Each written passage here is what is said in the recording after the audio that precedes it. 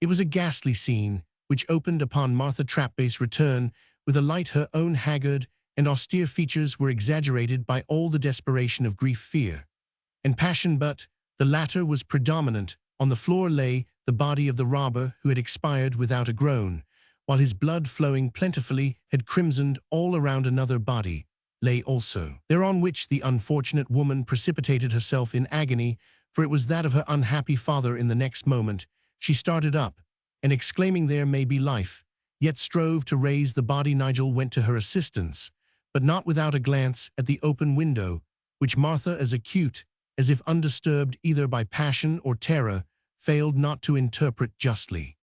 "Fear not," she cried, "fear not, they are base cowards to whom courage is as much unknown as mercy. If I had had weapons, I could have defended myself against them. Without assistance or protection, oh, my poor father, protection comes too late for this cold and stiff corpse, he is dead." While she spoke, they were attempting to raise the dead body of the old miser, but it was evident even from the feeling of the inactive weight and rigid joints that life had forsaken her station. Nigel looked for a wound, but saw none. The daughter of the deceased, with more presence of mind than a daughter could at the time have been supposed capable of exerting, discovered the instrument of his murderer, a sort of scarf, which had been drawn so tight round his throat as to stifle his cries for assistance in the first instance, and afterwards to extinguish life. She undid the fatal noose, and laying the old man's body in the arms of Lord Glenvarloch, she ran for water, for spirits, for essences, in the vain hope that life might be only suspended. That hope proved indeed vain. She chafed his temples, raised his head, loosened his nightgown, for it seemed as if he had arisen from bed upon hearing the entrance of the villains, and finally opened with difficulty his fixed and closely clenched hands, from one of which dropped a key, from the other the very piece of gold about which the unhappy man had been a little before so anxious, and which probably, in the impaired state of his mental faculties, he was disposed to defend with as desperate energy as if its amount had been necessary to his actual existence. "It is in vain," said the daughter, desisting from her fruitless attempts to recall the spirit, which had been effectually dislodged, for the neck had been twisted by the violence of the murderers. "It is in vain he is murdered. I always knew it would be thus, and now I witness it." She then snatched up the key and the piece of money, but it was only to dash them again on the floor, as she exclaimed, "Accursed be ye both, for you are the causes of this deed." Nigel would have spoken, would have reminded her that measures should be instantly taken for the pursuit of the murderer, who had escaped, as well as for her own security against his return, but she interrupted him sharply. "Be silent," she said, "be silent. Think you the thoughts of my own heart are not enough to distract me? And with such a sight as this before me, I say be silent," she said again, and in a yet sterner tone, "Can a daughter listen, and her father's murdered corpse lying on her knees?" Lord Glenvarloch, however, overpowered by the energy of her grief, felt not the less the embarrassment of his own situation. He had discharged both his pistols. The robber might return, had probably other assistants besides the man who had fallen, and it seemed to him, indeed, as if he had heard a muttering beneath the windows. He explained hastily to his companion the necessity of procuring ammunition. "You are right," she said somewhat contemptuously, "and have ventured already more than ever I expected of man. Go and shift for yourself. Since that is your purpose, leave me to my fate." Without stopping for needless expostulation, Nigel hastened to his own room through the secret passage, furnished himself with the ammunition he sought for, and returned with the same celerity, wondering himself at the accuracy with which he achieved in the dark all the meanderings of the passage, which he had traversed only once, and that in a moment of such violent agitation.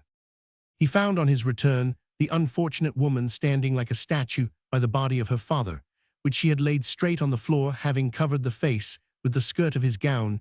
She testified neither surprise nor pleasure at Nigel's return, but said to him calmly, "My moan is made me sorrow. All the sorrow, at least, that man shall ever have noting of is gone past, but I will have justice and the base villain who murdered this poor defenseless old man, when he had not by the course of nature a 12-month's life in him, shall not cumber the earth long after him. Stranger, whom heaven has sent to forward the revenge reserved for this action go to Hildebrandsthor.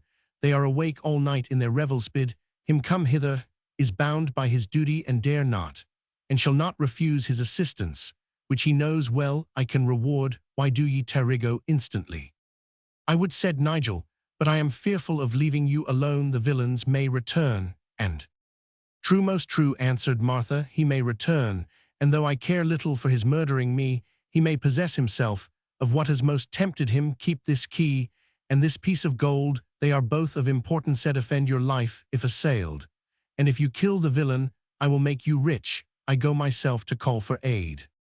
Nigel would have remonstrated with her, but she had departed, and in a moment he heard the house door clank behind her. For an instant he thought of following her, but upon recollection that the distance was but short betwixt the tavern of Hildebrand and the house of Trapbois, he concluded that she knew it better than hinkered little danger in passing it, and that he would do well in the meanwhile to remain on the watch, as she recommended. It was no pleasant situation for one unused to such scenes to remain in the apartment with two dead bodies, recently those of living and breathing men, who had both within the space of less than half an hour suffered violent death, one of them by the hand of the assassin, the other whose blood still continued to flow from the wound in his throat, and to flood all around him by the spectator's own deed of violence, though of justice. He turned his face from those wretched relics of mortality with a feeling of disgust mingled with superstition, and he found when he had done so that the consciousness of the presence of these ghastly objects, though unseen by him, rendered him more uncomfortable than even when he had his eyes fixed upon, and reflected by the cold, staring, lifeless eyeballs of the deceased. Fancy also played her usual sport with him. He now thought he heard the well-worn damask nightgown of the deceased usurer rustle, anon that he heard the slaughtered bravo draw up his leg, the boot scratching the floor, as if he was about to rise, and again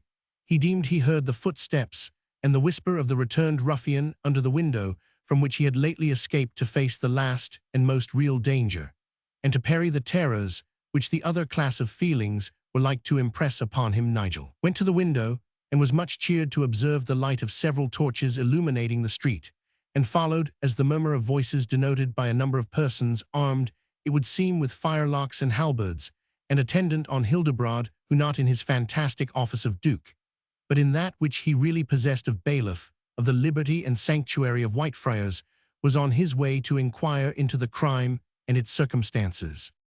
It was a strange and melancholy contrast to see these debauchees disturbed in the very depth of their midnight revel. On their arrival at such a scene as this, they stared on each other, and on the bloody work before them, with lackluster eyes, staggered with uncertain steps over boards slippery with blood, their noisy brawling voices sunk into stammering whispers, and with spirits quelled by what they saw, while their brains were still stupefied by the liquor which they had drunk, they seemed like men walking in their sleep. Old Hildebrand was an exception to the general condition. That seasoned cask, however full, was at all times capable of motion. When there occurred a motive sufficiently strong to set him arrowing, he seemed much shocked at what he beheld, and his proceedings in consequence had more in them of regularity and propriety than he might have been supposed capable of exhibiting upon any occasion.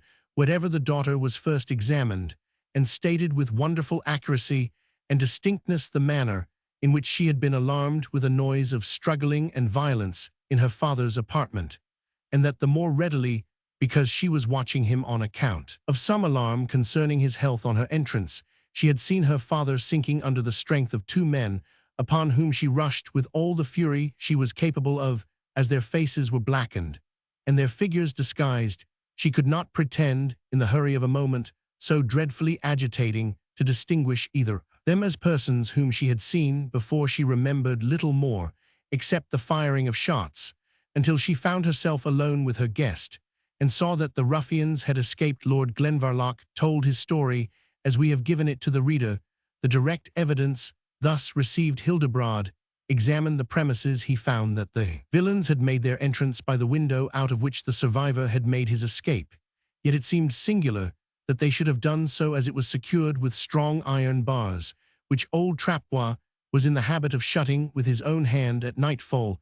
He minuted down with great accuracy the state of everything in the apartment, and examined carefully the features of the slain robber. He was dressed like a seaman of the lowest order, but his face was known to none present. Hildebrand next sent for an Alsatian surgeon, whose vices, undoing what his skill might have done for him, had consigned him to the wretched practice of this place. He made him examine the dead bodies and make a proper declaration of the manner in which the sufferers seemed to have come by their end. The circumstances of the sash did not escape the learned judge, and having listened to all that could be heard or conjectured on the subject, and collected all particulars of evidence which appeared to bear on the bloody transaction, he commanded the door of the apartment to be locked until next morning, and carrying the unfortunate daughter of the murdered man into the kitchen, where there was no one in presence but Lord Glenvarloch, he asked her gravely whether she suspected no one in particular of having committed the deed. "Do you suspect no one?" answered Martha, looking fixedly on him. "Perhaps I may, mistress, but it is my part to ask questions, yours to answer them. That's the rule of the game." "Then I suspect him who wore yonder sash. Do not you know whom I mean?" "Why, if you call on me for honors, I must needs say I have seen Captain Peppercull have one of such a fashion, and he was not a man to change his suits often." "Send out, then," said Martha, "and have him apprehended. If it is he will be far by this time, but I will communicate with the higher powers," answered the judge. "You would have him escape," resumed she, fixing her eyes on him sternly. "By cock and pie," replied Hildebrand, "did it depend on me, the murdering cutthroat should hang as high as ever Hammond did. But let me take my time. He has friends among us that you wot well, and all that should assist me are as drunk as fiddlers. I will have revenge, I will have it," repeated she, "and take heed you trifle not with me." "Trifle, I would sooner trifle with a shebear the minute after they had baited her. I tell you, mistress, be but patient, and we will have him. I know all his haunts, and he cannot forbear them long, and I will have trapdoors open for him. You cannot want justice, mistress, for you have the means to get it." "They who help me in my revenge," said Martha, "shall share those means." "Enough said," replied Hildebrand, "and now I would have you go to my house, and get something hot. You will be but dreary here by yourself." "I will send for the old charwoman," replied Martha, "and we have the stranger gentleman besides." "Umph, the stranger gentleman," said Hildebrand to Nigel, whom he drew a little apart. "I fancy the captain has made the stranger gentleman's fortune when he was making a bold dash for his own. I can tell your honour, I must not say lordship, that I think my having chanced to give the greasy Buffandian scoundrel some hint of what I recommended to you today has put him on this rough game. The better for you will get the cash. Without the father-in-law you will keep conditions, I trust." "I wish you had said nothing to any one of a scheme so absurd," said Nigel. "Absurd? Why, think you she will not have thee take her with the tear in her eye? Man, take her with the tear in her eye. Let me hear from you tomorrow. Good night." A nod is as good as a wink. I must to my business of sealing and locking up. By the way, this horrid work has put all out of my head. Here is a fellow from Mr. Lowestoft, has been asking to see you, as he said his business was express. The Senate only made him drink a couple of flagons, and he was just coming to beat up your quarters when this breeze blew up. Ahi, friend, there is Master Nigel Graham." A young man dressed in a green plush jerkin with a badge on the sleeve, and having the appearance of a waterman, approached and took Nigel aside, while Duke Hildebrand went from place to place to exercise his authority, and to see the windows fastened and the doors of the apartment locked up. The news communicated by Lowestoft's messenger were not the most pleasant. They were intimated in a courteous whisper to Nigel to the following effect: that Master Lowestoft prayed him to consult his safety by instantly leaving Whitefriars, for that a warrant from the Lord Chief Justice had been issued out for apprehending him, and would be put in force tomorrow by the assistance of a party of musketeers, a force which the Alsatians neither would nor dared to resist. "And so, squire," said the aquatic emissary, "my wary is to wait you at the temple stairs yonder at 5 this morning, and if you would give the bloodhounds the slip, why you may." "Why did not Master Lowestoft write to me?" said Nigel.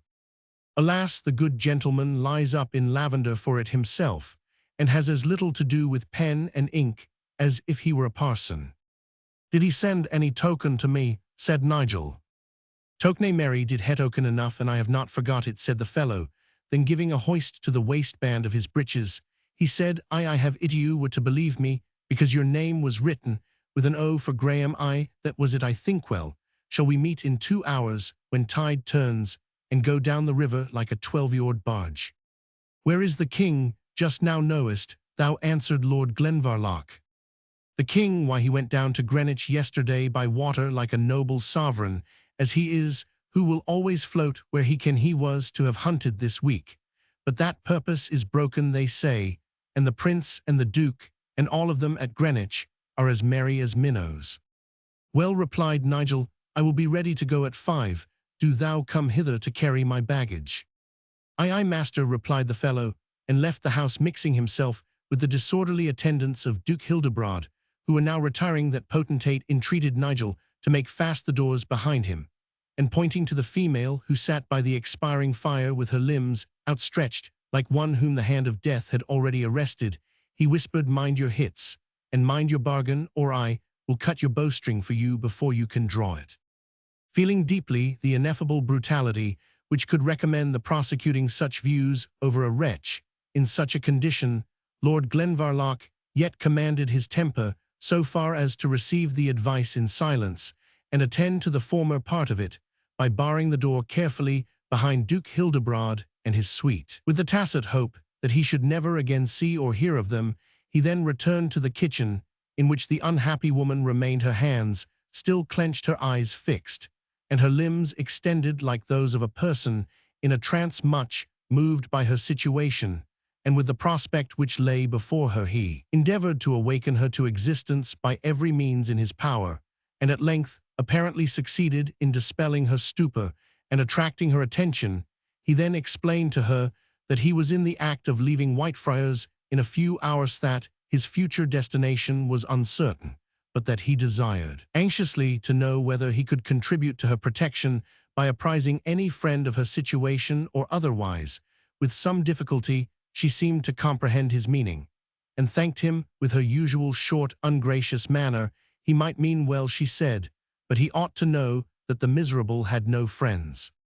Nigel said he would not willingly be importunate, but as he was about to leave the friars, she interrupted him.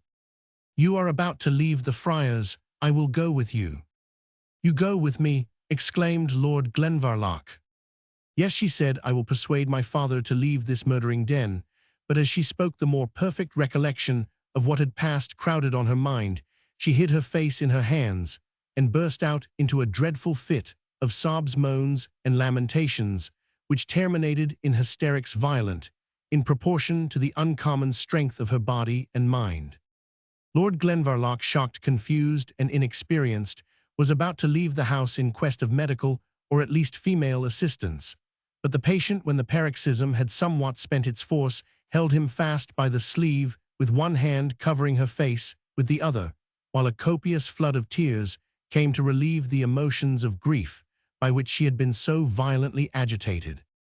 Do not leave me, she said, oh, not leave me, and call no one. I have never been in this way before, and would not now, she said, sitting upright and wiping her eyes with her apron, would not know but that he loved me, if he loved nothing else, that was human to die so, and by such hands.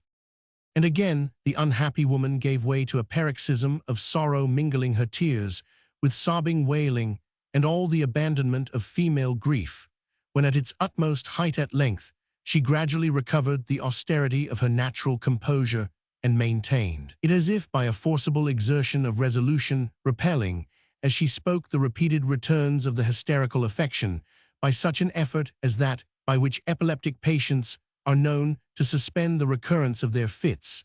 Yet her mind, however resolved, could not so absolutely overcome the affection of her nerves, but that she was agitated by strong fits of trembling, which for a minute or two at a time shook her whole frame in a manner frightful to witness. Nigel forgot his own situation, and indeed everything else, in the interest inspired by the unhappy woman before him, an interest which affected a proud spirit the more deeply that she herself, with correspondent highness of mind, seemed determined to owe as little as possible either to the humanity or the pity of others.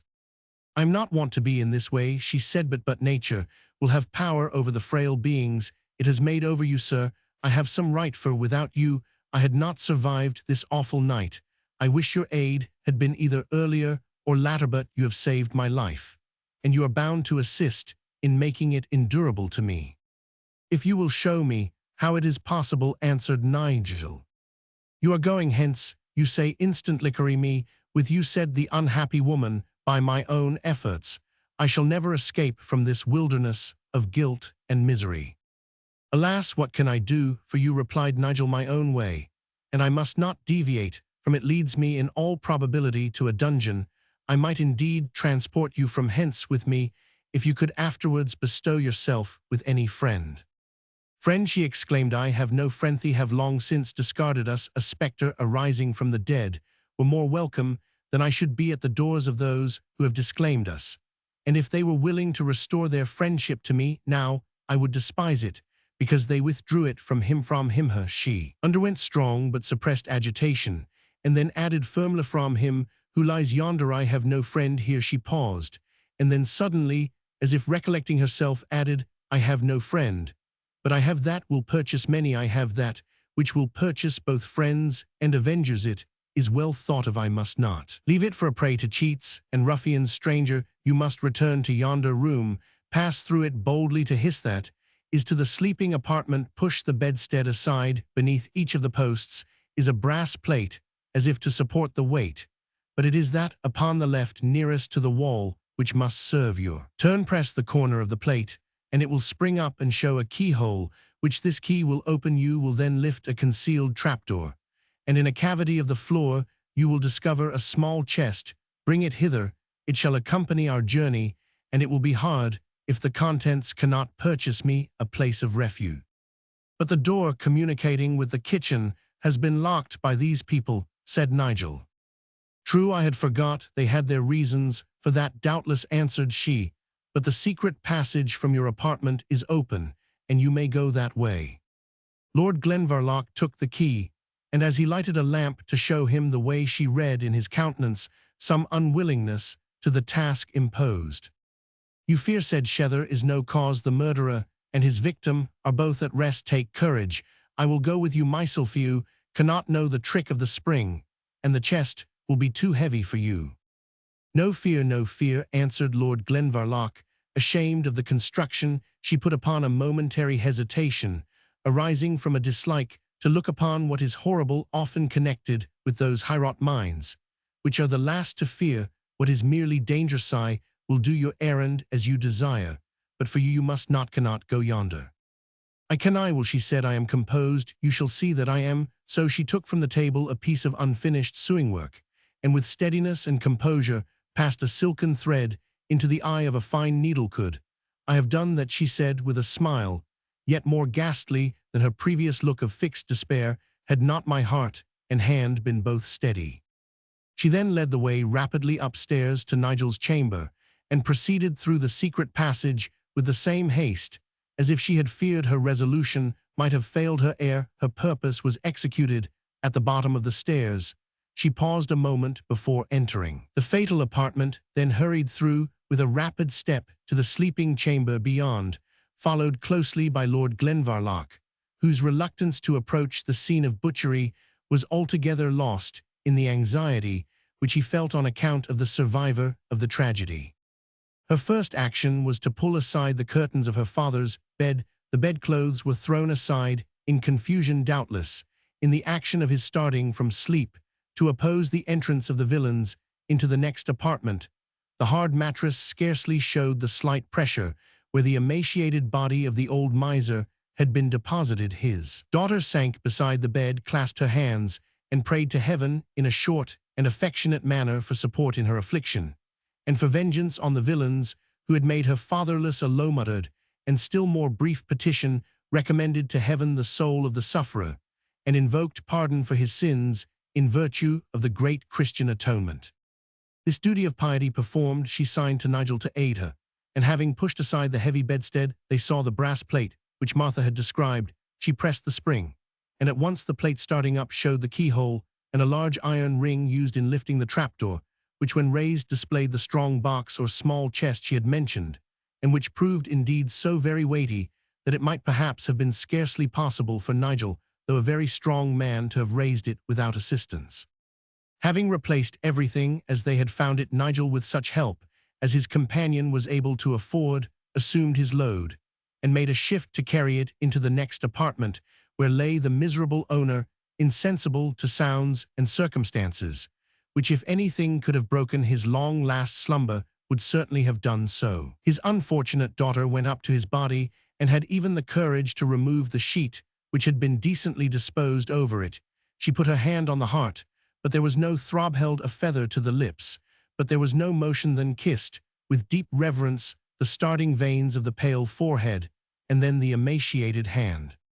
"I would you could hear me," she said, "Father, I would you could hear me swear, that if I now save what you most valued on earth, it is only to assist me in obtaining vengeance for your death." She replaced the covering, and without a tear, a sigh, or an additional word of any kind, renewed her efforts, until they conveyed the strong-box betwixt them into Lord Glenvarloch's sleeping apartment. "It must pass," she said, "as part of your baggage. I will be in readiness so soon as the waterman calls." She retired, and Lord Glenvarloch, who saw the hour of their departure, approached, tore down a part of the old hanging to make a covering which he corded upon the trunk, lest the peculiarity of its shape, and the care with which it was banded and counterbanded with bars of steel, might afford suspicions respecting the treasure which it contained. Having taken this measure of precaution, he changed the rascally disguise which he had assumed on entering Whitefriars into a suit becoming his quality, and then, unable to sleep though exhausted with the events of the night, he threw himself on his bed to await the summons of the waterman. Chapter 26. Give us good voyage, gentle streamway, stun not thy sober ear with sounds of revelry. Wake not the slumbering echoes of thy banks. With voice of flute and horn we do but seek, on the broad pathway of thy swelling bosom, to glide in silent safety. The double-bridled, grey or rather yellow light was beginning to twinkle through the fogs of Whitefriars when a low tap at the door of the unhappy miser announced to Lord Glenvarloch the summons of the boatman he found at the door, the man whom he had seen the night before with a companion.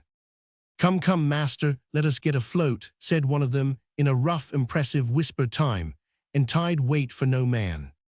"They shall not wait for me," said Lord Glenvarloch, "but I have some things to carry with me." I no man will take a pair of oars now, Jack, unless he means to load the wherry like a 6-horse wagon. When they don't want to shift the whole kit, they take a sculler, and be d to them. Come, come, where be your rattle-traps?" One of the men was soon sufficiently loaded, in his own estimation at least, with Lord Glenvarloch's mail, and its accompaniments, with which burden he began to trudge towards the temple stairs. His comrade, who seemed the principal, began to handle the trunk which contained the miser's treasure, but pitched it down again in an instant, declaring with a great oath that it was as reasonable to expect a man to carry poles on his back. The daughter of Trapbois, who had by this time joined them muffled up in a long dark hood and mantle, exclaimed to Lord Glenvarloch, "Let them leave it. If they will let them leave it all, let us but escape from this horrible place." We have mentioned elsewhere that Nigel was a very athletic young man, and impelled by a strong feeling of compassion and indignation, he showed his bodily strength singularly on this occasion by seizing on the ponderous strongbox, and by means of the rope he had cast around it, throwing it on his shoulders, and marching resolutely forward under a weight which would have sunk to the earth 3 young gallants at the least of our degenerate day. The waterman followed him in amazement, calling out, "Why, master, master, you might as well jie me t'other end on't," and anon offered his assistance to support it in some degree, behind which, after the first minute or two, Nigel was fain to accept. His strength was almost exhausted when he reached the wherry, which was lying at the temple stairs according to appointment, and when he pitched the trunk into it, the weight sank the bow of the boat so low in the water as well nigh to overset it. "We shall have as hard a fare of it," said the waterman to his companion, "as if we were ferrying over an honest bankrupt, with all his secreted goods. Ho, ho, good woman, what are you stepping in for? A gunwale lies deep enough in the water, without live lumber to boot." "This person comes with me," said Lord Glenvarloch. "She is for the present under my protection." "Come, come, master," rejoined the fellow, "that is out of my commission. You must not double my freight on mesh, may go by land end. As for protection, her face will protect her from Berwick to the land's end." "You will not accept at my doubling the loading, if I double the fare," said Nigel, determined on no account to relinquish the protection of this unhappy woman, for which he had already devised some sort of plan, likely now to be baffled by the characteristic rudeness of the Thames watermen. "I by G, but I will accept though," said the fellow with the green plush jacket. "I will overload my wherry neither for love nor money. I love my boat as well as my wife, and a thought better." "Nay, nay, comrade," said his mate, "that is speaking no true water language for double fare. We are bound to row a witch in her eggshell, if she bid us, and so pull away, Jack, and let us have no more prating." They got into the streamway accordingly, and although heavily laden began to move down the river with reasonable speed. The lighter vessels which passed overtook or crossed them in their course, failed not to assail them with their boisterous raillery, which was then called waterwit, for which the extreme plainness of Mistress Martha's features, contrasted with the youth-handsome figure and good looks of Nigel, furnished the principal topics, while the circumstance of the boat being somewhat overloaded did not escape their notice. They were hailed successively as a grocer's wife, upon a party of pleasure with her eldest apprentices, an old woman carrying her grandson to schooland, as a young strapping Irishman, conveying an ancient maiden to Dr. Rigmarole's at Redriff, who buckles beggars for a tester, and a dram of Geneva. All this abuse was retorted in a similar strain of humour by Greenjacket and his companion, who maintained the war of wit with the same alacrity with which they were assailed. Meanwhile Lord Glenvarloch asked his desolate companion if she had thought on any place where she could remain in safety with her property. She confessed in more detail than formerly that her father's character had left her no friends, and that from the time he had betaken himself to Whitefriars to escape certain legal consequences of his eager pursuit of gain, she had lived a life of total seclusion, not associating with the society which the place afforded, and by her residence there, as well as her father's parsimony, effectually cut off from all other company. What she now wished was in the first place to obtain the shelter of a decent lodging, and the countenance of honest people, however low in life, until she should obtain legal advice as to the mode of obtaining justice on her father's murderer. She had no hesitation to charge the guilt upon Culpepper, commonly called Peppercull, whom she knew to be as capable of any act of treacherous cruelty as he was cowardly where actual manhood was required. He had been strongly suspected of 2 robberies, before one of which was coupled with an atrocious murder. He had, she intimated, made pretensions to her hand as the easiest and safest way of obtaining possession of her father's wealth, and on her refusing his addresses, if they could be termed so in the most positive terms, he had thrown out such obscure hints of vengeance as, joined with some imperfect assaults upon the house, had kept her in frequent alarm both on her father's account and her own. Nigel, but that his feeling of respectful delicacy to the unfortunate woman forbade him to do so, could here have communicated a circumstance corroborative of her suspicions, which had already occurred to his own mind. He recollected the hint that old Hildebrand threw forth on the preceding night, that some communication betwixt himself and Culpepper had hastened the catastrophe, as this communication related to the plan which Hildebrand had been pleased to form of promoting a marriage betwixt Nigel himself and the rich heiress of Trappois, the fear of losing an opportunity not to be regained, together with the mean malignity of a low-bred ruffian disappointed in a favourite scheme, was most likely to instigate the bravo to the deed of violence which had been committed. The reflection that his own name was in some degree implicated with the causes of this horrid tragedy doubled Lord Glenvarloch's anxiety in behalf of the victim whom he had rescued, while at the same time he formed the tacit resolution that so soon as his own affairs were put upon some footing, he would contribute all in his power towards the investigation of this bloody affair. After ascertaining from his companion that she could form no better plan of her own, he recommended to her to take up her lodging for the time at the house of his old landlord Christie, the ship-chandler at Paul's Wharf, describing the decency and honesty of that worthy couple, and expressing his hopes that they would receive her into their own house, or recommend her at least to that of some person for whom they would be responsible, until she should have time to enter upon other arrangements for herself. The poor woman received advice so grateful to her in her desolate condition, with an expression of thanks brief indeed, but deeper than anything had yet extracted from the austerity of her natural disposition.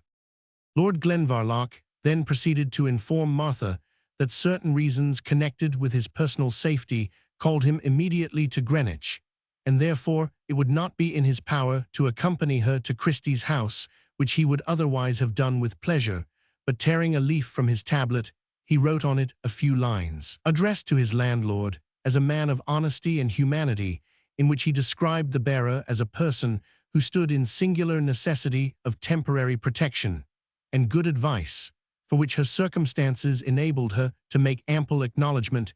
He therefore requested John Christie, as his old and good friend, to afford her the shelter of his roof for a short time, or if that might not be consistent with his convenience, at least to direct her to a proper lodging. And, finally, he imposed on him the additional and somewhat more difficult commission to recommend her to the counsel and services of an honest, at least a reputable and skillful attorney, for the transacting some law business of importance. The note he subscribed with his real name, and delivering it to his protégé, who received it with another deeply uttered, "I thank you," which spoke the sterling feelings of her gratitude better than 1,000 combined phrases, he commanded the watermen to pull in for Paul's Wharf, which they were now approaching. "We have not time," said Greenjacket. "We cannot be stopping every instant." But upon Nigel insisting upon his commands being obeyed, and adding that it was for the purpose of putting the lady ashore, the waterman declared that he would rather have her room than her company, and put the wherry alongside the wharf. Accordingly here 2 of the porters who ply in such places were easily induced to undertake the charge of the ponderous strongbox, and at the same time to guide the owner to the well-known mansion of John Christie, with whom all who lived in that neighborhood were perfectly acquainted. The boat, much lightened of its load, went down the Thames at a rate increased in proportion, but we must forbear to pursue her in her voyage for a few minutes, since we have previously to mention the issue of Lord Glenvarloch's recommendation.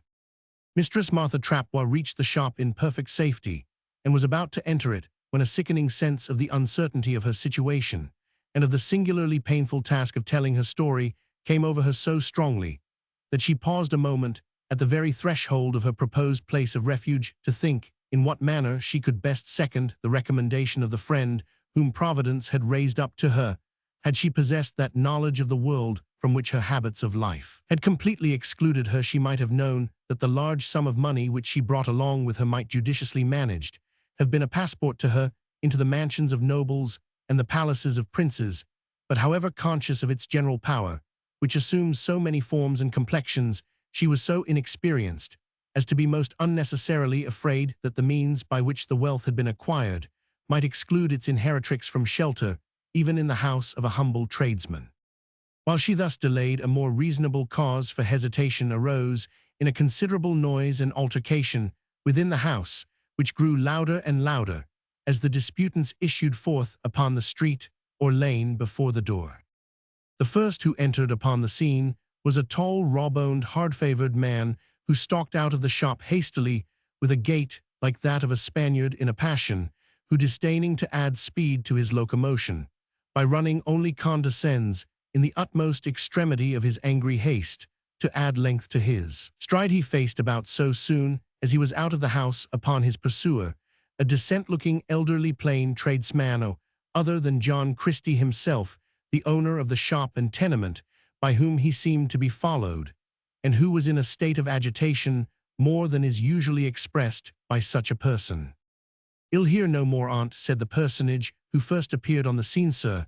I will hear no more on it, besides being a most false and impudent figment, as I can testifiate, is scandalum magnatum, sir, scandalum magnatum," he reiterated with a broad accentuation of the first vowel well known in the colleges of Edinburgh and Glasgow, which we can only express in print by doubling the said first of letters and of vowels, and which would have cheered the cockles of the reigning monarch had he been within hearingers.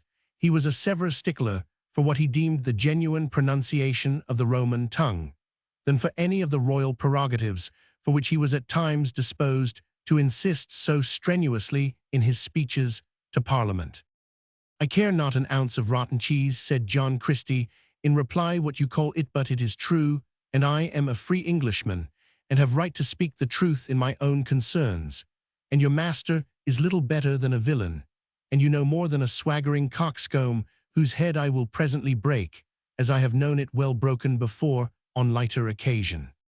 And so saying, he flourished the paring shovel, which usually made clean the steps of his little shop, and which he had caught up as the readiest weapon of working his foeman damage, and advanced therewith upon him, the cautious Scot, for such our readers must have already pronounced him from his language. And pedantry drew back, as the enraged shipchandler approached, but in a surly manner, and bearing his hand on his sword-hilt, rather in the act of one who was losing habitual forbearance and caution of deportment, than as alarmed by the attack of an antagonist inferior to himself in youth, strength, and weapons. "Bide back," he said, "Maester Christie, I say bide back, and consult your safety, man.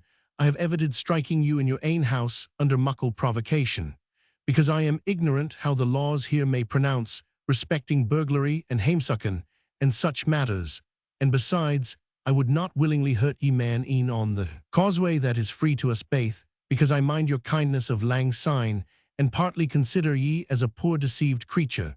But deal d-n me, sir, and I am not wont to swear, but if you touch my Scotch shouther with that shool of yours, I will make 6 inches of my Andrew Ferrara devilish intimate with your guts neighbour." And therewithal, though still retreating from the brandished shovel, he made 1/3 of the Baskerville broadsword, which he wore visible from the sheath. The wrath of John Christie was abated either by his natural temperance of disposition, or perhaps, in part, by the glimmer of cold steel, which flashed on him from his adversary's last action. "I would do well to cry clubs on thee, and have thee ducked at the wharf," he said, grounding his shovel, however, at the same time for a paltry swaggerer that would draw thy bit of iron there on an honest citizen before his own door. "But get thee gone and reckon on a salt eel for thy supper. If thou shouldst ever come near my house again, I wish it had been at the bottom of the Thames, when it first gave the use of its roof to smooth-faced, oily-tongued, double-minded Scots thieves." "It's an ill bird that fouls its own nest," replied his adversary, not perhaps the less bold that he saw matters were taking the turn of a pacific debate. "And a pity it is that a kindly Scot should ever have married in foreign parts and given life to a purser-proud, pudding-headed, fat-gutted, lean-brained Southron e'en such as you, Maester Christie, but fare ye weel for ever and a day. And if you quarrel, why, a Scot again man say as mickle ill o' himsel as he like, but say nane of his patron or of his countrymen, or it will scarce be your flat cap that will keep your lang lugs from the sharp abridgment of a Highland whinger man. And if you continue your insolence to me before my own door, were it but 2 minutes longer," retorted John Christie, "I will call the constable and make your Scottish ankles acquainted with an English pair of stocks."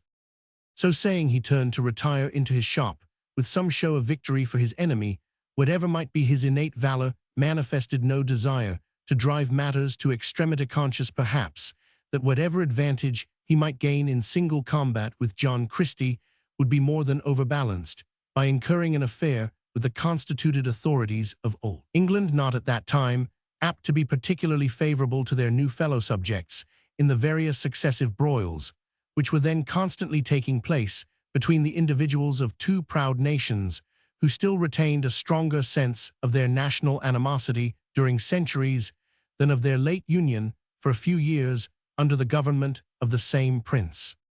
Mrs. Martha Trapbois had dwelt too long in Alsatia to be either surprised or terrified at the altercation she had witnessed. Indeed, she only wondered that the debate did not end in some of those acts of violence by which they were usually terminated in the sanctuary as the disputants separated from each other. She, who had no idea that the cause of the quarrel was more deeply rooted than in the daily scenes of the same nature which she had heard of or witnessed, did not hesitate to stop Master Christie in his return to his shop, and present to him the letter which Lord Glenvarloch had given to her. Had she been better acquainted with life and its business, she would certainly have waited for a more temperate moment, and she had reason to repent of her precipitation when without saying a single word, or taking the trouble to gather more of the information contained in the letter than was expressed in the subscription, the incensed ship chandler threw it down on the ground, trampled it in high disdain,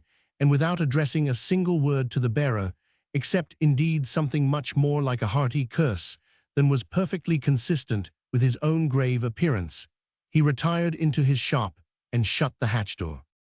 It was with the most inexpressible anguish that the desolate, friendless, and unhappy female thus beheld her sole hope of succor, countenance, and protection vanish at once, without being able to conceive a reason for, to do her justice, the idea that her friend, whom she knew by the name of Nigel Graham, had imposed on her a solution which might readily have occurred to many in her situation, never once entered her mind. Although it was not her temper easily to bend her mind to entreaty, she could not help exclaiming, after the ireful and retreating ship-chandler, "Good master, hear me, but a moment, for mercy's sake, for honesty's sake." "Mercy and honesty from him, mistress," said the Scot, who, though he essayed not to interrupt the retreat of his antagonist, still kept stout possession of the field of action. "I might as weel expect brandy from beanstalks or milk from a craig of blue Wonstein. The man is mad, bomb mad to boot." I must have mistaken the person to whom the letter was addressed then, and as she spoke, Mistress Martha Trapbois was in the act of stooping to lift the paper, which had been so uncourteously received. Her companion, with natural civility, anticipated her purpose, but what was not quite so much in etiquette, he took a sly glance at it as he was about to hand it to her, and his eye having caught the subscription, he said, with surprise, "Glenvarloch, Nigel Oliphant of Glenvarloch. Do you know the Lord Glenvarloch, mistress?" "I know not of whom you speak," said Mrs. Martha peevishly. "I had that paper from one Master Nigel Graham. Oh, I very true, I had forgot," said the Scotsman, "a tall, well-set young man, about my height, bright blue eyes like a hawk's, a pleasant speech, something leaning to the kindly north country accentuation, but not much in respect of his having been resident abroad." "All this is true, and what of it all?" said the daughter of the miser. "Hair of my complexion." "Yours is red," replied she. "I pray you peace," said the Scotsman.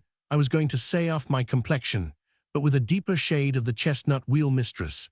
If I have guessed the man aright, he is one with whom I am, and have been intimate and familiar, nay, I may truly say, I have done him much service in my time, and may live to do him more. I had indeed a sincere goodwill for him, and I doubt he has been much at a loss since we parted, but the fault is not mine. Wherefore, as this letter will not avail you with him to whom it is directed, you may believe that heaven hath sent it to me, who have a special regard for the writer. I have besides as much mercy and honesty within me as man can well make his bread with, and am willing to aid any distressed creature that is my friend's friend with my counsel, and otherwise, so that I am not put to much charges, being in a strange country, like a poor lamb that has wandered from its ain native hersel, and leaves a tate of its woo in every Southron bramble that comes across it." While he spoke thus, he read the contents of the letter without waiting for permission, and then continued, "And so this is all that you are wanting, my dove, nothing more than safe and honorable lodging and sustenance upon your own charges." "Nothing more," said she. "If you are a man and a Christian, you will help me to what I need so much." "A man I am," replied the formal Caledonian, "e'en sick as ye see me, and a Christian I may call myself, though unworthy, and though I have heard little pure doctrine, since I came hither polluted with men's devices ahem wheel. And if ye be an honest woman," here he peeped under her muffler, "as an honest woman, ye seem likely to Betho, let me tell you they are a kind of cattle not so rife in the streets of this city, as I would desire them. I was almost strangled with my own band by twa rampallions while wanted yestreen nae farther gain to harl me into a change house. However, if ye be a decent, honest woman," here he took another peep at features certainly bearing no beauty, which could infer suspicion as decent and honest, "ye seem to be, why I will advise you to a decent house, where you will get deuce quiet entertainment on reasonable terms, and the occasional benefit of my own counsel and direction, that is from time to time, as my other avocations may permit." "May I venture to accept of such an offer from a stranger?" said Martha, with natural hesitation.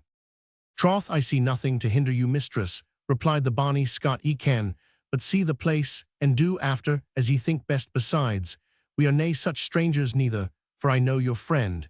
And you it's like no mine whilk knowledge on either hand is a medium of communication between us, even as the middle of the string connecteth its twa ends or extremities, but I will enlarge on this farther. As we pass along gin, ye list to bid your twa lazy loons of porters there lift up your little kist, between them whilk I true Scotsman might carry under his arm.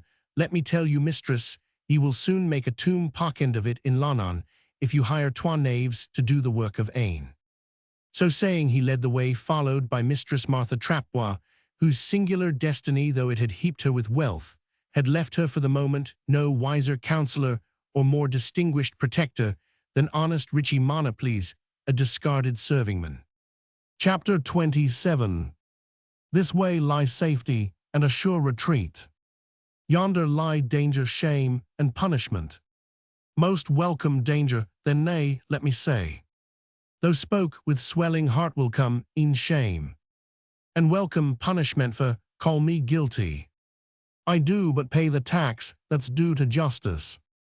And call me guiltless, then that punishment is shame to those alone who do inflict it. The tribunal. We left Lord Glenvarloch, to whose fortunes our story chiefly attaches itself. Gliding swiftly down the Thames, he was not, as the reader may have observed, very affable in his disposition, or apt to enter into conversation with those into whose company he was casually thrown. This was indeed an error in his conduct, arising less from pride, though of that feeling, we do not pretend to exculpate him, than from a sort of bashful reluctance to mix in the conversation of those with whom he was not familiar.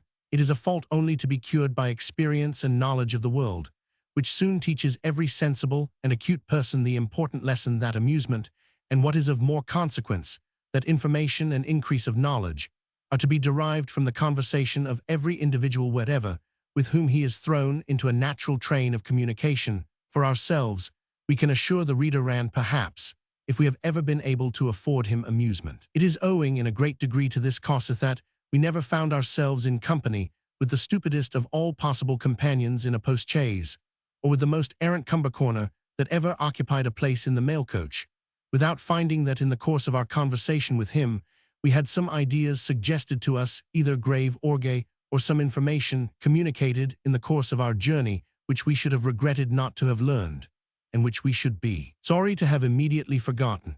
But Nigel was somewhat immured within the bastile of his rank, as some philosopher, Tom Paine, we think, has happily enough expressed that sort of shyness, which men of dignified situations are apt to be beset with rather from not exactly knowing how far or with whom they ought to be familiar, than from any real touch of aristocratic pride.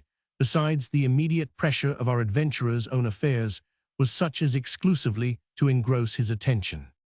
He sat therefore wrapped in his cloak, in the stern of the boat, with his mind entirely bent upon the probable issue of the interview with his sovereign, which it was his purpose to seek, for which abstraction of mind he may be fully justified, although perhaps, by questioning the watermen who were transporting him down the river, he might have discovered matters of high concernment to him.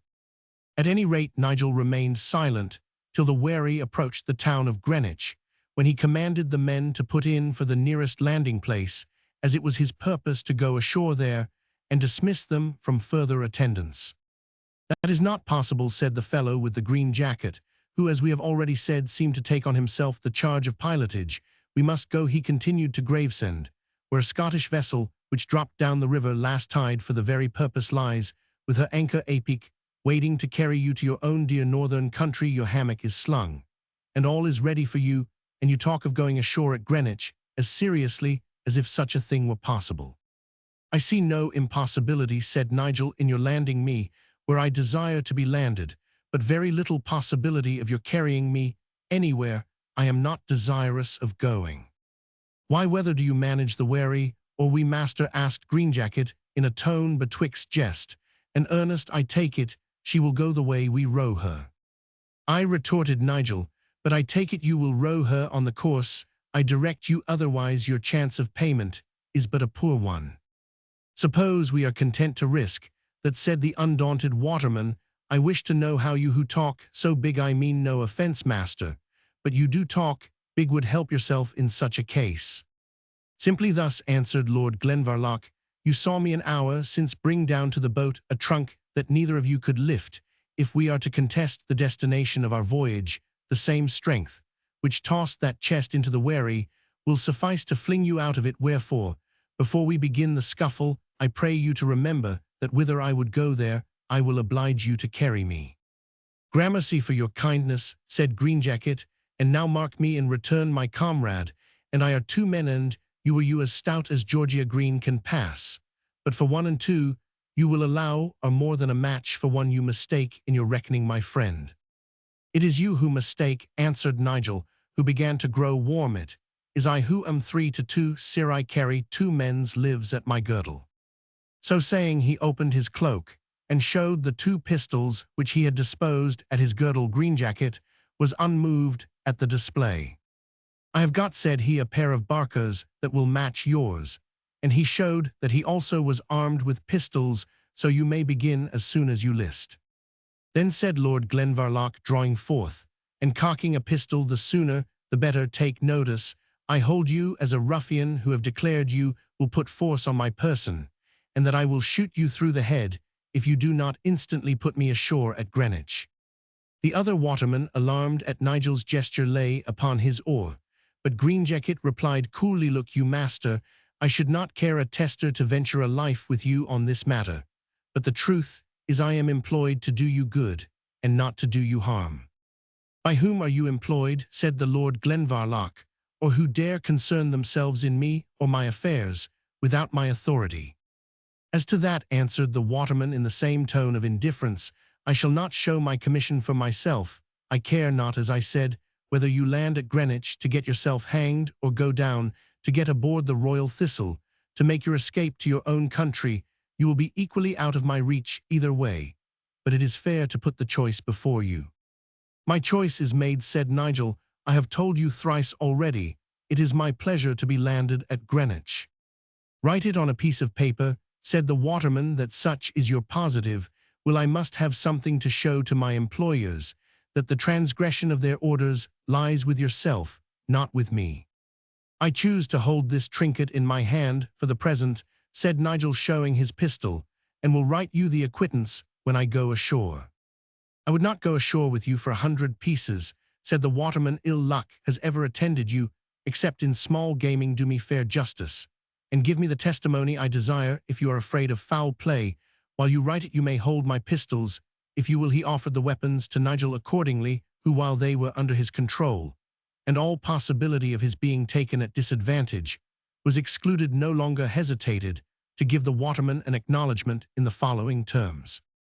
Jack in the Green with his mate, belonging to the wherry called the Jolly Raven, have done their duty faithfully by me, landing me at Greenwich by my express command, and being themselves willing and desirous to carry me on board the Royal Thistle, presently lying at Gravesend.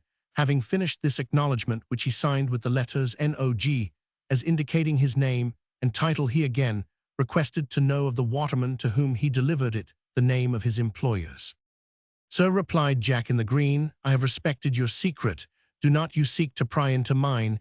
It would do you no good to know for whom I am taking this present trouble. And to be brief, you shall not know it, and, if you will fight in the quarrel, as you said, even now, the sooner we begin the better. Only this you may be cocksure of, that we designed you no harm, and that if you fall into any, it will be of your own willful seeking. As he spoke, they approached the landing place, where Nigel instantly jumped ashore. The waterman placed his small mail trunk on the stairs, observing that there were plenty of spare hands about to carry it where he would. We part friends, I hope, my lads, said the young nobleman, offering at the same time a piece of money more than double the usual fare to the boatmen. We part as we met, answered Greenjacket, and for your money I am paid sufficiently with this bit of paper. Only if you owe me any love for the cast I have given you, I pray you not to dive so deep into the pockets of the next apprentice that you find fool enough to play the cavalier, and you greedy swine, said he to his companion, who still had a longing eye fixed on the money, which Nigel continued to offer. Push off, or if I take a stretcher in hand, ill break the knave's pate of thee. The fellow pushed off as he was commanded, but still could not help muttering this was entirely out of waterman's rules. Glenvarloch, though without the devotion of the injured Thales of the moralist, to the memory of that great princess, had now attained the hallowed soil which gave Eliza birth, whose halls were now less respectably occupied by her successor. It was not, as has been well shown by a late author, that James was void either of parts or of good intentions, and his predecessor was at least as arbitrary in effect as he was in theory, but while Elizabeth possessed a sternness of masculine sense and determination, which rendered even her weaknesses, some of which were in themselves sufficiently ridiculous, in a certain degree, respectable. James, on the other hand, was so utterly devoid of firm resolve, so well called by the Scottish bard, the stalk of Carly hemp in man, that even his virtues and his good meaning became laughable from the whimsical uncertainty of his conduct, so that the wisest things he ever said, and the best actions he ever did, were often touched with a strain of the ludicrous and fidgety character of the man. Accordingly, though at different periods of his reign he contrived to acquire with his people a certain degree of temporary popularity, it never long outlived the occasion which produced it. So true it is that the mass of mankind will respect a monarch, stained with actual guilt, more than one whose foibles render him only ridiculous. To return from this digression, Lord Glenvarloch soon received, as Greenjacket had assured him, the offer of an idle bargeman to transport his baggage where he listed, but that where was a question of momentary doubt, at length, recollecting the necessity that his hair and beard should be properly arranged before he attempted to enter the royal presence, and desirous, at the same time, of obtaining some information of the motions of the sovereign and of the court, he desired to be guided to the next barber's shop, which we have already mentioned as the place where news of every kind circled and centered.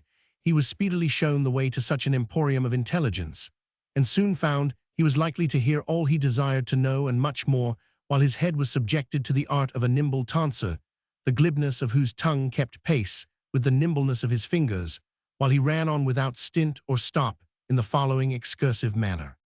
The court here masteries master much to the advantage of trade good custom, stirring his majesty loves Greenwich hunts every morning.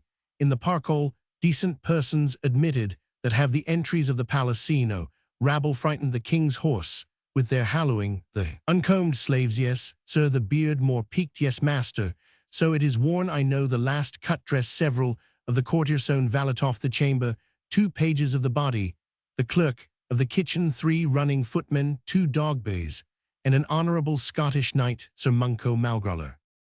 Malagrother, I suppose, said Nigel, thrusting in his conjectural emendation with infinite difficulty betwixt 2 clauses of the barber's text. Yes, Sir Malcrowder, sir, as you say, sir, hard names the Scots have, sir, for an English mouth. Sir Mungo is a handsome person, sir, perhaps you know him, bating the loss of his fingers, and the lameness of his leg, and the length of his chin, sir. It takes me 1 minute 12 seconds more time to trim that chin of his than any chin that I know in the town of Greenwich, sir. But he is a very comely gentleman for all that, and a pleasanter, very pleasant gentleman, sir, and a good-humoured, saving that he is so deaf he can never hear good of anyone, and so wise that he can never believe it. But he is a very good-natured gentleman for all that, except when one speaks too low, or when a hair turns awry. I graze you, sir, we shall put it to rights in a moment, with 1 drop of styptic me styptic, or rather my wife's. Sir, she makes the water herself, 1 drop of the styptic, sir, and a bit of black taffeta patch, just big enough to be the saddle to a flea, sir. Yes, sir, rather improves than otherwise. The prince had a patch the other day, and so had the duke. And if you will believe me, there are 17 yards 3/4 of black taffeta already cut into patches for the courtiers. But Sir Mungo Malgrother again, interjected Nigel, with difficulty. Aye, Sir Mungo, as you say, a pleasant, good-humoured gentleman, as ever to be spoken with. Did you say? Oh, aye, easily to be spoken with all. That is, as easily as his infirmity will permit. He will presently, unless some one hath asked him forth to breakfast, be taking his bone of broiled beef at my neighbour Ned Kilderkin's yonder, removed from over the way. Ned keeps an eating-house, sir, famous for pork griskins, but Sir Mungo cannot abide pork no more than the king's most sacred majesty. Footnote: the Scots, till within the last generation, disliked swine's flesh as an article of food as much as the Highlanders do at present, It was remarked as extraordinary rapacity when the border depredators condescended to make prey of the accursed race, whom the fiend made his habitation. Ben Jonson, in drawing James' character, says he loved no part of a swine nor my Lord Duke of Lennox, nor Lord Dalgarnane. I am sure, sir, if I touched you this time, it was your fault, not mine, but a single drop of the styptic, another little patch, that would make a doublet for a flea, just under the left moustache. It will become you, when you smile, sir, as well as a dimple. And if you would salute your fair mistress, but, I beg pardon, you are a grave gentleman, very grave to be so young. Hope I have given no offence. It is my duty to entertain customers, me duty, sir, and my pleasure, sir. Munco Malcrothore, sir, I dare say he is at this moment in Ned's eating house. For few folks, ask him out now. Lord Huntingdon is gone to London. You will get touched agonized, sir, though you shall find him with his ken of single ale, stirred with a sprig of rosemary, for he never drinks strong potations, sir, unless, to oblige Lord Huntingdon, take heed, sirrah, any other person who asks him forth to breakfast but single beer, he always drinks at Ned's with his broiled bone of beef or mutton. It may be lamb at the season, but not pork, though Ned is famous for his griscons. But the Scots never eat pork strain, that some folk think they are sort of Jews. There is a resemblance, sir, do you not think? So then they call our most gracious sovereign the second Solomon, and Solomon, you know, was king of the Jews, so the thing bears a face, you see. I believe, sir, you will find yourself trimmed now to your content. I will be judged by the fair mistress of your affections. Crave pardon offence. I trust, pray consult the glassone touch of the crisping tongs to reduce this straggler. Thank your munificence, sir. Hope your custom, while you stay in Greenwich. Would you have a tune on that gittern to put your temper in Concord for the day? Twang twang twang twang dillo, something out of tune, sir. Too many hands to touch it. We cannot keep these things like artists. Let me help you with your cloak, sir. Sir, you would not play yourself, sir, would you? Way to Sir Munco's eating house? Yes, sir.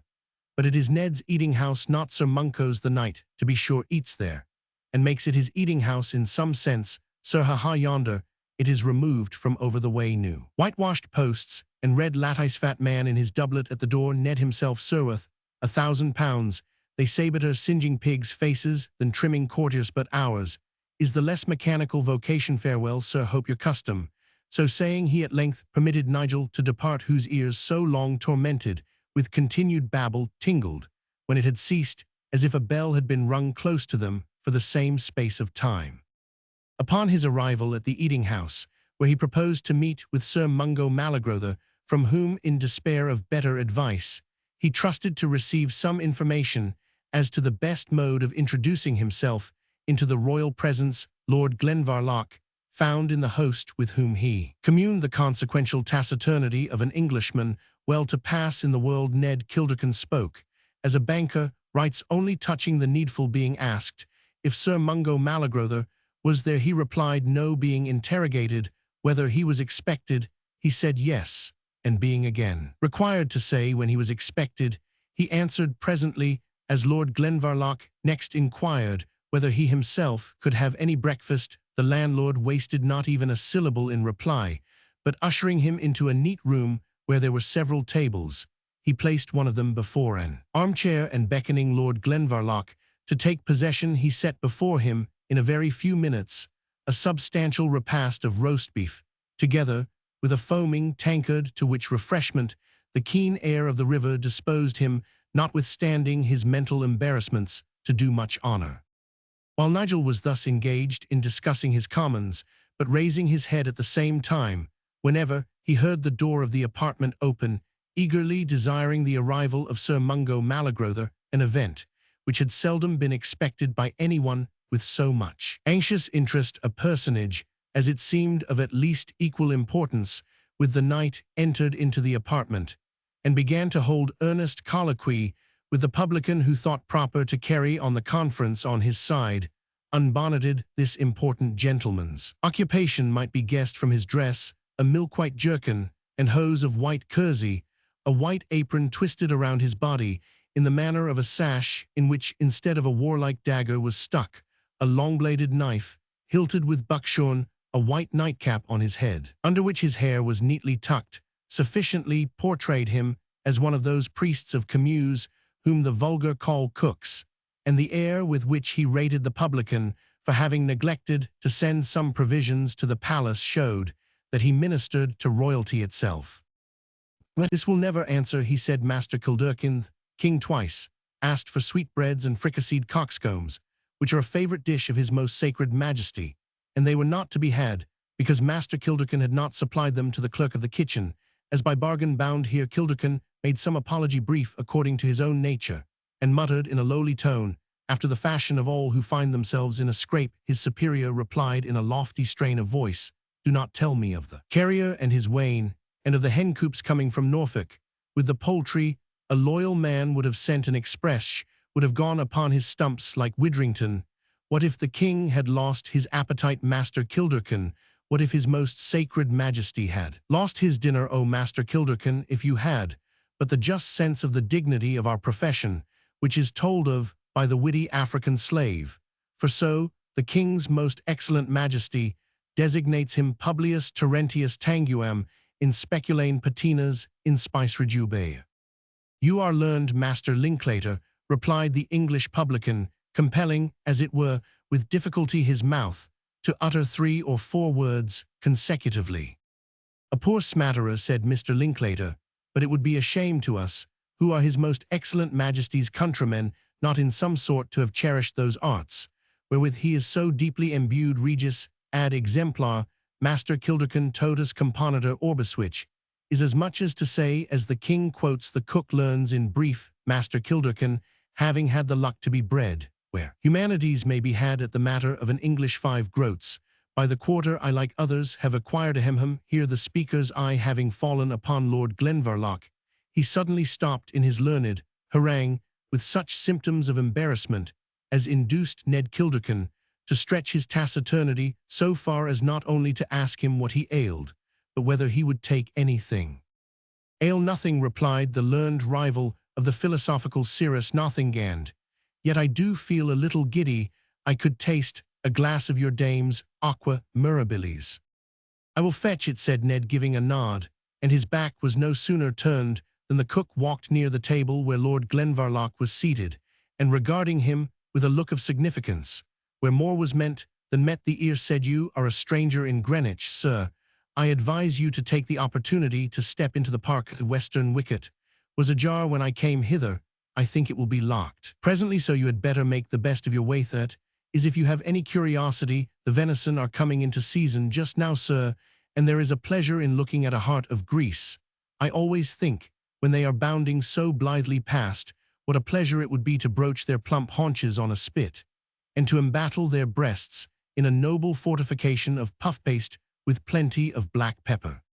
He said no more as Kilderkin re-entered with the cordial, but edged off from Nigel without waiting any reply, only repeating the same look of intelligence with which he had accosted him.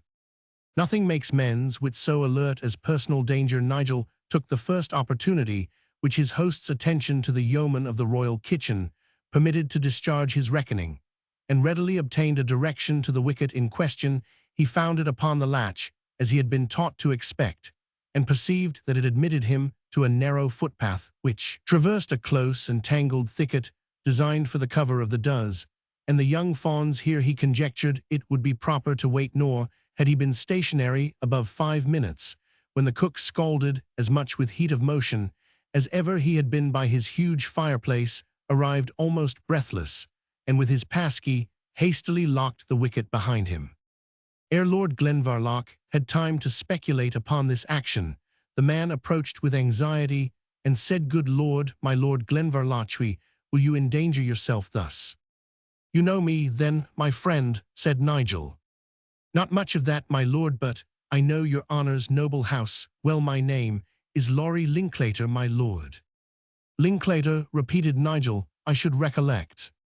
Under your lordship's favour," he continued, "I was prentice, my lord, to old Mungo Monoples the Flesher at the wanton Westport of Edinburgh, which I wish I saw again before I died, and your honour's noble father, having taken Richie Monoples into his house to wait on your lordship, there was a sort of connection, your lordship sees." "Ah," said Lord Glenvarloch, "I had almost forgot your name, but not your kind purpose. You tried to put Richie in the way of presenting a supplication to his majesty." "Most true, my lord," replied the king's cook. "I had like to have come by mischief in the job, For Richie, who is always wilful wadna, be guided by me, as the sang says, but nobody amongst these brave English cooks can kittle up His Majesty's most sacred palate with our own gusty Scottish dishes, so I e'en betook myself to my craft, and concocted a mess of friar's chicken for the soup, and a savoury hatchise that made the whole cabal coo the crans, and instead of disgrace, I came by preferment. I am one of the clerks of the kitchen now, make me thankful with a finger in the purveyor's office, and may get my whole hand in by and by. I am truly glad, said Nigel, to hear that you have not suffered on my account still, more so at your good fortune. You bear a kind heart, my lord, said Linklater, and do not forget poor people in troth. I see not why they should be forgotten, since the king's errand may sometimes fall in the cadger's gate. I have followed your lordship in the street, just to look at such a stately shoot of the old oak tree, and my heart jumped into my throat when I saw you sitting openly in the eating-house yonder, and knew there was such danger to your person. What, there are warrants against me, then, said Nigel. It is even true, my lord, and there are those who are willing to blacken you as much as they can. God forgive them, that would sacrifice an honourable house for their own base ends. Amen, said Nigel. For say your lordship may have been a little wild, like other young gentlemen. We have little time to talk of it, my friend, said Nigel. The point in question is, how am I to get speech of the king? The king, my lord, said Linklater in astonishment. Why will not that be rushing wilfully into danger, scolding yourself, as I may say, with your own ladle?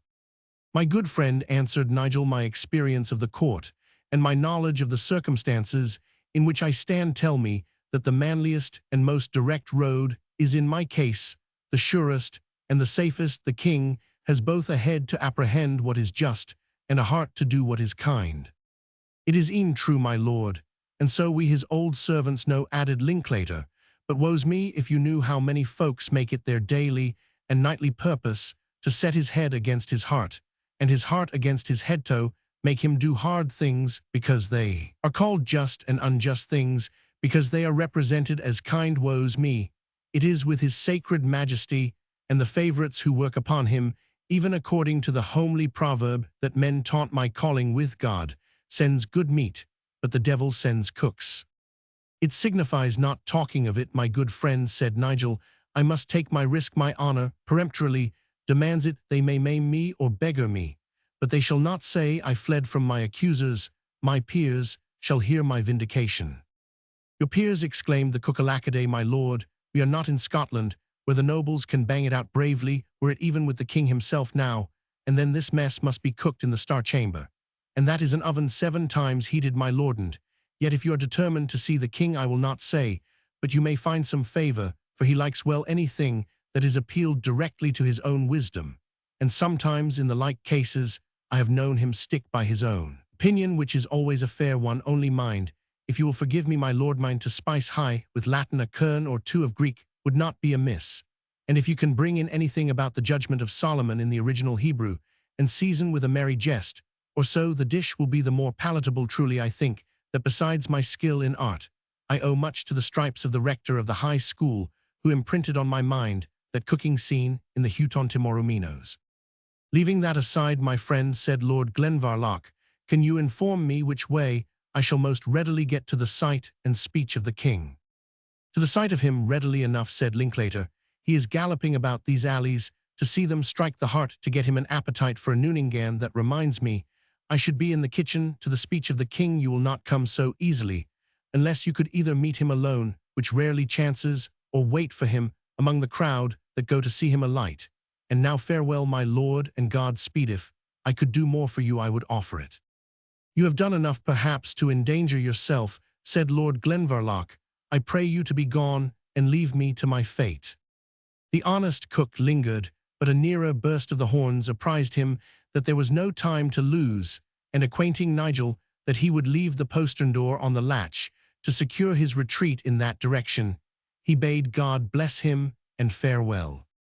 In the kindness of this humble countryman, flowing partly from national partiality, partly from a sense of long-remembered benefits, which had been scarce thought on by those who had bestowed them, Lord Glenvarloch thought he saw the last touch of sympathy which he was to receive in this cold and courtly region, and felt that he must now be sufficient to himself or be utterly lost. He traversed more than one alley guided by the sounds of the chase, and met several of the inferior attendants upon the king's sport, who regarded him only as one of the spectators who were sometimes permitted to enter the park, by the concurrence of the officers about the court. Still, there was no appearance of James or any of his principal courtiers, and Nigel began to think whether, at the risk of incurring disgrace similar to that which had attended the rash exploit of Richie Monoples, he should not repair to the palace gate in order to address the king on his return, when fortune presented him the opportunity of doing so in her own way. He was in one of those long walks by which the park was traversed, when he heard first a distant rustling, then the rapid approach of hoofs shaking the firm earth on which he stood, then a distant halloo warned, by which he stood up by the side of the avenue, leaving free room for the passage of the chase. The stag, reeling, covered with foam and blackened with sweat, his nostrils extended as he gasped for breath, made a shift to come up as far as where Nigel stood, and without turning to bay, was there pulled down by two tall greyhounds of the breed still used by the hardy deer-stalkers of the Scottish Highlands, but which has been long unknown in England. One dog struck at the buck's throat, another dashed his sharp nose and fangs, I might almost say, into the animal's bowels. It would have been natural for Lord Glenvarloch himself, persecuted, as if by hunters, to have thought upon the occasion like the melancholy Jacques. But habit is a strange matter, and I fear that his feelings on the occasion were rather those of the practiced huntsman than of the moralist. He had no time, however, to indulge them, for mark what befell. A single horseman followed the chase upon a steed so thoroughly subjected to the rein that it obeyed the touch of the bridle, as if it had been a mechanical impulse, operating on the nicest piece of machinery, so that seated deep in his demi-pique saddle, and so trussed up there, as to make falling almost impossible, the rider, without either fear or hesitation, might increase or diminish the speed at which he rode, which, even on the most animating occasions of the chase, seldom exceeded 3/4 of a gallop, the horse keeping his haunches under him, and never stretching forward beyond the managed pace of the academy. The security with which he chose to prosecute even this favourite, and in the ordinary case, somewhat dangerous amusement, as well as the rest of his equipage, marked King James, no attendant, was within sight. Indeed, it was often a nice strain of flattery to permit the sovereign to suppose he had outridden and distanced all the rest of the chase. "We'll doon bash, we'll doon batty," he exclaimed, as he came up by the honour of a king. "You're a credit to the braes of Balwither. Haud my horse, man," he called out to Nigel, without stopping to see to whom he had addressed himself. "Haud my nag, and help me down out o' the saddle-dale. Ding your sol sirrah, canna ye mak haste, before these lazy smakes come up. Haud the rein easidinna, let him swerve no hard. The stirrup, that will do, man, and now we are on terra firma." So saying, without casting an eye on his assistant, gentle King Jamie, unsheathing the short, sharp hanger couteau de chasse, which was the only thing approaching to a sword that he could willingly endure the sight of, drew the blade with great satisfaction across the throat of the buck, and put an end at once to its struggles and its agonies. Lord Glenvarloch, who knew well the sylvan duty which the occasion demanded, hung the bridle of the king's palfrey on the branch of a tree, and kneeling duteously down, turned the slaughtered deer upon its back, and kept the quarry in that position, while the king, too intent upon his sport to observe anything else, drew his couteau down the breast of the animal secundum artem, and having made a cross cut so as to ascertain the depth of the fat upon the chest, exclaimed in a sort of rapture, 3 inches of white fat on the brisket primprimias, I am a crowned sinneran deal ane o' the lazy loons, in but mysel 7 tines on the antlers, by GD a heart of aught tines, and the first of the season bash and batty blessings on the heartsroot of ye bus, me my bairns bus.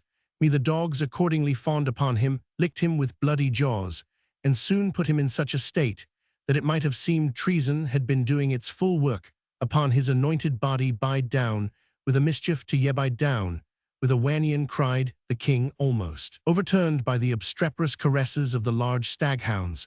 But ye are just like ither folks, jye ye an inch, and ye take an elland, wha may ye befriend, he said, now finding leisure to take a nearer view of Nigel, and observing what in his first emotion of sylvan delight had escaped him. Ye are nane of our train, man, in the name of God, what the devil are ye? An unfortunate man, sire, replied Nigel.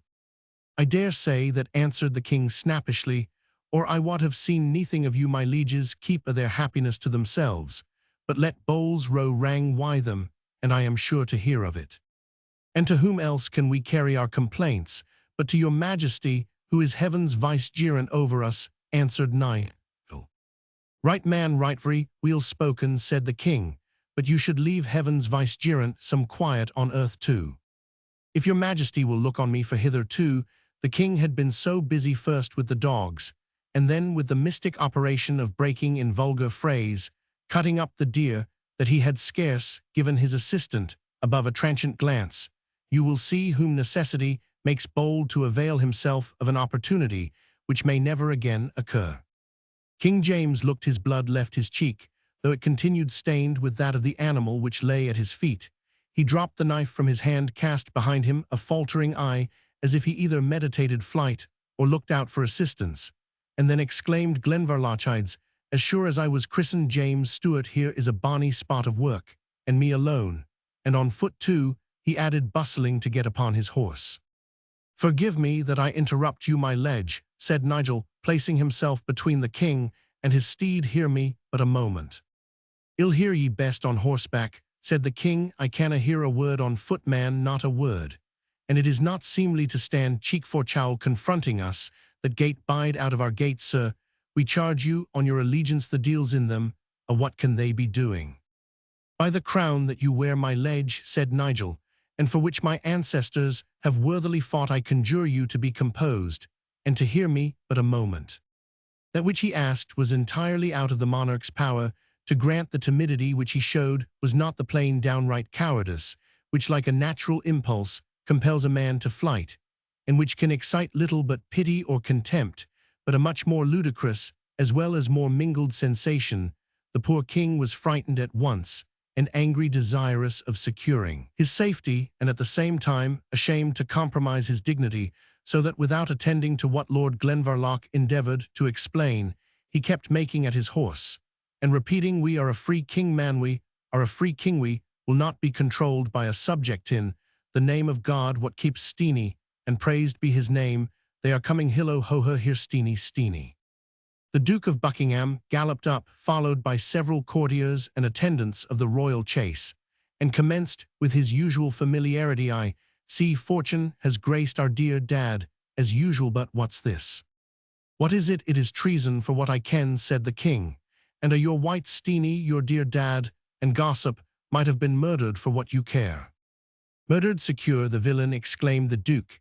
By heaven, it is Oliphant himself. A dozen of the hunters dismounted, at once letting their horses run wild through the park. Some seized roughly on Lord Glenvarloch, who thought it folly to offer resistance, while others busied themselves with the king. Are you wounded, my liege? You wounded? Not that I ken of, said the king, in the paroxysm of his apprehension, which by the way might be pardoned in one of so timorous a temper, and who in his time had been exposed to so many strange attempts. Not that I ken of, but search him. I am sure I saw firearms under his cloak. I am sure I smelled powder. I am dooms sure of that. Lord Glenvarloch's cloak being stripped off, and his pistols discovered, a shout of wonder and of execration on the supposed criminal purpose arose from the crowd, now thickening every moment. Not that celebrated pistol, which though resting on a bosom as gallant and as loyal as Nigel's spread, such cause less alarm among knights and dames at a late high solemnity. Not that very pistol caused more temporary consternation than was so groundlessly excited by the arms which were taken from Lord Glenvarloch's person, and not Emhick Alistar Moore himself could repel with greater scorn and indignation the insinuations that they were worn for any sinister purposes. Away with the wretched, parasiteth, blood-minded villain was echoed on all hands, and the king, who naturally enough set the same value on his own life, at which it was or seemed to be rated by others, cried out louder than all the rest, I away with him, I have had enough of him, and so has the country, but do him no bodily harm, and for God's sake, sirs, if ye are sure ye have thoroughly disarmed him, put up your swords, dirks, and skens, for you will certainly do each other a mischief. There was a speedy sheathing of weapons at the king's command for those who had hitherto been brandishing them in loyal, bravado, began thereby to call to mind the extreme dislike which his majesty nourished against naked steel, a foible which seemed to be as constitutional as his timidity, and was usually ascribed to the brutal murder of Rizzio having been perpetrated in his unfortunate mother's presence before he yet saw the light. At this moment, the prince, who had been hunting in a different part of the then extensive park, and had received some hasty and confused information of what was going forward, came rapidly up with one or two noblemen in his train, and amongst others Lord Dalgarno. He sprung from his horse, and asked eagerly if his father were wounded. Not that I am sensible of baby Charles, but a wee matter, exhausted with struggling single-handed, with the assassin Steenie fill up a cup of wineth, leathern bottle, is hanging at our pommelbus me. Then baby Charles, continued the monarch, after he had taken this cup of comfort, oh, man, the Commonwealth and you have had a fair escape from the heavy and bloody loss of a dear father, for we are pater patrii, as weel as pater familias quis desiderio sit pudor aut modus tarn, cari capitis, woe is me, black cloth would have been dear in England, and dry e'en scarce. And at the very idea of the general grief which must have attended his death, the good-natured monarch cried heartily himself. Is this possible? Said Charles sternly, for his pride was hurt at his father's demeanor on the one hand, while on the other he felt the resentment of a son and a subject at the supposed attempt on the king's life. Let some one speak who has seen what happened, my Lord of Buckingham. I cannot say, my lord, replied the Duke, that I saw any actual violence offered to his majesty, else I should have avenged him on the spot. You would have done wrong then in your zeal, George, answered the prince. Such offenders were better left to be dealt with by the laws, but was the villain not struggling with his majesty? I cannot term it so, my lord, said the Duke, who with many faults would have disdained an untruth. He seemed to desire to detain his majesty, who, on the contrary, appeared to wish to mount his horse, but they have found pistols on his person contrary to the proclamation, and as it proves to be by Nigel Oliphant, of whose ungoverned disposition your Royal Highness has seen some samples, we seem to be justified in apprehending the worst. Nigel Oliphant, said the prince, can that unhappy man so soon have engaged in a new trespass? Let me see those pistols. You're not so unwise as to meddle with such snaffonces, baby Charles said. James, do not give him them. Steenie, I command you on your allegiance. They may go off of their own accord, whilk often befalls you. Will do it then, saw ever a man sick wilful bairns, as we are cumbered with havenawy guardsmen and soldiers eno. But you must unload the weapons yourself, the heir of our body and dignities, and sae money men around that are paid for venturing life in our cause. But without regarding his father's exclamations, Prince Charles, with the obstinacy which characterized him in trifles as well as matters of consequence, persisted in unloading the pistols with his own hand of the double bullets, with which each was charged. The hands of all around were held up in astonishment at the horror of the crime supposed to have been intended, and the escape which was presumed so narrow. Nigel had not yet spoken a word, now calmly desired to be heard. To what purpose, answered the prince coldly, you knew yourself accused of a heavy offense, and instead of rendering yourself up to justice, in terms of the proclamation you are here found intruding yourself on his majesty's presence, and armed with unlawful weapons. May it please you, sir, answered Nigel, I wore these unhappy weapons for my own defense, and not very many hours, since they were necessary to protect the lives of others. Doubtless, my lord, answered the prince, still calm and unmoved. Your late mode of life, and the associates with whom you have lived, have made you familiar with scenes and weapons of violence, but it is not to me you are to plead your cause. Hear me, noble prince, said Nigel, eagerly. Hear me, yowaven you yourself may one day ask to be heard, and in vain. How, sir, said the prince haughtily, how am I to construe that, my lord?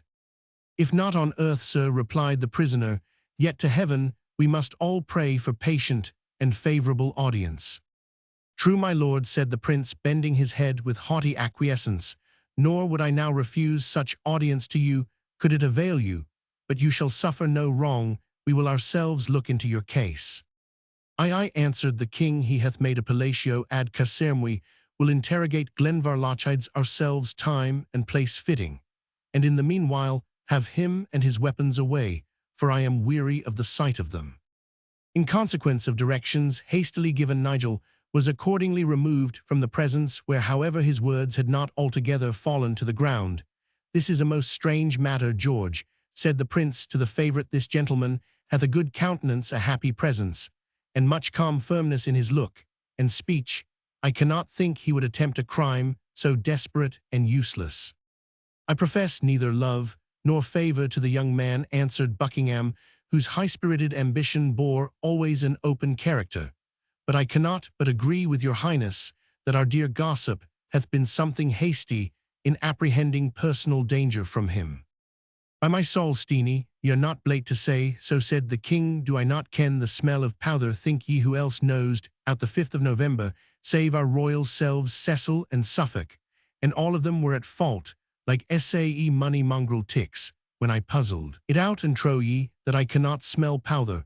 Why, blood man, Joannes Barclayus thought my engine was in some measure inspiration, and terms his history of the plot series Pate Facti, Divinitas Parasitii, and Spondanus, in like manner saith of us, Divinitas evacit." "The land was happy in your majesty's escape," said the Duke of Buckingham, "and not less in the quick wit which tracked that labyrinth of treason by so fine and almost invisible a clue." "Solman Steenie, ye are right, there are few youths have sick true judgment as you respecting the wisdom of their elders. And as for this Faw's traitorous smake, I doubt he is a hawk of the same nest. Saw ye not something papistical about him? Let them look that he bears not a crucifix or some sick Roman trinket about him." "It would ill become me to attempt the exculpation of this unhappy man," said Lord Dalgarno, "considering the height of his present attempt, which has made all true men's blood curdle in their veins. Yet I cannot avoid intimating with all due submission to his majesty's infallible judgment in justice to one who showed himself formerly only my enemy, though he now displays himself in much blacker colours, that this Oliphant always appeared to me more as a Puritan than as a Papist." "Ah, Dalgarno, art thou there, man?" said the king, "and ye behoved to keep back too, and leave us to our own natural strength, and the care of Providence, when we were in grips with the villain." "Providence, may it please your most gracious majesty, would not fail to aid, in such a strait, the care of 3 weeping kingdoms," said Lord Dalgarno. "Surely, Mangerly," replied the king, "but a sight of your father with his long whinyard would have been a blithe matter a short while syne, and in future we will aid the ends of Providence in our favour, by keeping near us 2 stout beefeaters of the Garden. So this Oliphant is a Puritanot, the less like to be a Papist for all that for extremities meet. As the scholiast proveth, there are, as I have proved in my book Puritans of Papistical Principlecit, is just a new tout on an old horn." Here the king was reminded by the prince, who dreaded perhaps that he was going to recite the whole Basilican Doron, that it would be best to move towards the palace, and consider what was to be done for satisfying the public mind, in whom the morning's adventure was likely to excite much speculation. As they entered the gate of the palace, a female bowed, and presented a paper which the king received, and with a sort of groan thrust it into his side pocket. The prince expressed some curiosity to know its contents. "The valet in waiting will tell you them," said the king. "When I strip off my cassock, think, baby, that I can read all that is thrust into my hands. See to me." Man pointed to the pockets of his great trunk breeches, which were stuffed with papers. "We are like an us that we should so speak, stooping betwixt 2 burdens, I asinus fortis, accumbens inter terminos, as the Vulgate hath it, I vidi terrain quad esset optima, et supposui humorum, ad portandum, et factus, sum tributis serviens. I saw this land of England, and became an overburdened king thereof." "You are indeed well loaded, my dear dad, and gossip," said the Duke of Buckingham, receiving the papers, which King James emptied out of his pockets. I continued the monarch, "take them to you per aversionum bairns, 1 pouch stuffed, with petitions, t'other with pasquinados. A fine time we have on't on my conscience. I believe the tale of Cadmus was hieroglyphical, and that the dragon's teeth Wilkie sewed were the letters he invented. Ye are laughing, baby Charles, mind what I say when I came here first frae our ain country, where the men are as rude as the weather. Conscience, England was a bealdy bit. One would have thought the king had little to do, but to walk by quiet waters per aquam refectionis. But I kenna how or why the place is sair changed read, that libel upon us, and on our regimen the dragon's teeth are sown, baby Charles. I pray God they bearna their armed harvest in your day. If I sold not live to see it, God forbid I should, for there will be an awful day's kemping at the shearing of them. I shall know how to stifle the crop in the bladehead, George, said the prince, turning to the favourite with a look expressive of some contempt for his father's apprehensions, and full of confidence in the superior firmness and decision of his own counsels.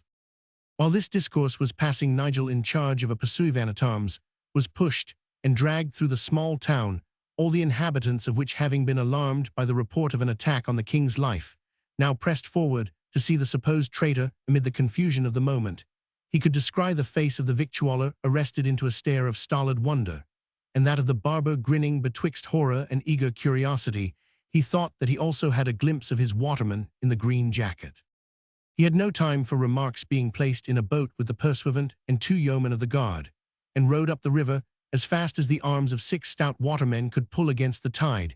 They passed the groves of masts, which even then astonished the stranger with the extended commerce of London, and now approached those low and blackened walls of curtain and bastion, which exhibit here and there a piece of ordnance, and here and there a solitary sentinel under arms, but have otherwise so little of military terrors of a citadel, a projecting low-browed arch, which had lured over many an innocent and many a guilty head in similar circumstances, now spread its dark frowns over that of Nigel. The boat was put close up to the broad steps against which the tide was lapping its lazy wave. The warder on duty looked from the wicket and spoke to the pursuivant in whispers. In a few minutes, the lieutenant of the Tower appeared, received and granted an acknowledgment for the body of Nigel Lord Glenvarloch. Chapter 28. Ye towers of Julius London's lasting shame, with many a foul and midnight murder fed. Grey. Such is the exclamation of Grey. Bandello, long before him, has said something like it, and the same sentiment must in some shape or other have frequently occurred to those who, remembering the fate of other captives in that memorable state prison, may have had but too much reason to anticipate their own the dark and low arch, which seemed like the entrance to Dante's hell, to forbid hope of regress. Muttered sounds of the warders and petty formalities observed in opening and shutting the grated wicket, cold and constrained salutation of the lieutenant of the fortress, who showed his prisoner that distant and measured respect which authority pays as a tax to decorum, all struck upon Nigel's heart, impressing on him the cruel consciousness of captivity. "I am a prisoner," he said, the words escaping from him almost unawares. "I am a prisoner, and in the Tower." The lieutenant bowed. "And it is my duty," he said, "to show your lordship your chamber, where I am compelled to say my orders are to place you under some restraint. I will make it as easy as my duty permits." Nigel only bowed in return to this compliment, and followed the lieutenant to the ancient buildings on the western side of the parade, and adjoining to the chapel used in those days as a state prison, but in ours as the mess-room of the officers of the guard upon duty at the fortress. The double doors were unlocked. The prisoner ascended a few steps, followed by the lieutenant and a warder of the higher class. They entered a large but irregular, low-roofed and dark apartment, exhibiting a very scanty proportion of furniture. The warder had orders to light a fire and attend to Lord Glenvarloch's commands in all things consistent with his duty, and the lieutenant, having made his reverence with the customary compliment that he trusted his lordship would not long remain under his guardianship, took his leave. Nigel would have asked some questions of the warder, who remained to put the apartment into order, but the man had caught the spirit of his office. He seemed not to hear some of the prisoner's questions, though of the most ordinary kind, did not reply to others, and when he did speak, it was in a short and sullen tone, which, though not positively disrespectful, was such as at least to encourage no farther communication. Nigel left him, therefore, to do his work in silence, and proceeded to amuse himself with the melancholy task of deciphering the names, mottos, verses, and hieroglyphics with which his predecessors in captivity had covered the walls of their prison-house. There he saw the names of many a forgotten sufferer mingled with others which will continue in remembrance until English history shall perish. There were the pious effusions of the devout Catholic poured forth on the eve of his sealing his profession at Tyburn, mingled with those of the firm Protestant about to feed the fires of Smithfield. There the the slender hand of the unfortunate Jane Grey, whose fate was to draw tears from future generations, might be contrasted with the bolder touch, which impressed deep on the walls the bare and ragged staff, the proud emblem of the proud Dudleys. It was like the roll of the prophet, a record of lamentation and mourning, and yet not unmixed with brief interjections of resignation and sentences expressive of the firmest resolution. Footnote: these memorials of illustrious criminals or of innocent persons who had the fate of such are still preserved, though at one time, in the course of repairing the rooms, they were in some danger of being whitewashed. They are preserved at present with becoming respect, and have most of them been engraved. See Bailey's History and Antiquities of the Tower of London. In the sad task of examining the miseries of his predecessors in captivity, Lord Glenvarloch was interrupted by the sudden opening of the door of his prison room. It was the warder who came to inform him that by order of the lieutenant of the Tower, his lordship was to have the society and attendance of a fellow prisoner in his place of confinement. Nigel replied hastily that he wished no attendance and would rather be left alone, but the warder gave him to understand with a kind of grumbling civility that the lieutenant was the best judge how his prisoners should be accommodated, and that he would have no trouble with the boy, who was such a slip of a thing as was scarce worth turning a key upon. There, Giles, he said, bring the child in. Another warder put the lad before him into the room, and both withdrawing bolt crashed and chain clanged. As they replaced these ponderous obstacles to freedom, the boy was clad in a grey suit of the finest cloth laid down with silver lace, with a buff-coloured cloak of the same pattern. His cap, which was a montero of black velvet, was pulled over his brows, and with the profusion of his long ringlets almost concealed his face. He stood on the very spot where the warder had quitted his collar, about 2 steps from the door of the apartment, his eyes fixed on the ground, and every joint trembling with confusion and terror. Nigel could well have dispensed with his society, but it was not in his nature to behold distress, whether of body or mind, without endeavoring to relieve it. Cheer up, he said, my pretty lad, we are to be companions. It seems for a little time at least. I trust your confinement will be short, since you are too young to have done aught to deserve long restraint. Come, Commodore, not be discouraged. Your hand is cold, and trembles. The air is warm too, but it may be the damp of this darksome room. Place you by the fire. What weeping gripe, my little man? I pray you do not be a child. You have no beard, yet to be dishonored by your tears. But yet you should not cry like a girl. Think, you are only shut up for playing truant, and you can pass a day without weeping surely. The boy suffered himself to be led and seated by the fire, but after retaining for a long time the very posture which he assumed in sitting down, he suddenly changed it in order to wring his hands with an air of the bitterest distress, and then spreading them before his face, wept so plentifully that the tears found their way in floods through his slender fingers. Nigel was in some degree rendered insensible to his own situation by his feelings for the intense agony by which so young and beautiful a creature seemed to be utterly overwhelmed, and sitting down close beside the boy, he applied the most soothing terms which occurred to endeavor to alleviate his distress, and with an action which the difference of their age rendered natural, drew his hand kindly along the long hair of the disconsolate child. The lad appeared so shy as even to shrink from this slight approach to familiarity. It, when Lord Glenvarloch, perceiving and allowing for his timidity, sat down on the farther side of the fire, he appeared to be more at his ease, and to hearken with some apparent interest to the arguments which from time to time Nigel used to induce him to moderate at least the violence of his grief. As the boy listened, his tears, though they continued to flow freely, seemed to escape from their source more easily. His sobs were less convulsive, and became gradually changed into low sighs, which succeeded each other, indicating as much sorrow perhaps, but less alarm than his first transports had shown. Tell me who and what you are, my pretty boy, said Nigel. Consider me, child, as a companion who wishes to be kind to you. Would you but teach him how he can be so?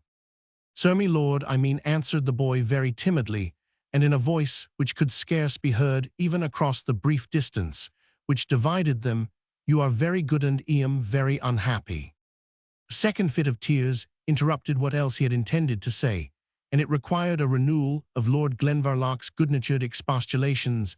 and encouragements to bring him once more to such composure as rendered the lad capable of expressing himself intelligibly. At length, however, he was able to say, "I am sensible of your goodness, my lord, and grateful for it, but I am a poor unhappy creature, and what is worse, have myself only to thank for my misfortunes." "We are seldom absolutely miserable, my young acquaintance," said Nigel, "without being ourselves more or less responsible for it. I may well say so, otherwise I had not been here today, but you are very young, and can have but little to answer for." "Oh, sir, I wish I could say so. I have been self-willed and obstinate and rash and ungovernable, and no, how dearly do I pay the price of it." "Sure, my boy," replied Nigel, "this must be some childish, frolicsome, breaking out of bounds, some truant trick, and yet how should any of these have brought you to the tower? There is something mysterious about you, young man, which I must inquire into." Indeed, my lord, there is no harm about me," said the boy, more moved, it would seem, to confession by the last words, by which he seemed considerably alarmed, than by all the kind expostulations and arguments which Nigel had previously used. "I am innocent, that is, I have done wrong, but nothing to deserve being in this frightful place." "Tell me the truth, then," said Nigel in a tone in which command mingled with encouragement. "You have nothing to fear from me, and as little to hope, perhaps, yet placed as I am, I would know with whom I speak." "With an unhappy boy, sir, and idle and truantly disposed, as your lordship said," answered the lad, looking up and showing a countenance in which paleness and blushes succeeded each other, as fear and shamefacedness alternately had influence. "I left my father's house without leave to see the king hunt in the park at Greenwich. There came a cry of treason, and all the gates were shut. I was frightened and hid myself in a thicket, and I was found by some of the rangers and examined, and they said I gave no good account of myself, and so I was sent hither." "I'm an unhappy, a most unhappy being," said Lord Glenvarloch, rising and walking through the apartment. "Nothing approaches me, but shares my own bad fate. Death and imprisonment dog my steps, and involve all who are found near me. Yet this boy's story sounds strangely. You say you were examined, my young friend. Let me pray you to say whether you told your name and your means of gaining admission into the park. If so, they surely would not have detained you." "Oh, my lord," said the boy, "I took care not to tell them the name of the friend that let me in, and as to my father, I would not he knew where I now am for all the wealth in London."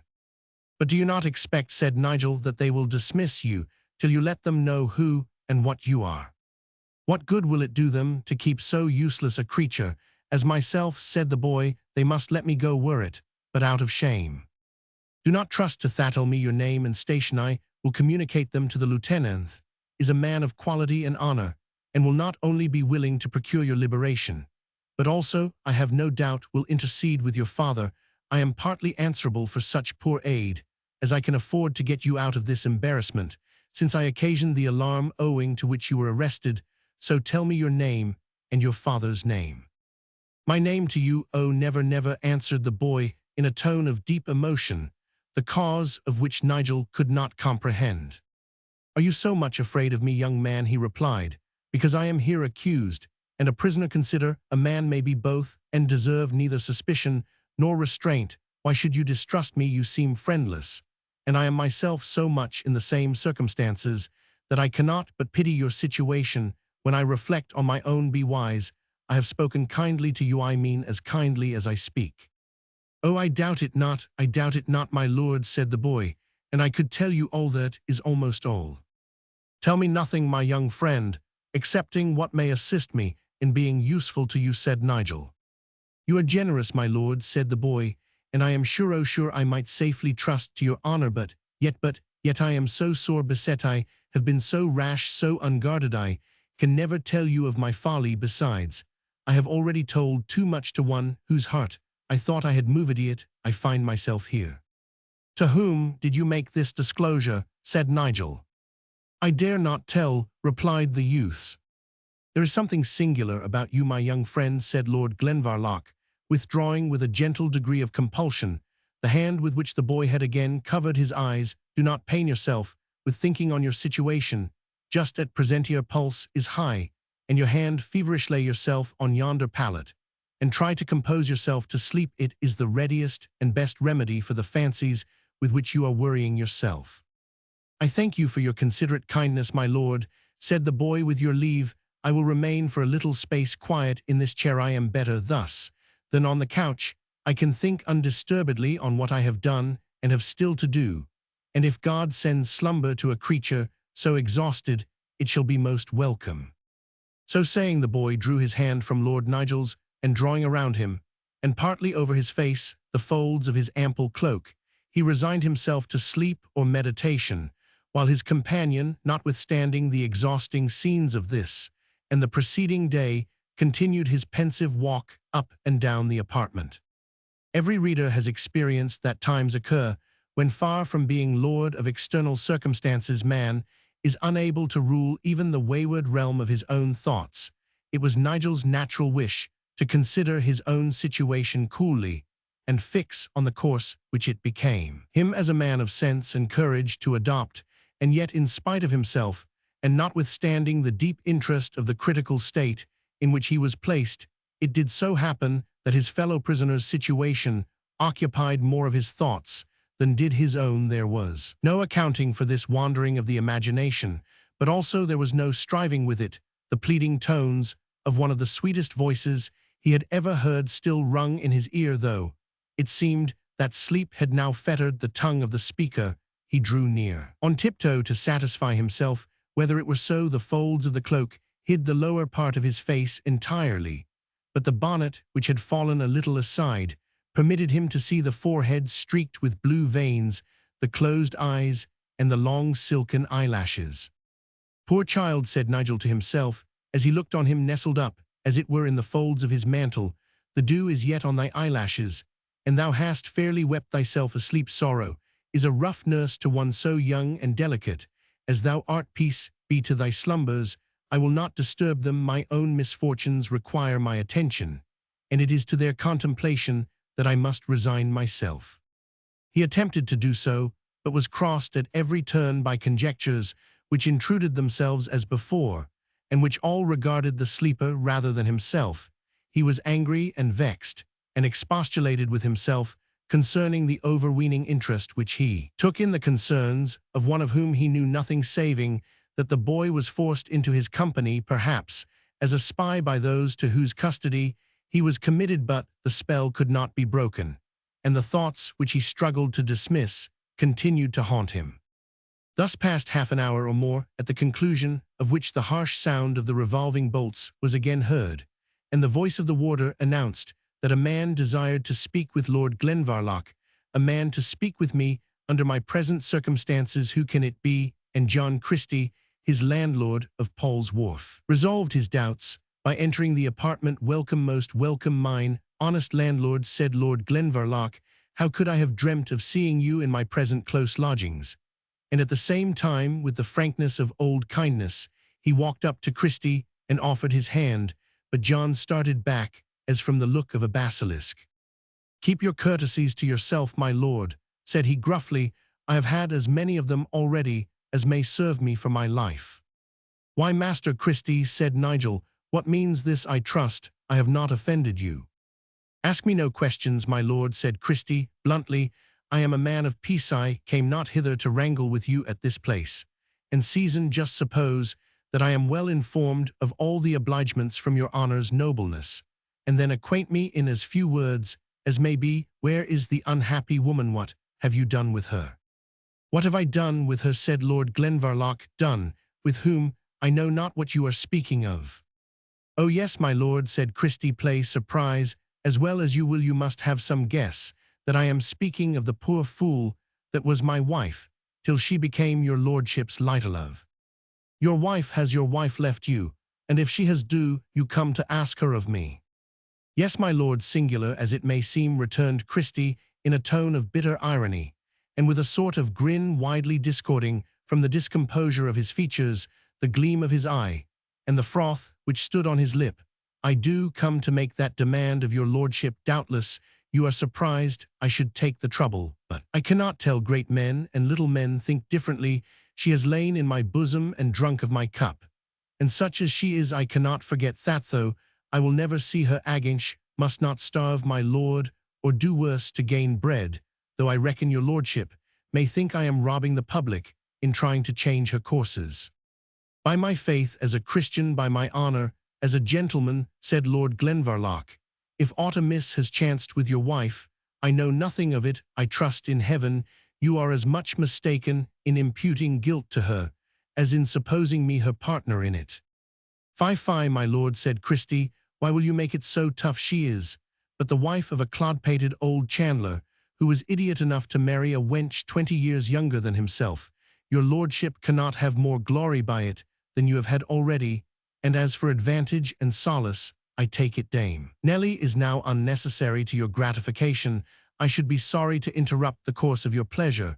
An old whittle should have more consideration of his condition. But your precious lordship, being mewed up here, among other choice jewels of the kingdom, Dame Nelly, cannot, I take it, be admitted to share the hours of dalliance, which here the incensed husband stammered, broke off his tone of irony, and proceeded striking his staff against the ground, that these false limbs of yours, which I wish had been hamstrung when they first crossed my honest threshold, were free from the fetters they have well deserved. I would give you the odds of your youth and your weapon, and would bequeath my soul to the foul fiend, if I with this piece of oak did not make you such an example to all ungrateful Pickthank courtiers, that it should be a proverb to the end of time, how John Christie swaddled his wife's fine lemon.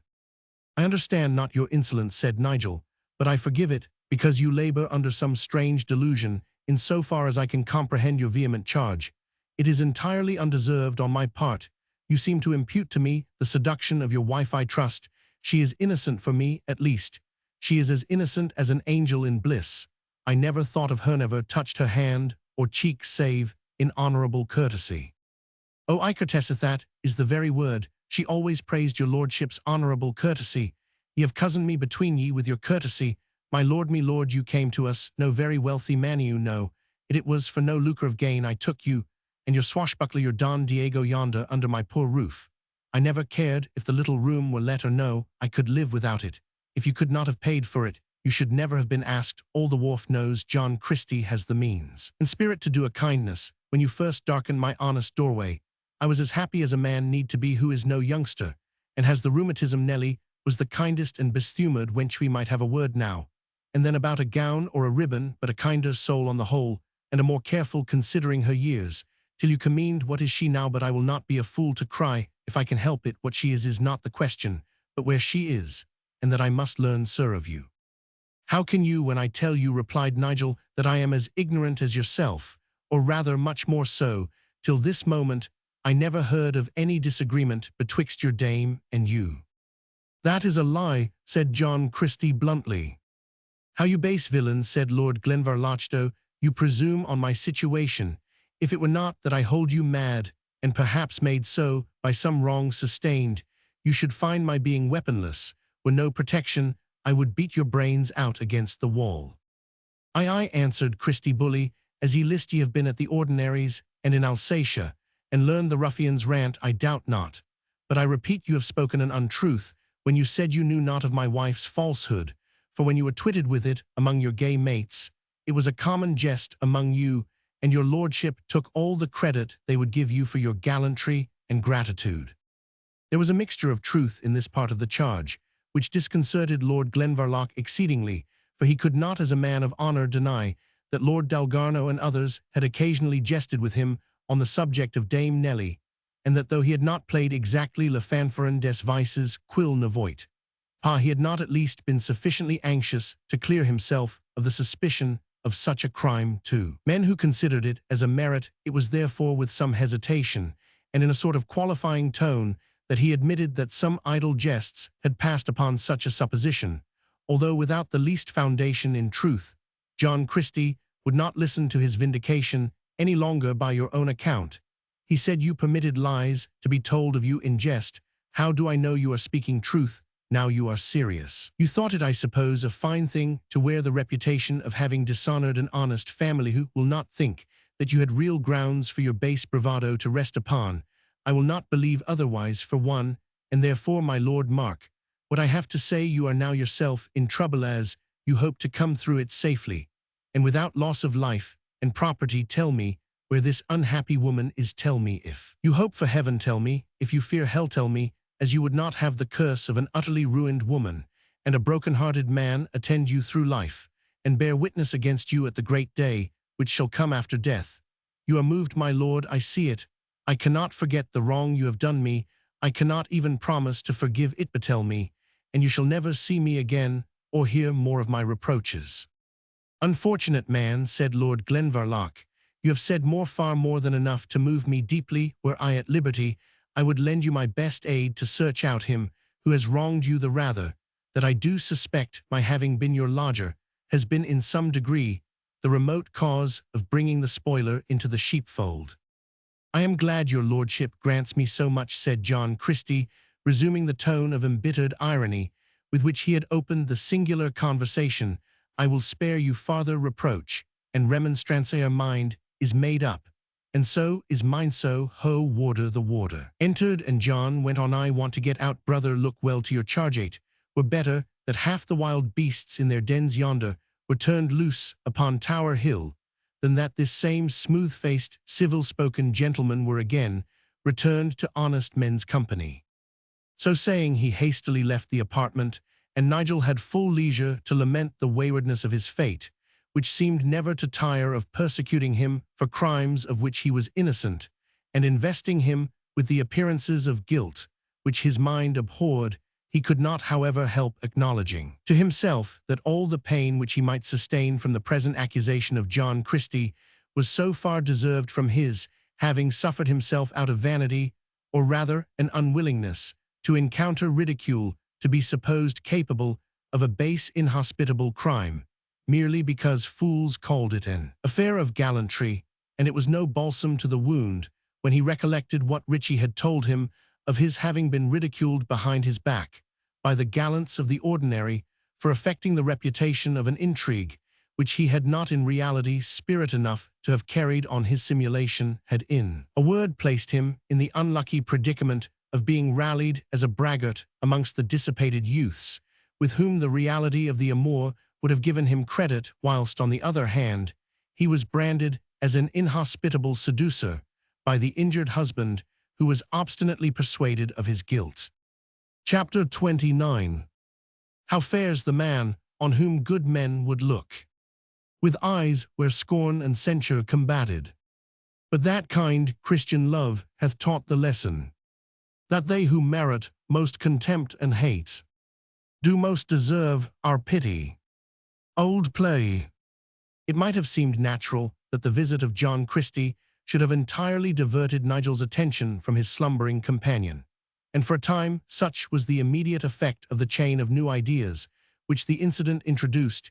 Yet soon after the injured man had departed, Lord Glenvarloch began to think it extraordinary that the boy should have slept so soundly. Why? They talked loudly in his vicinity, yet he certainly did not appear to have stirred. Was he only feigning sleep? He went close to him to make his observations, and perceived that he had wept, and was still weeping though his eyes were closed. He touched him gently on the shoulder. The boy shrunk from his touch, but did not awake. He pulled him harder and asked him if he was sleeping. Do they waken folk in your country to know whether they are asleep or no?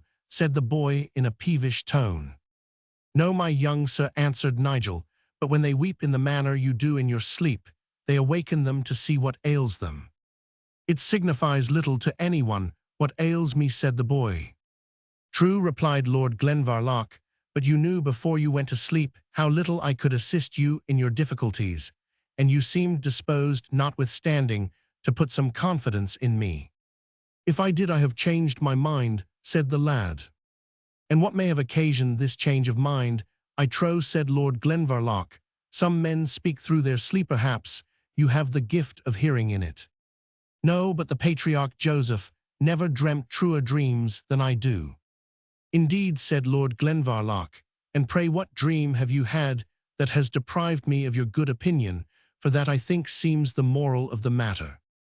You shall judge yourself, answered the boy. I dreamed I was in a wild forest, where there was a cry of hounds and winding of horns, exactly as I heard in Greenwich Park.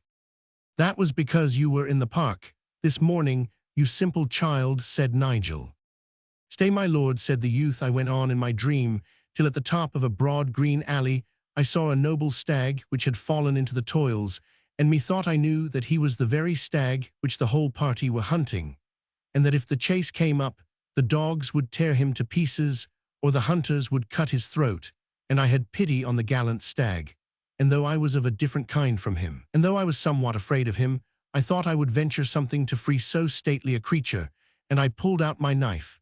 And just as I was beginning to cut the meshes of the net, the animal started up in my face, in the likeness of a tiger, much larger and fiercer than any you may have seen in the ward of the wild beasts yonder, and was just about to tear me limb from limb when you awaked me." "Methinks," said Nigel, "I deserve more thanks than I have got for rescuing you from such a danger by waking you, but my pretty master, methinks all this tale of a tiger and a stag has little to do with your change of temper towards me." "I know not whether it has or no," said the lad, "but I will not tell you who I am." "You will keep your secret to yourself, then, peevish boy," said Nigel, turning from him and resuming his walk through the room. Then stopping suddenly, he said, "And yet you shall not escape from me without knowing that I penetrate your mystery." "My mystery," said the youth, at once alarmed, "and irritate. What mean you, my lord?" "Only that I can read your dream without the assistance of a Chaldean interpreter, and my exposition is that my fair companion does not wear the dress of her sex." "And if I do not, my lord," said his companion, hastily starting up, and folding her cloak tight around her, "my dress, such as it is, covers one who will not disgrace it." "Many would call that speech a fair challenge," said Lord Glenvarloch, looking on her fixedly. "Women do not masquerade in men's clothes to make use of men's weapons." "I have no such purpose," said the seeming boy. "I have other means of protection and powerful, but I would first know what is your purpose." "An honorable and a most respectful one," said Lord Glenvarloch. "Whatever you arrogate for motive may have brought you into this ambiguous situation, I am sensibly very word. An action of yours makes me sensible that you are no proper subject of importunity, far less of ill usage. What circumstances can have forced you into so doubtful a situation, I know not, but I feel assured there is, and can be nothing in them of premeditated wrong which should expose you to cold-blooded insult. From me you have nothing to dread."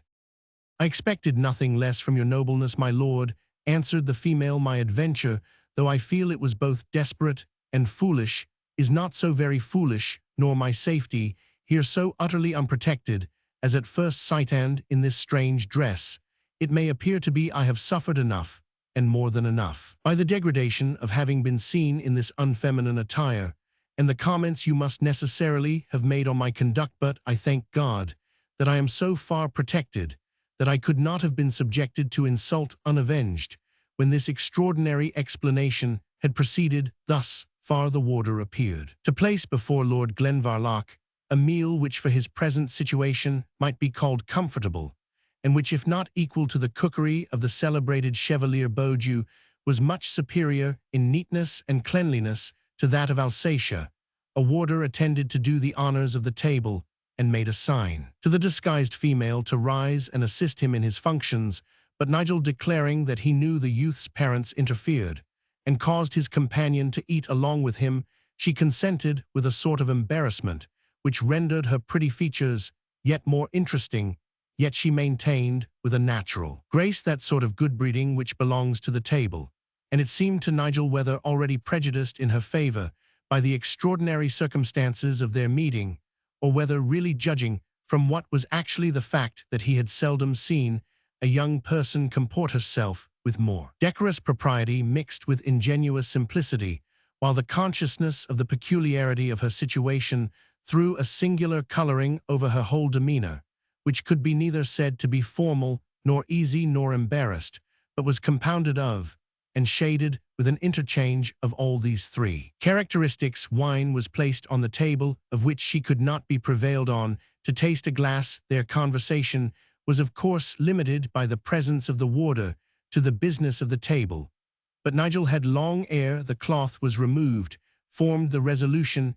if possible, of making himself master of this young person's history, the more especially as he now began to think that the tones of her voice and her features were not so strange to him as he had originally supposed. This, however, was a conviction which he adopted slowly, and only as it dawned upon him from particular circumstances during the course of the repast. At length the prison meal was finished, and Lord Glenvarloch began to think how he might most easily enter upon the topic he meditated when the warder announced a visitor. "So," said Nigel, something displeased, "I find even a prison does not save one from importunate visitations." He prepared to receive his guest, however, while his alarmed companion flew to the large cradle-shaped chair which had first served her as a place of refuge, drew her cloak around her, and disposed herself as much as she could to avoid observation. She had scarce made her arrangements for that purpose when the door opened, and the worthy citizen George Heriot entered the prison chamber. He cast around the apartment his usual sharp, quick glance of observation, and advancing to Nigel said, "My lord, I wish I could say I was happy to see you. The sight of those who are unhappy themselves, Master Heriot, seldom produces happiness to their friends. I, however, am glad to see you." He extended his hand, but Heriot bowed with much formal complaisance, instead of accepting the courtesy which in those times, when the distinction of ranks was much guarded by etiquette, and ceremony was considered as a distinguished favor. "You are displeased with me, Master Heriot," said Lord Glenvarloch, reddening, for he was not deceived by the worthy citizen's affectation of extreme reverence and respect. "By no means, my lord," replied Heriot, "but I have been in France, and have thought it is well to import, along with other more substantial articles, a small sample of that good breeding which the French are so renowned for." "It is not kind of you," said Nigel, "to bestow the first use of it on an old and obliged friend." Heriot only answered to this observation with a short dry cough, and then proceeded. "Hem hem, I say ahem, my lord, as my French politeness may not carry me far, I would willingly know whether I am to speak as a friend, since your lordship is pleased to term me such, or whether I am, as befits my condition, to confine myself to the needful business, which must be treated of between us." "Speak as a friend, by all means, Master Heriot," said Nigel. "I perceive you have adopted some of the numerous prejudices against me, if not all of them. Speak out, and frankly what I cannot deny I will at least confess." "And I trust, my lord, redress," said Heriot. "So far as in my power, certainly," answered Nigel. "Are I, my lord," continued Heriot, "that is a melancholy though a necessary restriction, for how lightly may anyone do 100 times more than the degree of evil, which it may be within his power to repair to the sufferers, and to society.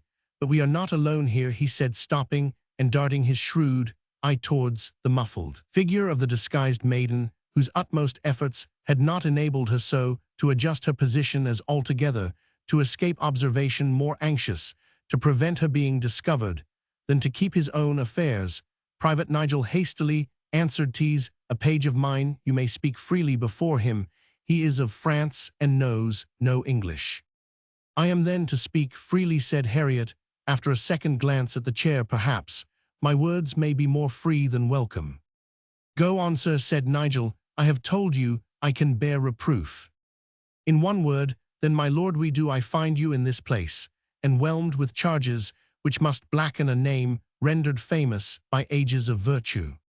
"Simply, then, you find me here," said Nigel, "because, to begin from my original error, I would be wiser than my father." "It was a difficult task, my lord," replied Heriot. "Your father was voiced generally as the wisest and one of the bravest men of Scotland. He commanded me," continued Nigel, "to avoid all gambling, and I took upon me to modify this injunction into regulating my play according to my skill, means, and the course of my luck. I self-opinion, acting on a desire of acquisition, my lord. You hope to touch pitch, and not to be defiled," answered Heriot. "Well, my lord, you need not say, for I have heard with much regret how far this conduct diminished your reputation. Your next error, I may without scruple remind you of, my lord, in whatever degree Lord Dalgarno may have failed towards you, the son of his father should have been sacred from your violence. You speak in cold blood, Master Heriot, and I was smarting under 1,000 wrongs inflicted on me under the mask of friendship. That is, he gave your lordship bad advice, and you said Harriet was fool enough to follow his counsel, answered Nigel. But we will pass this, Master Harriet, if you please. Old men and young men, men of the sword and men of peaceful occupation, always have thought, always will think differently on such subjects. I grant, answered Harriet, the distinction between the old goldsmith and the young nobleman. Still, you should have had patience for Lord Huntingdon's sake, and prudence for your own, supposing your quarrel just. I pray you to pass on to some other charge, said Lord Glenvarloch. I am not your accuser, my lord, but I trust in heaven that your own heart has already accused you bitterly on the inhospitable wrong which your late landlord has sustained at your hand. Had I been guilty of what you allude to, said Lord Glenvarloch, had a moment of temptation hurried me away, I had long ere now most bitterly repented it. But whoever may have wronged the unhappy woman, it was not I never heard of her folly until within this hour. Come, my lord, said Harriet with some severity, this sounds too much like affectation. I know there is among our modern youth a new creed respecting adultery as well as homicide. I would rather hear you speak of a revision of the Decalogue with mitigated penalties in favor of the privileged orders. I would rather hear you do this than deny a fact in which you have been known to glory. Glory I never did, never would have taken honor to myself from such a cause, said Lord Glenvarloch. I could not prevent other idle tongues and idle brains from making false inferences.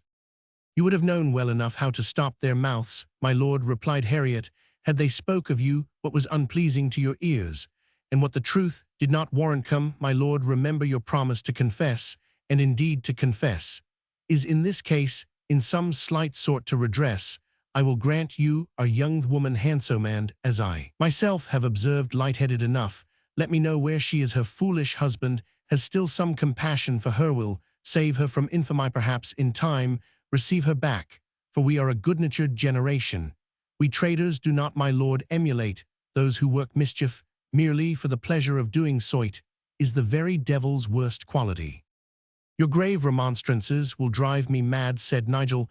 There is a show of sense and reason in what you say, and yet it is positively insisting on my telling the retreat of a fugitive of whom I know nothing earthly. It is well, my lord, answered Harriet coldly.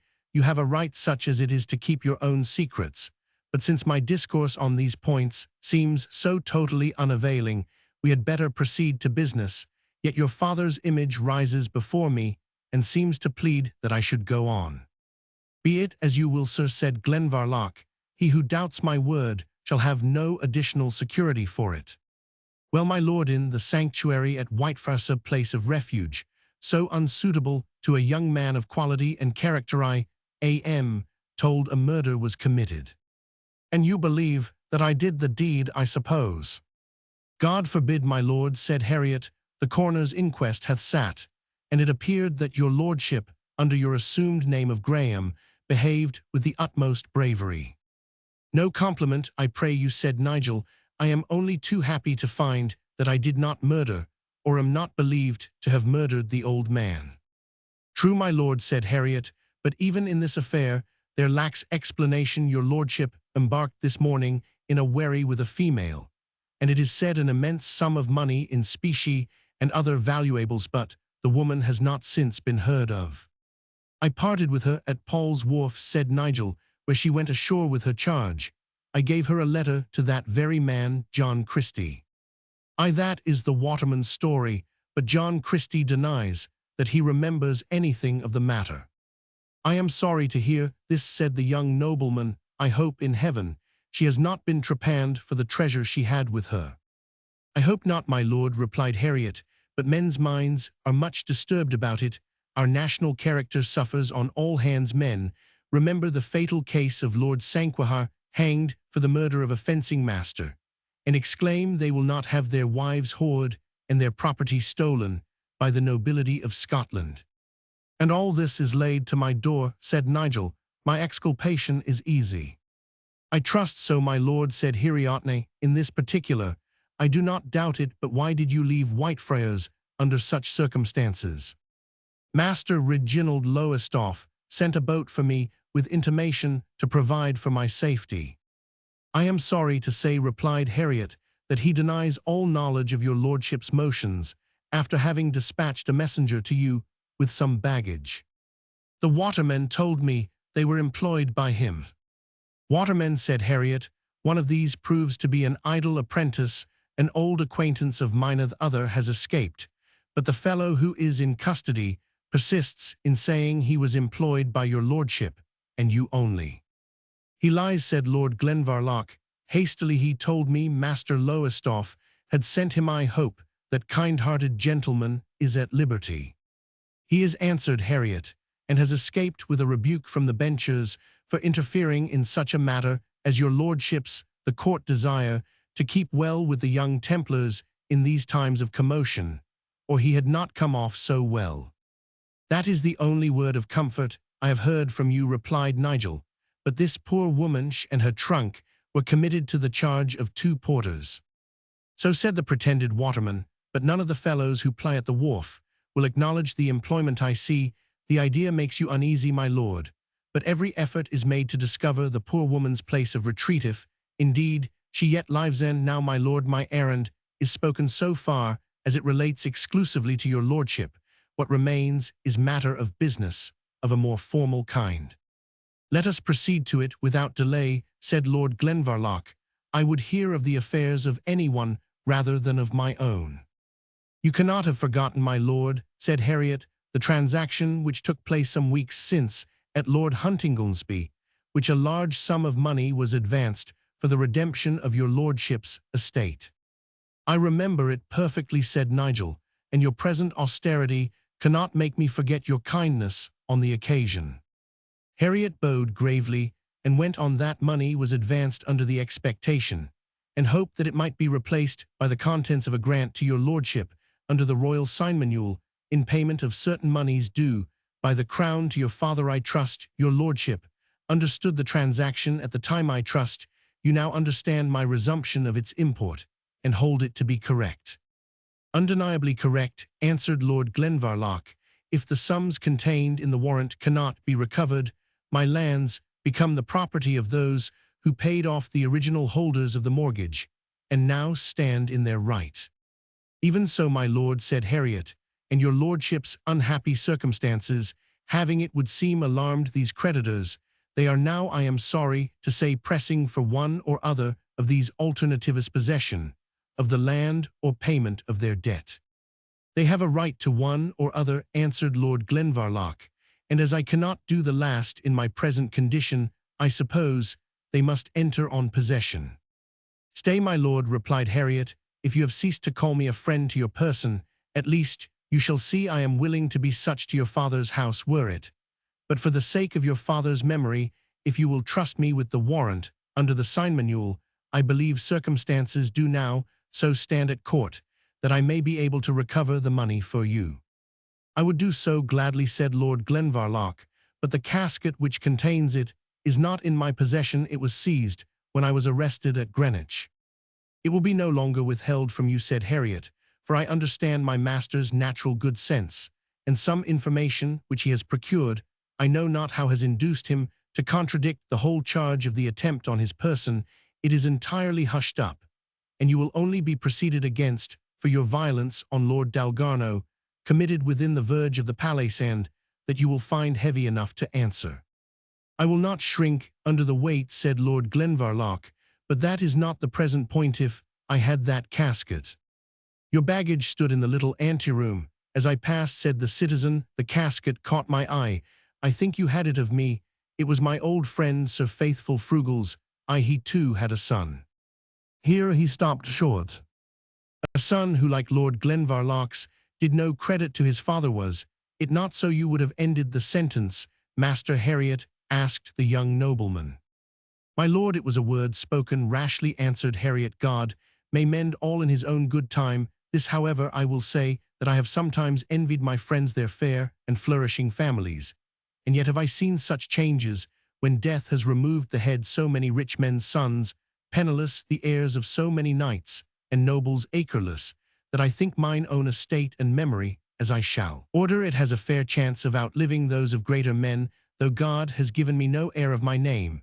But this is from the purpose ho warder, bring in Lord Glenvarloch's baggage. The officer obeyed seals, had been placed upon the trunk and casket, but when now removed the warder said, in consequence of the subsequent orders from court, and the whole was placed at the prisoner's free disposal. Desirous to bring this painful visit to a conclusion, Lord Glenvarloch opened the casket and looked through the papers which it contained first hastily, and then more slowly and accurately, but it was all in vain. The sovereign's signed warrant had disappeared. I thought and expected nothing better, said George Heriot bitterly. The beginning of evil is the letting out of water. Here is a fair heritage, lost I dare say on a foul cast at dice, or a conjuring trick at cards. My lord, your surprise is well played. I give you full joy of your accomplishments. I have seen many as young brawlers and spendthrifts, but never as young and accomplished a dissemblerne man. Never bend your angry brows on me. I speak in bitterness of heart, from what I remember of your worthy father. And if his son hears of his degeneracy from no one else, he shall hear it from the old goldsmith. This new suspicion drove Nigel to the very extremity of his patience, yet the motives and zeal of the good old man, as well as the circumstances of suspicion which created his displeasure, were so excellent an excuse for it, that they formed an absolute curb on the resentment of Lord Glenvarloch, and constrained him, after 2 or 3 hasty exclamations, to observe a proud and sullen silence. At length Master Heriot resumed his lecture. Hark you, my lord, he said, it is scarce possible that this most important paper can be absolutely assigned away. Let me know in what obscure corner, and for what petty sum it lies pledged. Something may yet be done. Your efforts in my favor are the more generous, said Lord Glenvarloch, as you offer them to one whom you believe you have cause to think hardly of, but they are altogether unavailing. Fortune has taken the field against me at every point. Even let her win the battle. Zounds, exclaimed Heriot impatiently, you would make a saint swear. Why, I tell you, if this paper, the loss of which seems to sit so light on you, be not found, farewell to the fair lordship of Glenvarlochforth and Forestlea and Furrelake and Streamall, that has been in the house of Oliphant since the days of William the Lion. Farewell to them, then, said Nigel, that moan is soon made. Esdeath, my lord, you will make more moan for it ere you die, said Heriot, in the same tone of angry impatience. Not I, my old friend, said Nigel. If I mourn, Master Heriot, it will be for having lost the good opinion of a worthy man, and lost it, as I must say, most undeservedly. Aye, young man, said Heriot, shaking his head, make me believe that if you can to sum the matter up, he said, rising from his seat, and walking towards that occupied by the disguised female, for our matters are now drawn into small compass, you shall as soon make me believe that this masquerading mummer, on whom I now lay the hand of paternal authority, is a French page who understands no English. So saying, he took hold of the supposed page's cloak, and not without some gentle degree of violence, led into the middle of the apartment the disguised fair one, who in vain attempted to cover her face, first with her mantle and afterwards with her hands, both which impediments Master Heriot removed something unceremoniously, and gave to view the detected daughter of the old chronologist, his own fair goddaughter Margaret Ramse. Here is goodly gear, he said, and as he spoke, he could not prevent himself from giving her a slight shake, for we have elsewhere noticed that he was a severe disciplinarian. How comes it, minion, that I find you in so shameless a dress, and so unworthy a situation? Nay, your modesty is now mistimed. It should have come sooner. Speak, or I will. Master Heriot, said Lord Glenvarloch, whatever right you may have over this maiden elsewhere, while in my apartment she is under my protection. Your protection, my lord, a proper protector, and how long, mistress, have you been under my lord's protection? Speak out, forsooth. For the matter of 2 hours, godfather, answered the maiden, with a countenance bent to the ground, and covered with blushes, but it was against my will. 2 hours, repeated Heriot. Space enough for mischief, my lord. This is, I suppose, another victim offered to your character of gallantry and author adventure, to be boasted of at Bogius Ordinary. Methinks the roof, under which you first met this silly maiden, should have secured her at least from such a fate.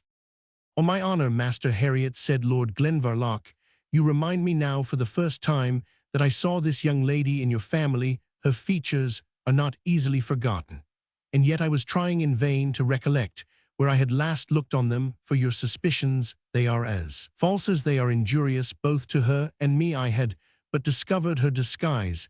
As you entered, I am satisfied from her whole behavior that her presence here in this dress was involuntary, and God forbid that I have been capable of taking advantage of it to her prejudice. It is well-mouthed, my lord, said Master Harriot, but a cunning clerk can read the Apocrypha as loud as the Scripture. Frankly, my lord, you are come to that pass where your words will not be received without a warrant. I should not speak, perhaps, said Margaret, the natural vivacity of whose temper could never be long suppressed by any situation however disadvantageous. But I cannot be silent, godfather. You do me wrong, and no less wrong to this young nobleman. You say his words want a warrant. I know where to find a warrant for some of them, and the rest, I deeply and devoutly believe, without one. And I thank you, maiden, replied Nigel, for the good opinion you have expressed. I am at that point. It seems, though, how I have been driven to it. I know not where every fair construction of my actions and motives is refused. Me, I am the more obliged to her who grants me that right which the world denies me. For you, lady, were I at liberty, I have a sword, an arm, should know how to guard your reputation. Upon my word, a perfect Amades and Oriana, said George Harriot, I should soon get my throat cut betwixt the knight and the princess, I suppose, but that the beefeaters are happily within Hallucum. Come, Lady Light o' Love, if you mean to make your way with me, it must be by plain facts, not by speeches from romances and playbooks. How in heaven's name came you here? Sir, answered Margaret, since I must speak, I went to Greenwich this morning with Monna Paula to present a petition to the king on the part of the Lady Hermione. Merciagad, exclaimed Harriet, is she in the dance too? Could she not have waited my return to stir in her affairs? But I suppose the intelligence I sent her had rendered her restless. Ah, woman, that goes partner with you, had need of a double share of patience, for you will bring none into the common Stockwell. But what on earth had this embassy of Monna Paula's to do with your absurd disguise? Speak out. Monna Paula was frightened, answered Margaret, and did not know how to set about the errand, for you know she scarce ever goes out of doors unsowned. So I agreed to go with her to give her courage. And for the dress, I am sure you remember I wore it at a Christmas mumming, and you thought it not unbeseeming. Yes, for a Christmas parlor, said Harriet, but not to go amasking through the country, and I do remember it, minion. And I knew it even now that, and your little shoe there linked with a hint I had in the morning from a friend or one who called himself such, led to your detection here. Lord Glenvarloch could not help giving a glance at the pretty foot, which even the staid citizen thought worth recollection. It was but a glance, for he saw how much the least degree of observation added to Margaret's distress and confusion. And tell me, maiden, continued Master Harriot, for what we have observed was biplated the Lady Hermione know of this fair work? I dared not have told her for the world, said Margaret. Thought one of our apprentices went with Monna Paula. It may be here noticed that the words our apprentices seem to have in them something of a charm to break the fascination with which Lord Glenvarloch had hitherto listened to the broken, yet interesting details of Margaret's history. And wherefore went he not had been a fitter companion for Monna Paula than you, I wot, said the citizen. He was otherwise employed, said Margaret, in a voice scarce audible. Master George darted a hasty glance at Nigel, and when he saw his features betoken no consciousness, he muttered to himself, it must be better than I feared, and so this cursed Spaniard with her head, full as they all have of disguises, trapdoors, rope ladders, and masks, was jade, and fool enough to take you with her on this wild goose errand. And how sped you, I pray? Just as we reached the gate of the park, replied Margaret, the cry of treason was raised. I know not what became of Monna, but I ran till I fell into the arms of a very decent servingman called Linklater, and I was fain to tell him I was your goddaughter, and so he kept the rest of them from me, and got me to speech of his majesty, as I entreated him to do. It is the only sign you showed in the whole matter that common sense had not utterly deserted your little skull, said Harriet. His majesty, continued the damsel, was so gracious as to receive me alone, though the courtiers cried out against the danger to his person, and would have searched me for arms, God help me, but the king forbade it. I fancy he had a hint from Linklater, how the truth stood with me. Well, maiden, I ask not what passed, said Harriet. It becomes not me to pry into my master's secrets. Had you been closeted with his grandfather, the Red Tod of St. Andrews, as Davy Lindsay used to call him by my faith, I should have had my own thoughts of the matter, but our master, God bless him, is douce and temperate and Solomon in everything save in the chapter of wives and concubines. I know not what you mean, sir, answered Margaret. His Majesty was most kind and compassionate, but said I must be sent hither, and that the lieutenant's lady, the Lady Mansell, would have a charge of me, and see that I sustained no wrong, and the king promised to send me in a tilted barge, and under conduct of a person well known to you, and thus I come to be in the Tower.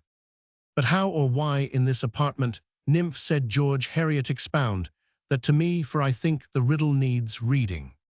I cannot explain it, sir, further than that the Lady Mansell sent me here, in spite of my earnest prayers, tears, and entreaties. I was not afraid of anything, for I knew I should be protected, but I could have died, thank could die no for very shame and confusion.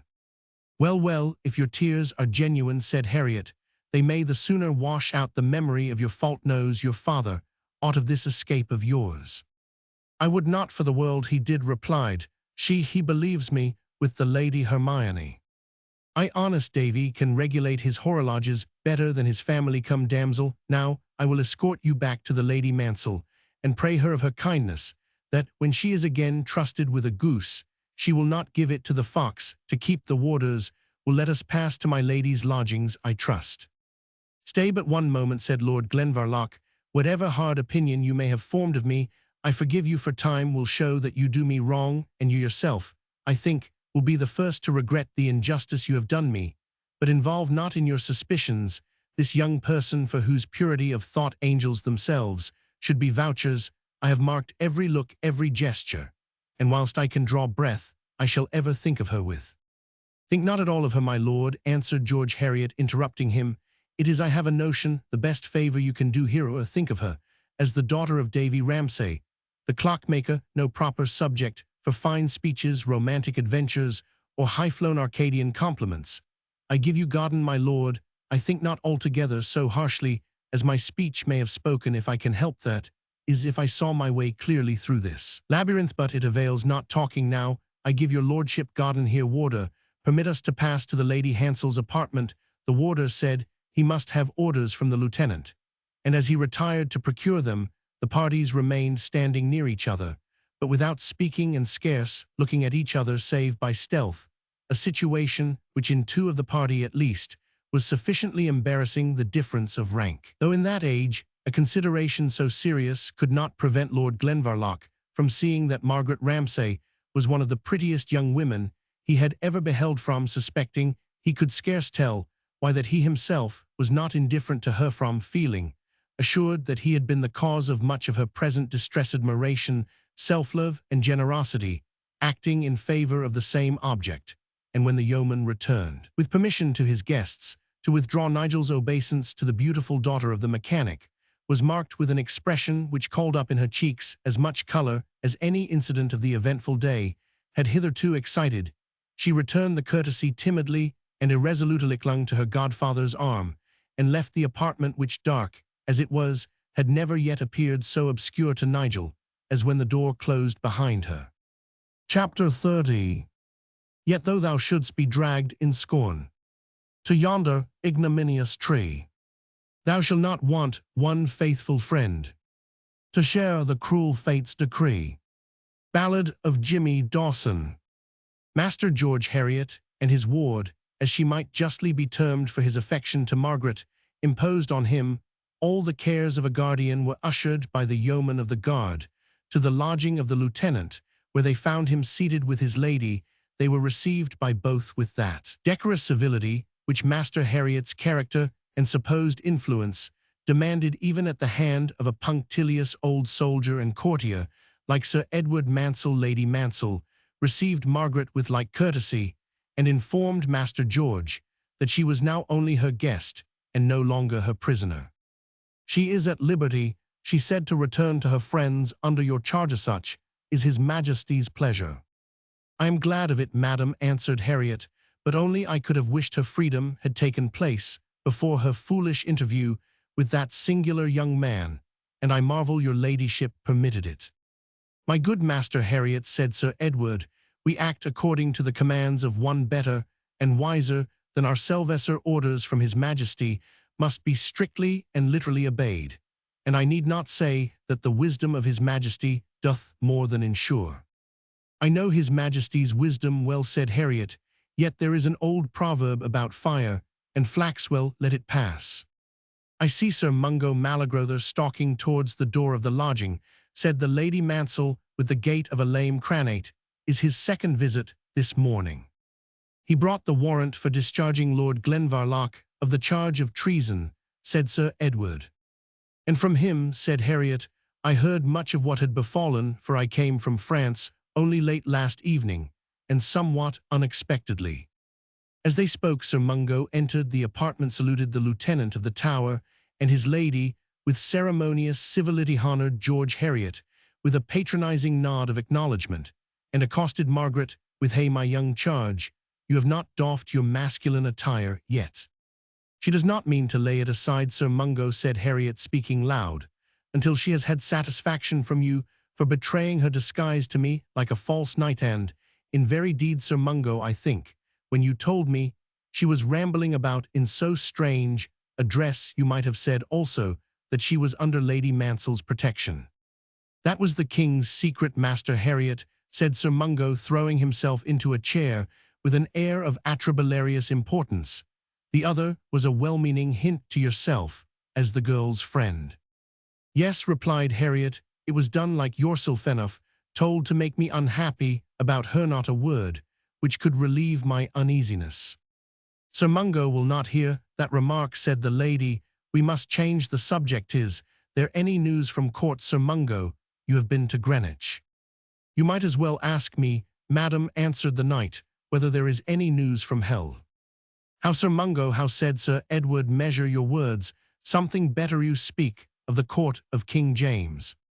"Sir Edward, if I spoke of the court of the 12 Kaisers, I would say it is as confused for the present as the infernal region's courtiers of 40 years standing, and such I may write myself, are as far to seek in the matter as a minnow in the maelstrom. Some folks say the king has frowned on the princedom, that the prince has looked grave on the dukedom, that Lord Glenvarloch will be hanged for high treason, and some that there is matter against Lord Dalgarno that may cost him as much as his head's worth.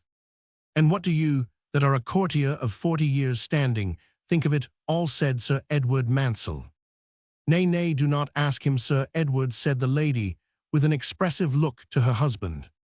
"Sir Mungo is too witty," added Master Harriet, "to remember that he who says aught that may be repeated to his own prejudice does but load a piece for any of the company to shoot him dead with at their pleasure and convenience." "What," said the bold knight, "you think I am afraid of the trepan?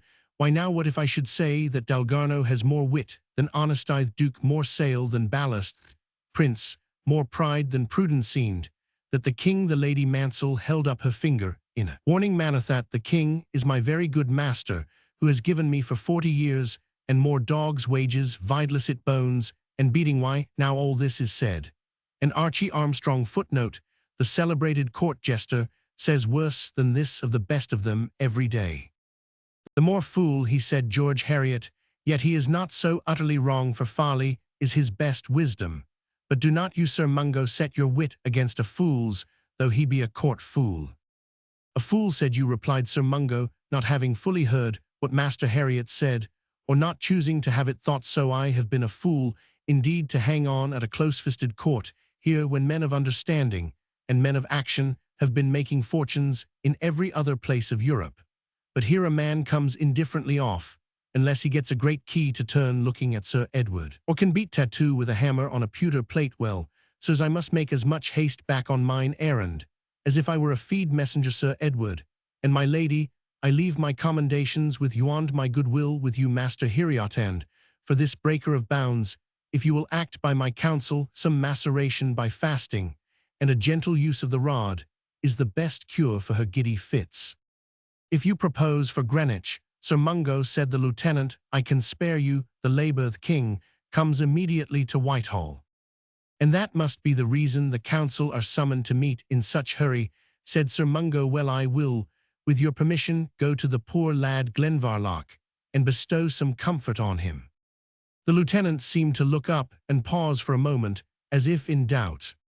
The lad will want a pleasant companion who can tell him the nature of the punishment which he is to suffer, and other matters of concernment. I will not leave him until I show him how absolutely he hath ruined himself from feather to spur, how deplorable is his present state, and how small his chance of mending it. Well, Sir Mungo, replied the lieutenant, if you really think all this likely to be very consolatory to the party concerned, I will send a warder to conduct you. And I, said George Heriot, will humbly pray of Lady Mansell that she will lend some of her handmaiden's apparel to this giddy-brained girl, for I shall forfeit my reputation if I walk up Tower Hill with her in that mad guise, and yet the silly lassie looks not so ill in it neither. I will send my coach with you instantly, said the obliging lady. Faith, madam, and if you will honor us by such courtesy, I will gladly accept it at your hands, said the citizen, for business presses hard on me, and the forenoon is already lost to little purpose. The coach being ordered accordingly transported the worthy citizen and his charge to his mansion in Lombard Street. There he found his presence was anxiously expected by the Lady Hermione, who had just received an order to be in readiness to attend upon the Royal Privy Council in the course of an hour, and upon whom, in her inexperience of business and long retirement from society and the world, the intimation had made as deep an impression as if it had not been the necessary consequence of the petition which she had presented to the king by Monna Paula. George Heriot gently blamed her for taking any steps in an affair so important until his return from France, especially as he had requested her to remain quiet. In a letter which accompanied the evidence he had transmitted to her from Paris, she could only plead in answer the influence which her immediately stirring in the matter was likely to have on the affair of her kinsman Lord Glenvarloch, for she was ashamed to acknowledge how much she had been gained on by the eager importunity of her youthful companion. The motive of Margaret's eagerness was of course the safety of Nigel, but we must leave it to time to show in what particulars that came to be connected with the petition of the Lady Hermione. Meanwhile, we return to the visit with which Sir Mungo Mallegrother favoured the afflicted young nobleman in his place of captivity. The night after the usual salutations, and having prefaced his discourse with a great deal of professed regret for Nigel's situation, sat down beside him, and composing his grotesque features into the most lugubrious despondence, began his raven song as follows. I bless God, my lord, that I was the person who had the pleasure to bring his majesty's mild message to the lieutenant discharging the higher prosecution against ye, for anything meditated against his majesty's sacred person, for admit you be prosecuted on the lesser offence or breach of privilege of the palace, and its precincts usque ad mutilationem, even to dismemberation, as it is most likely you will yet the loss of a member is nothing to being hanged and drawn quick after the fashion of a traitor. I should feel the shame of having deserved such a punishment, answered Nigel, more than the pain of undergoing it.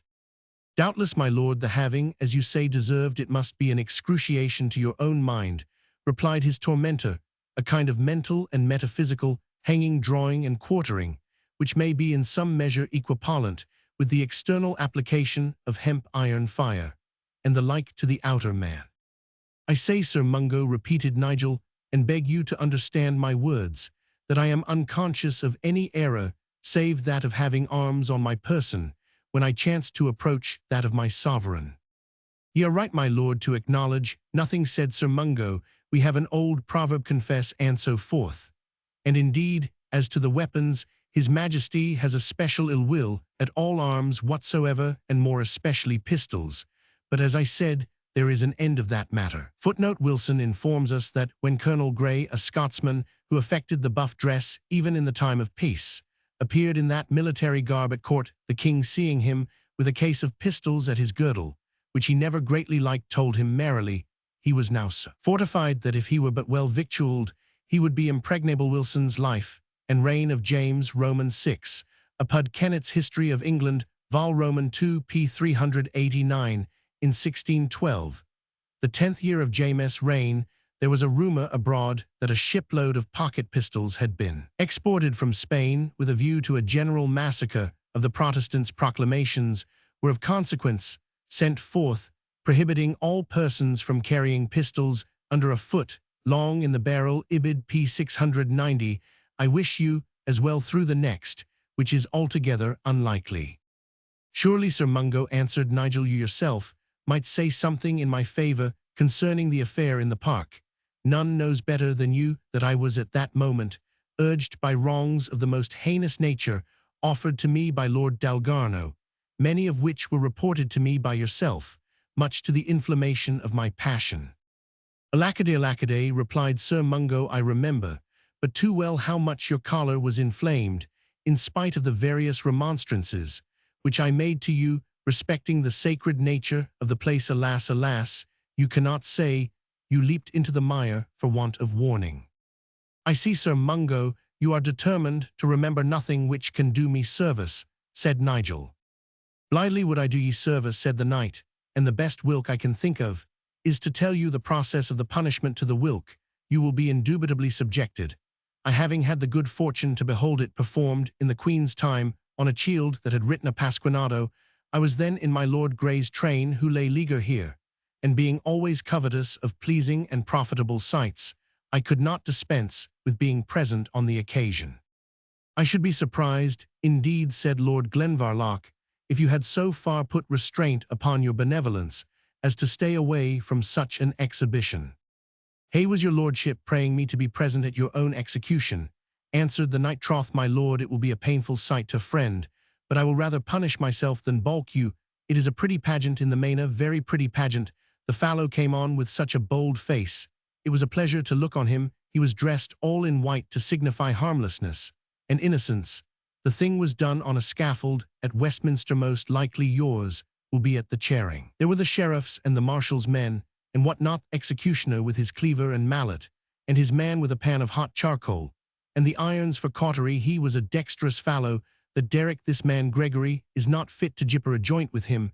It might be worth your lordships while to have the loons sent to barber surgeons to learn some needful scantling of anatomy. It may be for the benefit of yourself and other unhappy sufferers, and also a kindness to Gregory. I will not take the trouble, said Nigel. If the laws will demand my hand, the executioner may get it off as he best can. If the king leaves it where it is, it may chance to do him better service. Vera noble, vera grand, indeed, my lord, said Sir Mungo.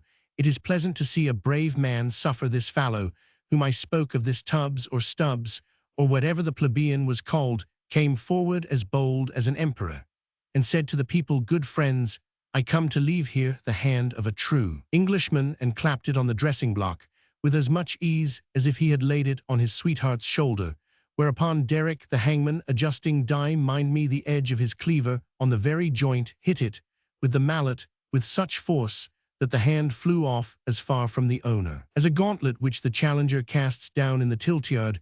Well, Sir Stubbs or Tubbs lost no whit of countenance until the fallow clapped the hissing hot iron on his raw stump. My lord, it fizzed like a rasher of bacon, and the fallow set up an elrich screech which made some think his courage was abated, but not a whit, for he plucked off his hat with his left hand and waved it, crying, God save the Queen, and confound all evil counsellors. The people gave him 3 cheers, which he deserved for his stout heart, and truly I hope to see your lordship suffer with the same magnanimity. I thank you, Sir Mungo, said Nigel, who had not been able to forbear some natural feelings of an unpleasant nature during this lively detail. I have no doubt the exhibition will be a very engaging one to you and the other spectators, whatever it may prove to the party principally concerned.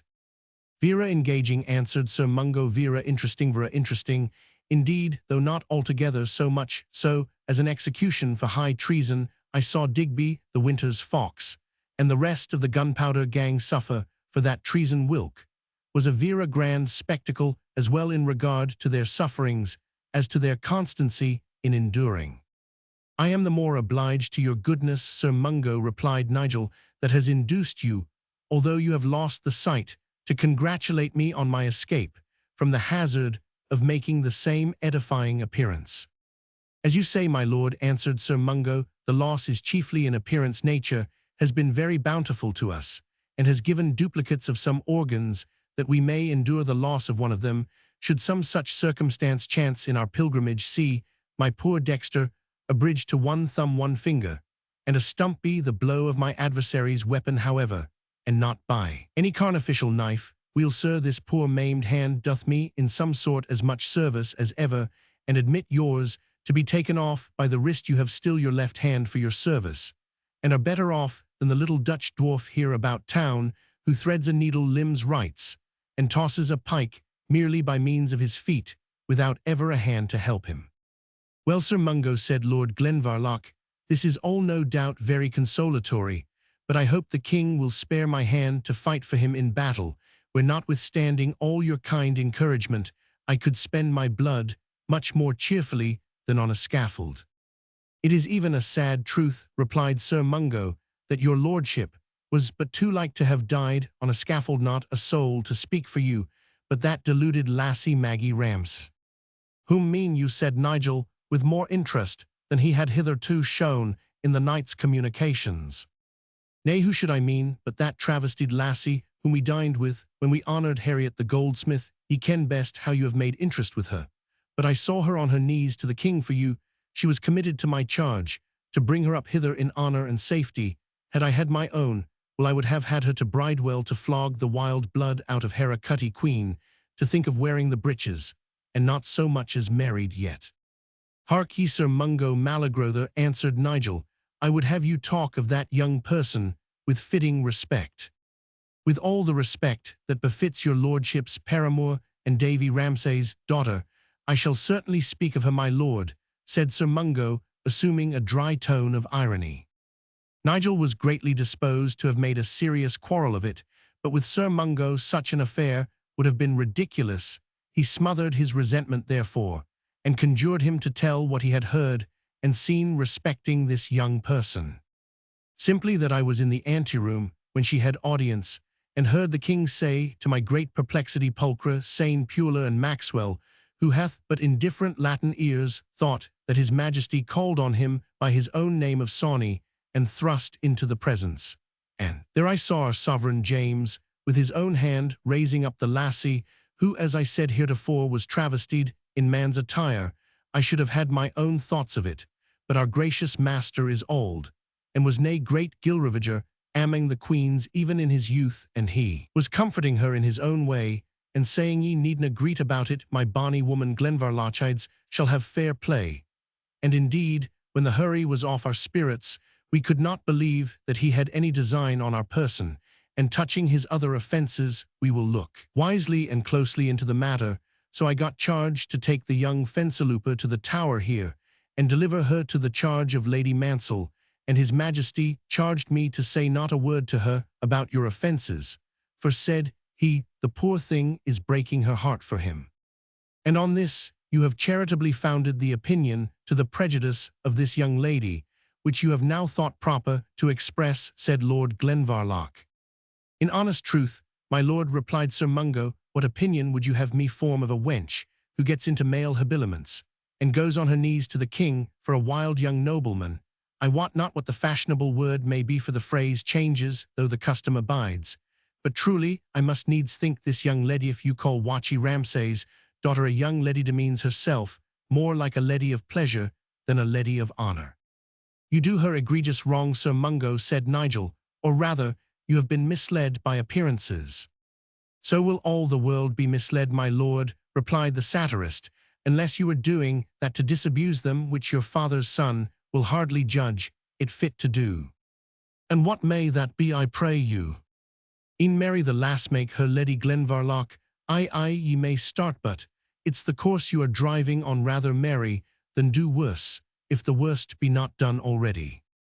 Sir Mungo, said Nigel, I pray you to forbear this subject, and rather return to that of the mutilation, upon which it pleased you to enlarge a short while since. I have not time at present, said Sir Mungo, hearing the clock strike 4, but so soon as you shall have received sentence, my lord, you may rely on my giving you the fullest detail of the whole solemnity, and I give you my word as a knight and a gentleman that I will myself attend you on the scaffold. Whoever may cast sour looks on me for doing so, I bear a heart to stand by a friend in the worst of times." So saying, he wished Lord Glenvarloch farewell, who felt as heartily rejoiced at his departure, though it may be a bold word, as any person who had ever undergone his society. But when left to his own reflections, Nigel could not help feeling solitude nearly as irksome as the company of Sir Mungo Malagrother. The total wreck of his fortune, which seemed now to be rendered unavoidable by the loss of the royal warrant that had afforded him the means of redeeming his paternal estate, was an unexpected and additional blow. When he had seen the warrant, he could not precisely remember, but was inclined to think it was in the casket when he took out money to pay the miser for his lodgings at Whitefriars. Since then, the casket had been almost constantly under his own eye, except during the short time he was separated from his baggage by the arrest in Greenwich Park. It might indeed have been taken out at that time, for he had no reason to think either his person or his property was in the hands of those who wished him well. But on the other hand, the locks of the strongbox had sustained no violence that he could observe, and being of particular and complicated construction, he thought they could scarce be opened without an instrument made on purpose, adapted to their peculiarities. And for this there had been no time but speculate as he would on the matter. It was clear that this important document was gone, and probable that it had passed into no friendly hands. Let it be so, said Nigel to himself. I am scarcely worse off respecting my prospects of fortune than when I first reached this accursed city, but to be hampered with cruel accusations, and stained with foul suspicion, so be the object of pity of the most degrading kind to yonder honest citizen, and of the malignity of that envious and atrabilarious courtier, who can endure the good fortune and good qualities of another no more than the mole can brook sunshines, is indeed a deplorable reflection, and the consequences must stick to my future life, and impede whatever my head or my hand, if it is left, me might be able to execute in my favor. The feeling that he is the object of general dislike and dereliction seems to be one of the most unendurably painful to which a human being can be subjected. The most atrocious criminals, whose nerves have not shrunk from perpetrating the most horrid cruelty, endure more from the consciousness that no man will sympathize with their sufferings than from apprehension of the personal agony of their impending punishment, and are known often to attempt to palliate their enormities, and sometimes altogether to deny what is established by the clearest proof, rather than to leave life under the general ban of humanity. It was no wonder that Nigel, laboring under the sense of general, though unjust suspicion, should, while pondering on so painful a theme, recollect that one at least had not only believed him innocent, but hazarded herself with all her feeble power to interpose in his behalf. Poor girl, he repeated, poor rash, but generous maiden, your fate is that of her in Scottish story, who thrust her arm into the staple of the door, to oppose it as a bar against the assassins who threatened the murder of her sovereign. The deed of devotion was useless save to give an immortal name to her by whom it was done, and whose blood flows, it is said, in the veins of my house. I cannot explain to the reader whether the recollection of this historical deed of devotion, and the lively effect which the comparison, a little overstrained perhaps, was likely to produce in favor of Margaret Ramsay, was not qualified by the concomitant ideas of ancestry and ancient descent with which that recollection was mingled, but the contending feelings suggested a new train of ideas. Ancestry, he thought, and ancient descent, what are they to me? My patrimony alienate me, title become a reproach for what can be so absurd as titled beggarimy character, subjected to suspicion. I will not remain in this country, and should I at leaving it procure the society of one so lovely, so brave, and so faithful, who should say that I derogated from the rank which I am virtually renouncing? There was something romantic and pleasing as he pursued this picture of an attached and faithful pair becoming all the world to each other, and stemming the tide of fate arm in arm, and to be linked thus with a creature so beautiful, and who had taken such devoted and disinterested concern in his fortunes, formed itself into such a vision as romantic youth loves best to dwell upon. Suddenly his dream was painfully dispelled by the recollection that its very basis rested upon the most selfish ingratitude on his own part. Lord of his castle, and his towers, his forests, and fields, his fair patrimony and noble name, his mind would have rejected as a sort of impossibility the idea of elevating to his rank the daughter of a mechanic, but when degraded from his nobility and plunged into poverty and difficulties, he was ashamed to feel himself not unwilling that this poor girl, in the blindness of her affection, should abandon all the better prospects of her own settled condition to embrace the precarious and doubtful course which he himself was condemned to. The generosity of Nigel's mind recoiled from the selfishness of the plan of happiness which he projected, and he made a strong effort to expel from his thoughts for the rest of the evening this fascinating female, or at least not to permit them to dwell upon the perilous circumstance that she was at present the only creature living who seemed to consider him as an object of kindness. He could not, however, succeed in banishing her from his slumbers, when after having spent a weary day, he betook himself to a perturbed couch.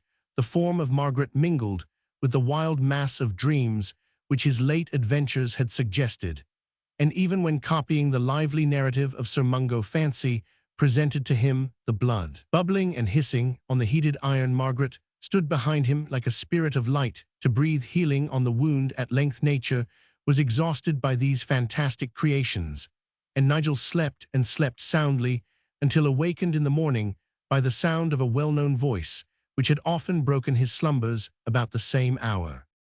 Chapter 31. Many come up, sir, with your gentle blood.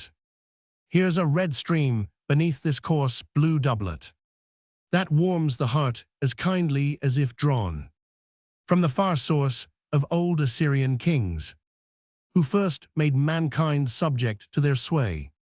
Old play.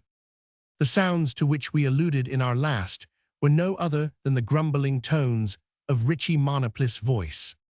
This worthy, like some other persons who rank high in their own opinion, was very apt when he could have no other auditor to hold conversation with one who was sure to be a willing listener, I mean with himself.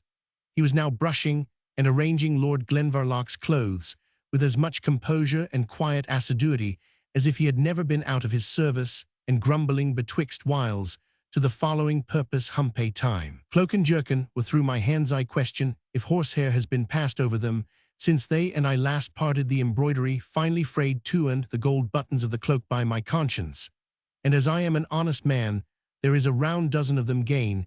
This comes of Alsatian frolics. God keep us with his grace, and not give us over to our own devices. I see no sword but that will be in respect of present circumstances. Nigel for some time could not help believing that he was still in a dream, so improbable did it seem that his domestic, whom he supposed to be in Scotland, should have found him out and obtained access to him in his present circumstances. Looking through the curtains, however, he became well assured of the fact when he beheld the stiff and bony length of Richie, with a visage charged with nearly double its ordinary degree of importance, employed sedulously in brushing his master's cloak, and refreshing himself with whistling or humming from interval to interval some snatch of an old melancholy Scottish ballad tune. Although sufficiently convinced of the identity of the party, Lord Glenvarloch could not help expressing his surprise in the superfluous questioning, "The name of heaven, Richie, is this you?" "And whar else sould it be, my lord?" answered Richie. "I dreamna that your lordship's levy in this place is like to be attended by ony that are not bounded thereto by duty." "I am rather surprised," answered Nigel, "that it should be attended by anyone at all, especially by you, Richie, for you know that we parted, and I thought you had reached Scotland long since."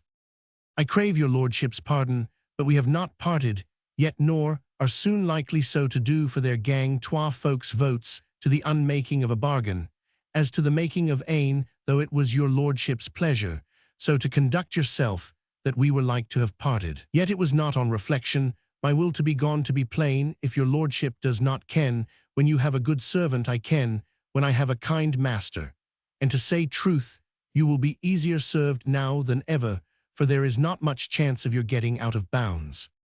"I am indeed bound over to good behaviour," said Lord Glenvarloch, with a smile, "but I hope you will not take advantage of my situation to be too severe on my follies, Richie."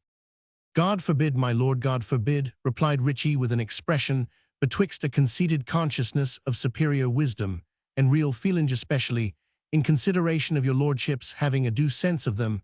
I did indeed remonstrate, as was my humble duty, but I scorn to cast that up to your lordship. Now I am myself, an erring creature, every conscious of some small weakness, as there is no perfection in man. But Richie, said Lord Glenvarloch, although I am much obliged to you for your proffered service, it can be of little use to me here, and may be of prejudice to yourself. Your lordship shall pardon me again, said Richie, whom the relative situation of the parties had invested with 10 times his ordinary dogmatism. But as I will manage the matter, your lordship shall be greatly benefited by my service, and I myself no whit prejudiced. I see not how that can be, my friend, said Lord Glenvarloch, since even as to your pecuniary affairs. Touching my pecuniaries, my lord, replied Richie, I am indifferently weel provided, and as it chances, my living here will be no burden to your lordship or distress to myself. Only I crave permission to annex certain conditions to my servitude with your lordship. Annex what you will, said Lord Glenvarloch, for you are pretty sure to take your own way, whether you make any conditions or not, since you will not leave me, which, where I think your wisest course, you must, and I suppose, will serve me only on such terms as you like yourself. All that I ask, my lord, said Richie gravely, and with a tone of great moderation, is to have the uninterrupted command of my own motions for certain important purposes, which I have now in hand, always giving your lordship the solace of my company and attendance at such times as may be at once convenient for me and necessary for your service. Of which I suppose you constitute yourself sole judge, replied Nigel, smiling. Unquestionably, my lord, answered Richie gravely, for your lordship can only know what yourself want, whereas I, who see both sides of the picture, can both what is the best for your affairs, and what is the most needful for my own. Richie, my good friend, said Nigel, I fear this arrangement, which places the master much under the disposal of the servant, would scarce suit us if we were both at large. But a prisoner as I am, I may be as well at your disposal as I am at that of so many other persons. And so you may come and go as you list, for I suppose you will not take my advice to return to your own country and leave me to my fate. The deal be in my feet, if I do, said Monoples. I am not the lad to leave your lordship in foul weather when I followed you and fed upon you through the whole summer day. And besides, there may be brave days behind, for that has come and gane yet for. It's hame, and it's hame, and it's hame we fain would be, though the cloud is in the lift, and the wind is on the lay, for the sun through the murk blinks blithe on mine, he says he'll shine on ye yet in our ain country. Having sung this stanza in the manner of a ballad singer whose voice has been cracked by matching his windpipe against the bugle of the north blast, Richie Monoples aided Lord Glenvarloch to rise, attended his toilet with every possible mark of the most solemn and deferential respect, then waited upon him at breakfast, and finally withdrew, pleading that he had business of importance which would detain him for some hours. Although Lord Glenvarloch necessarily expected to be occasionally annoyed by the self-conceit and dogmatism of Richie Monoples' character, yet he could not but feel the greatest pleasure from the firm and devoted attachment which this faithful follower had displayed in the present instance, and indeed promised himself an alleviation of the ennui of his imprisonment in having the advantage of his services. It was therefore with pleasure that he learned from the warder that his servant's attendance would be allowed at all times when the general rules of the fortress permitted the entrance of strangers.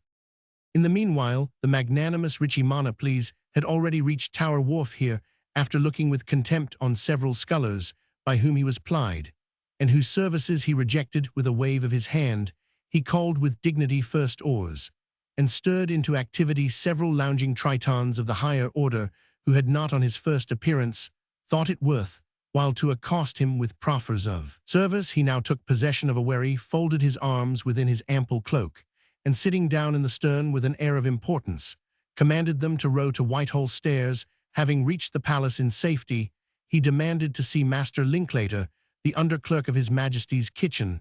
The reply was that he was not to be spoken with, all being then employed in cooking a mess of cockaleeky for the king's own mouth. Tell him, said Monoples, that it is a dear countryman of his who seeks to converse with him on matter of high import. "A dear countryman," said Linklater, when this pressing message was delivered to him, "well, let him come in, and be d.d. that I should say sae this now is some red-headed long-legged Gilliuhitefoot, frae the Westport, that hearing of my promotion is come up to be a turnbrach or deputy scullion through my interest. It is a great hindrance to any man who would rise in the world to have such friends to hang by his skirts in hope of being towed up along with him. Ha, Richie Monople's man, is it thou? And what has brought ye here, if they should ken thee for the loon that scared the horse the other day?" "No more o' that, neighbour," said Richie. "I am just here on the auld errand. I maun speak with the king." "The king ye are red wud," said Linklater, then shouted to his assistant in the kitchen, "Look to the broches, ye knavespices, purga salsamenta fac macerenta pulcher. I will make you understand Latin, ye knaves, as becomes the scullions of King James." Then in a cautious tone to Richie's private ear, he continued, "Know ye not how ill your master came off the other day? I can tell you that job made some folk shake for their office. Weel, but Laurie, ye maun befriend me this time, and get this wee bit siflication slipped into his Majesty's ain most gracious hand. I promise you the contents will be most grateful to him." Richie answered Linklater, "You have certainly sworn to say your prayers in the porter's lodge with your back bare, and twa grooms with dog whips to cry amen to you." "Na, Laurie lad," said Richie, "I ken better what belangs to siflications than I did yon day, and ye will say that yoursel, if ye will but get that bit note to the king's hand." "I will have neither hand nor foot in the matter," said the cautious clerk of the kitchen, "but there is his Majesty's mess of cockaliki just going to be served to him in his closet. I cannot prevent you from putting the letter between the gilt bowl and the platter. His sacred Majesty will see it when he lifts the bowl, for he drinks out the broth." "Enough said," replied Richie, and deposited the paper accordingly just before a page entered to carry away the mess to his Majesty. Aweel, neighbour," said Lawrence, when the mess was taken away, "if ye have done onything to bring yoursel to the withy or the scourging post, it is your ain wilful deed." "I will blame no other for it," said Richie, and with that undismayed pertinacity of conceit which made a fundamental part of his character, he abode the issue, which was not long of arriving. In a few minutes, Maxwell himself arrived in the apartment and demanded hastily who had placed a writing on the king's trencher. Linklater denied all knowledge of it, but Richie Monoples, stepping boldly forth, pronounced the emphatical confession, "I am the man." "Follow me then," said Maxwell, after regarding him with a look of great curiosity. They went up a private staircase. Even that private staircase, the privilege of which at court is accounted a nearer road to power than the grand entrees themselves. Arriving in what Richie described as an ill-read-up anteroom, the usher made a sign to him to stop while he went into the king's closet. Their conference was short, and as Maxwell opened the door to retire, Richie heard the conclusion of it. "Ye are sure he is not dangerous? I was caught one spied within call, but not nearer the door than within 3 geometrical cubits. If I speak loud, start to me like a falcon. If I speak loud, keep your lang lugs out of earshot. And now let him come in."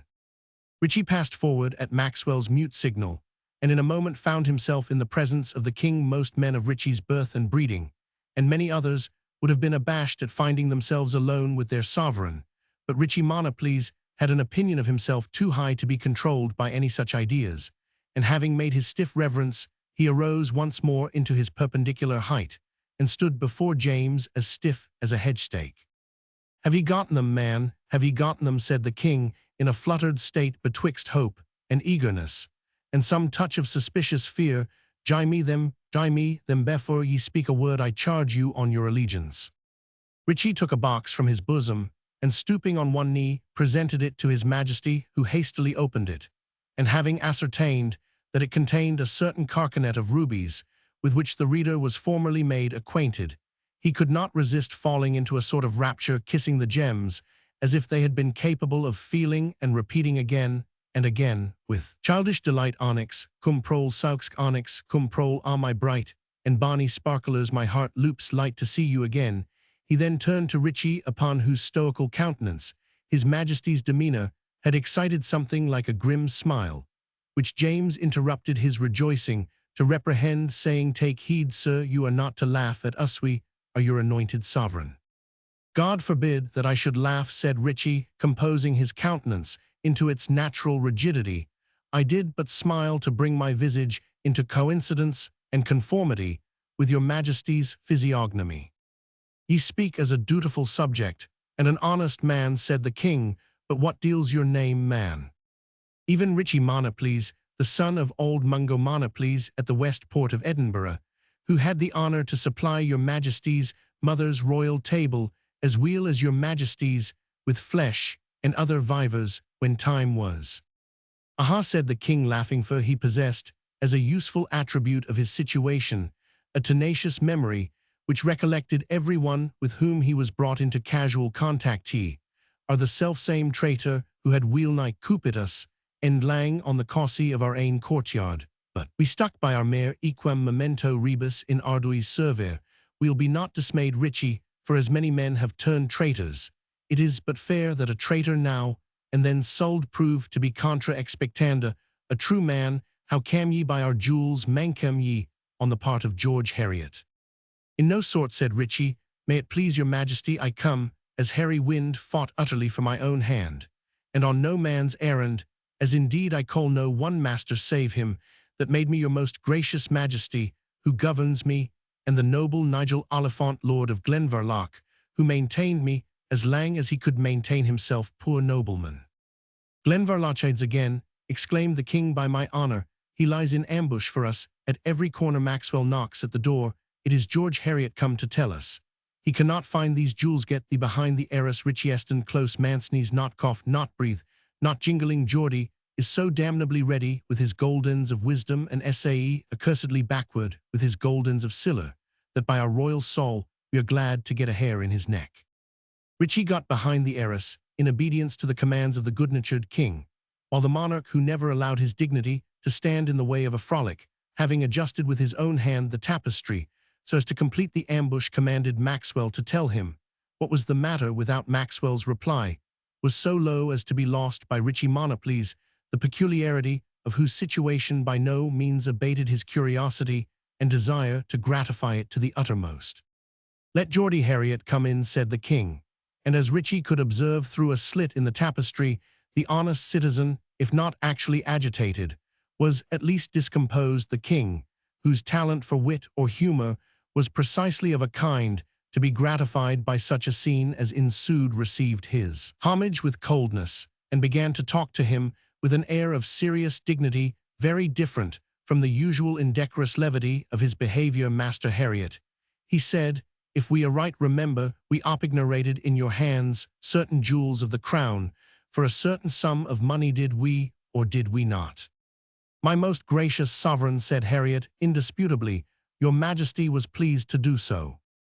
"The property of which jewels and simelia remained with us," continued the king, in the same solemn tone, "subject only to your claim of advance thereupon, which advance being repaid, gives us right to repossession of the thing opignorated, or pledged, or laid, in wad votius vinius gronwigenius pagens stecaruzol, who have treated de contractu opinerationis consentiunt in undumgri on the same point, the Roman law, the English common law, and the municipal law of our ancient kingdom of Scotland, though they split in mere particulars, than I could desire unite as strictly in this as the three strands of a twisted rope."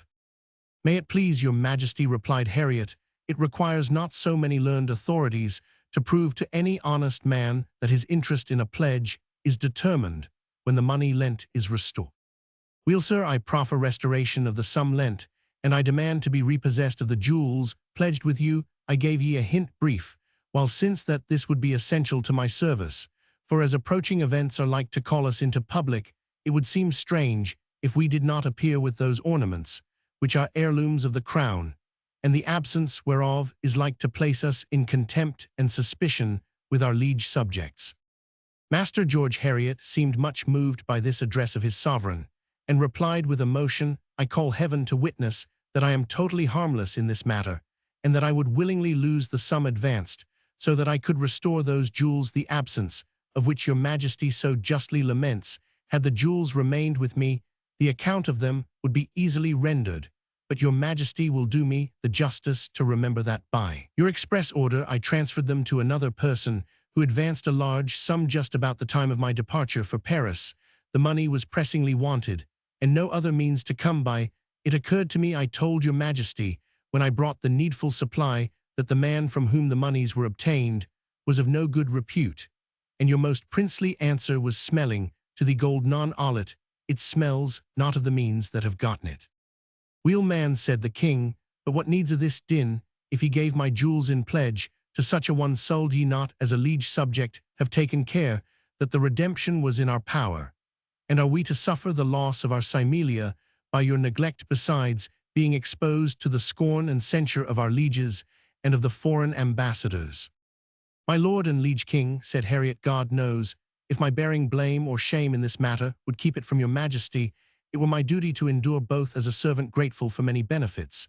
But when your majesty considers the violent death of the man himself, the disappearance of his daughter, and of his wealth, I trust you will remember that I warned your majesty in humble duty of the possibility of such casualties, and prayed you not to urge me to deal with him on your behalf. But you brought me nae better means, said the king. Geordie, ye brought me nae better means. I was like a deserted man. What could I do but grip to the first siller that offered, as a drowning man grasps to the willow wand that comes ready a stand? Now, man, what for have ye not brought back the jewels? They are surely above ground, if ye wad make strict search. All strict search has been made. May it please your majesty, replied the citizen, hue and cry has been sent out everywhere, and it has been found impossible to recover them.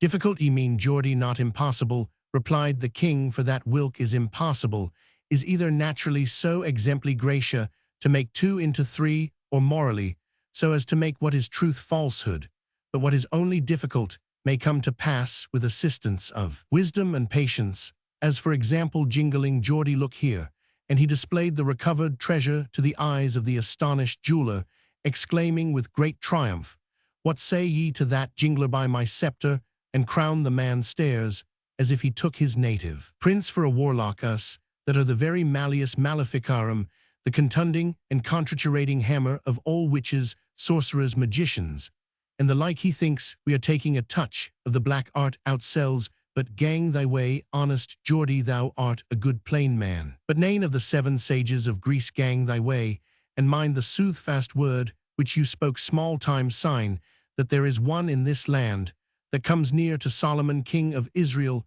in all his gifts, except in his love to strange women, Phoebe, the daughter of Pharaoh.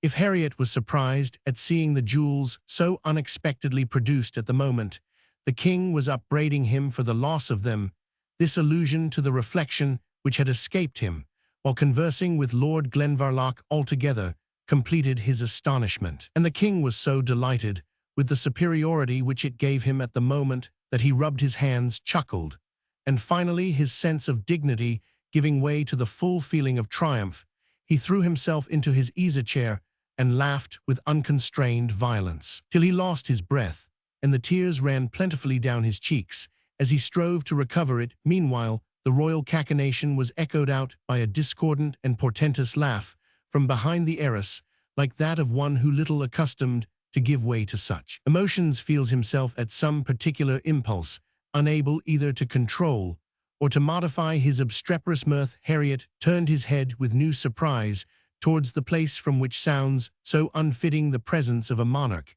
seemed to burst with such emphatic clamor.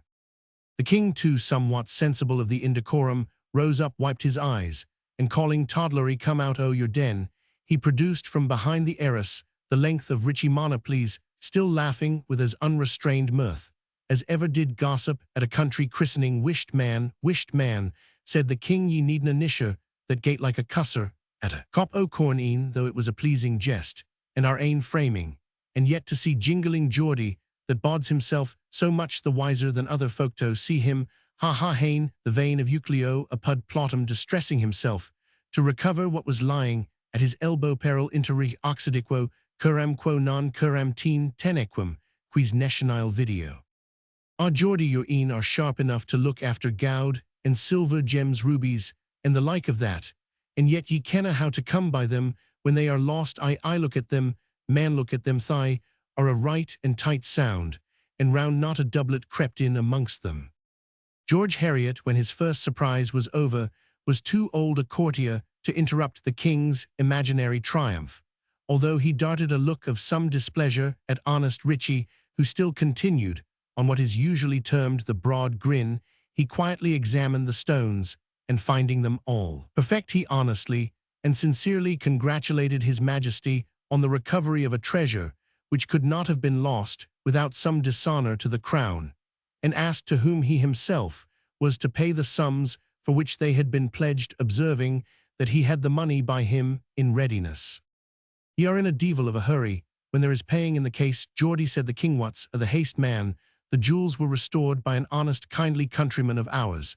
There he stands, and wha kens if he wants the money on the nail, or if he might not be as weel pleased, why a bit rescript on our treasury some 6 months hence. Ye ken that our exchequer is even at a low ebb just now, and ye cry pay, pay, pay, as if we had all the mines of Ophir."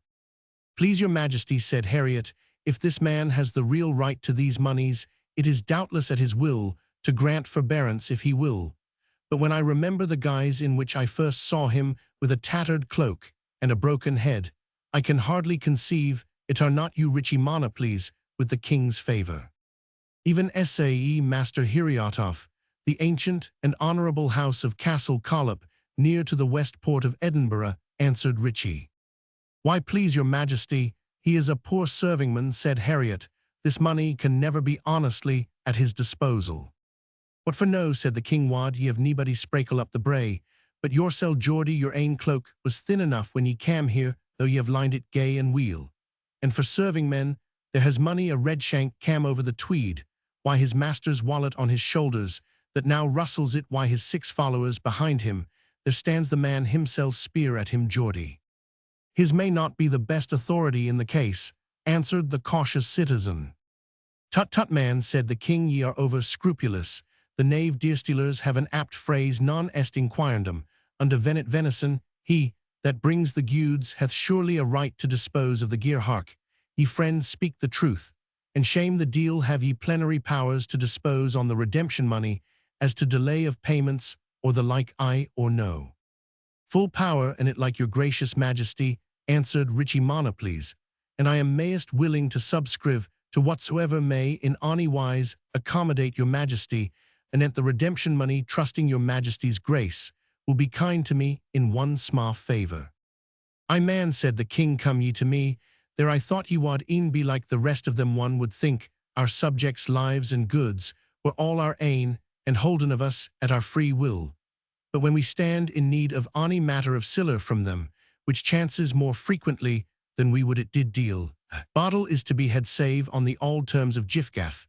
It is just niffer for niffer, aweel neighbour. What is it that ye want? Some monopoly, I reckon, or it may be a grant of kirklands and tanes, or a knighthood, or the like. Ye maun be reasonable, unless ye propose to advance more money for our present occasions."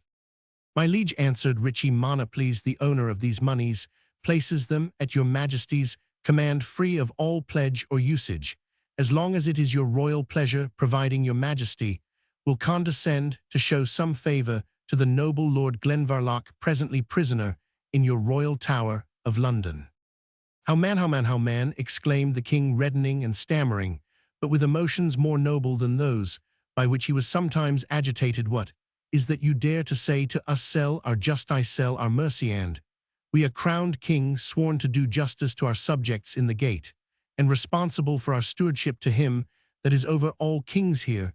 He reverently looked up, touched his bonnet, and continued with some sharpness, "We dare not traffic in such commodities, sir, and but that ye are a poor ignorant creature that have done us this day some not unpleasant service, we wad have a red iron driven through your tongue in terrorum of others. Awa with him, Jorda, pay him plack and bawbee out of our moneys in your hands, and let them care that come ahint." Ritchie, who had counted with the utmost certainty upon the success of this masterstroke of policy, was like an architect whose whole scaffolding at once gives way under him. He caught, however, at what he thought might break his fall, not only the sum for which the jewels were pledged, he said, but the double of it, if required, should be placed at his Majesty's command, and even without hope or condition of repayment, if only But the king did not allow him to complete the sentence, crying out with greater vehemence than before, as if he dreaded the stability of his own good resolutions. "Awow, why himswith, awow, why him? It is time he were gane. If he doubles his bode, that gate, and for your life, let na steenie or any of them hear a word from his mouth, for wha kens what trouble that might bring me into knee in ducas, in tentationum, vade retro sathanas, amen." In obedience to the royal mandate, George Heriot hurried the abashed petitioner out of the presence and out of the palace.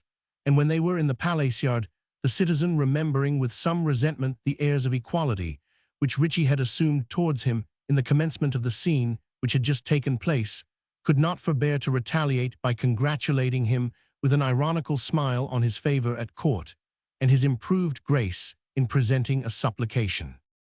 "Never fash your beard about that, Master George Heriot," said Ritchie, totally undismayed, "but tell me when and where I am to supplicate you for £800 sterling for which these jewels stood engaged." "The instant that you bring with you the real owner of the money," replied Heriot, "whom it is important that I should see on more accounts than one." "Then will I back to his majesty," said Ritchie Monoples stoutly, "and get either the money or the pledge back again. I am fully commissionate to act in that matter." "It may be so, Ritchie," said the citizen, "and perchance it may not be so neither, for your tales are not all gospel, and therefore be assured I will see that it is so. Ere I pay you that large sum of money, I shall give you an acknowledgment for it, and I will keep it prestable at a moment's warning. But my good Richard Monoples of Castle Collop, near the west port of Edinburgh, in the meantime, I am bound to return to his majesty on matters of weight." So speaking, and mounting the stair to re-enter the palace, he added, by way of summing up the whole, "George Heriot is over old a cock to be caught with chaff." Ritchie stood petrified when he beheld him re-enter the palace, and found himself, as he supposed, left in the lurch. "Now plague on ye," he muttered, "for a cunning old skinflint, that because ye are an honest man yourself, forsooth, must needs deal with all the world as if they were knaves. But deal be in me, if ye beat me yet, Gude guide us. Yonder comes Laurie Linklater next, and he will be on me about the sifflication. I winna stand him, by St. Andrew." So saying, and changing the haughty stride with which he had that morning entered the precincts of the palace into a skulking shamble, he retreated for his wherry, which was in attendance with speed, which, to use the approved phrase on such occasions, greatly resembled a flight. Chapter 32. "Benedict, this looks not like a nuptial. Much ado about nothing." Master George Heriot had no sooner returned to the king's apartment than James inquired of Maxwell if the Earl of Huntingdon was in attendance, and receiving an answer in the affirmative, desired that he should be admitted. The old Scottish lord, having made his reverence in the usual manner, the king extended his hand to be kissed, and then began to address him in a tone of great sympathy. "We told your lordship in our secret epistle of this morning, written with our ain hand in testimony, we have neither pretermitted nor forgotten your faithful service, that we had that to communicate to you that would require both patience and fortitude to endure, and therefore exhorted you to peruse some of the most pithy passages of Seneca, and of Boethius de Consolation, that the back may be, as we say, fitted for the burden. This we commend to you from our ain experience. Non ignara male miseris succora disca, saith Dido, and I might say in my own person non ignaris, but to change the gender would affect the prosody, whereof our southern subjects are tenacious. So, my Lord of Huntingdon, I trust you have acted by our advice, and studied patience, before ye need itvenienti occurrate morbimix, the medicament when the disease is coming on. "May it please your majesty," answered Lord Huntingdon, "I am more of an old soldier than a scholar, and, if my own rough nature will not bear me out in any calamity, I hope I shall have grace to try a text of scripture to boot." "I manor you there with your bears," said the king. "The Bible, man, touching his cap, is indeed principium et fons, but it is pity your lordship cannot peruse it in the original, for, although we did ourselves promote that work of translation, since ye may read at the beginning of every Bible, that when some palpable clouds of darkness were thought like to have overshadowed the land, after the setting of that bright occidental star Queen Elizabeth, yet our appearance, like that of the sun in his strength, instantly dispelled these surmised mists. I say that although, as therein mentioned, we countenanced the preaching of the gospel, and especially the translation of the scriptures out of the original sacred tongues. Yet nevertheless, we ourselves confess to have found a comfort in consulting them in the original Hebrew Wilk. We do not perceive, even in the Latin version of the Septuagint, much less in the English traduction. Please your Majesty, said Lord Huntingdon, if your Majesty delays communicating the bad news with which your honored letter threatens me, until I am capable to read Hebrew like your Majesty, I fear I shall die in ignorance of the misfortune which hath befallen, or is about to befall my house.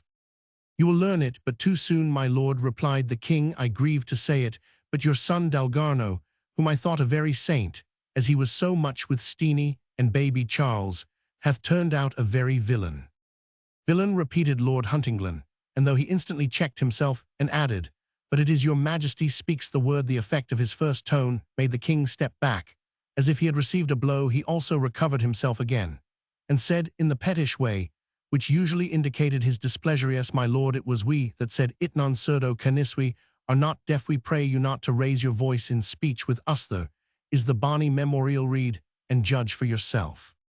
The king then thrust into the old nobleman's hand a paper containing the story of the Lady Hermione, with the evidence by which it was supported, detailed so briefly and clearly that the infamy of Lord Dalgarno the lover, by whom she had been so shamefully deceived, seemed undeniable, but a father yields not up so easily the cause of his son. May it please your Majesty, he said, why was this tale not sooner told? This woman hath been here for years, wherefore was the claim on my son not made the instant she touched English ground? Tell him how that came about, Geordie, said the king, dressing Harriet. I grieve to distress my Lord Huntingdon, said Harriet, but I must speak the truth. For a long time the Lady Hermione could not brook the idea of making her situation public, and when her mind became changed in that particular, it was necessary to recover the evidence of the false marriage and letters and papers connected with it, which when she came to Paris, and just before I saw her, she had deposited with a correspondent of her father in that city. He became afterwards bankrupt, and in consequence of that misfortune, the lady's papers passed into other hands, and it was only a few days since I traced and recovered them. Without these documents of evidence, it would have been imprudent for her to have preferred her complaint favored, as Lord Dalgarno is by powerful friends. You're saucy to say sae, said the king. I ken what ye mean. Weel enug I think Steenie wad hae putten the weight of his foot into the scales of justice, and guard them whom'll the bucket I forget Geordie, whar it is whose hand upholds them, and he do poor Steenie.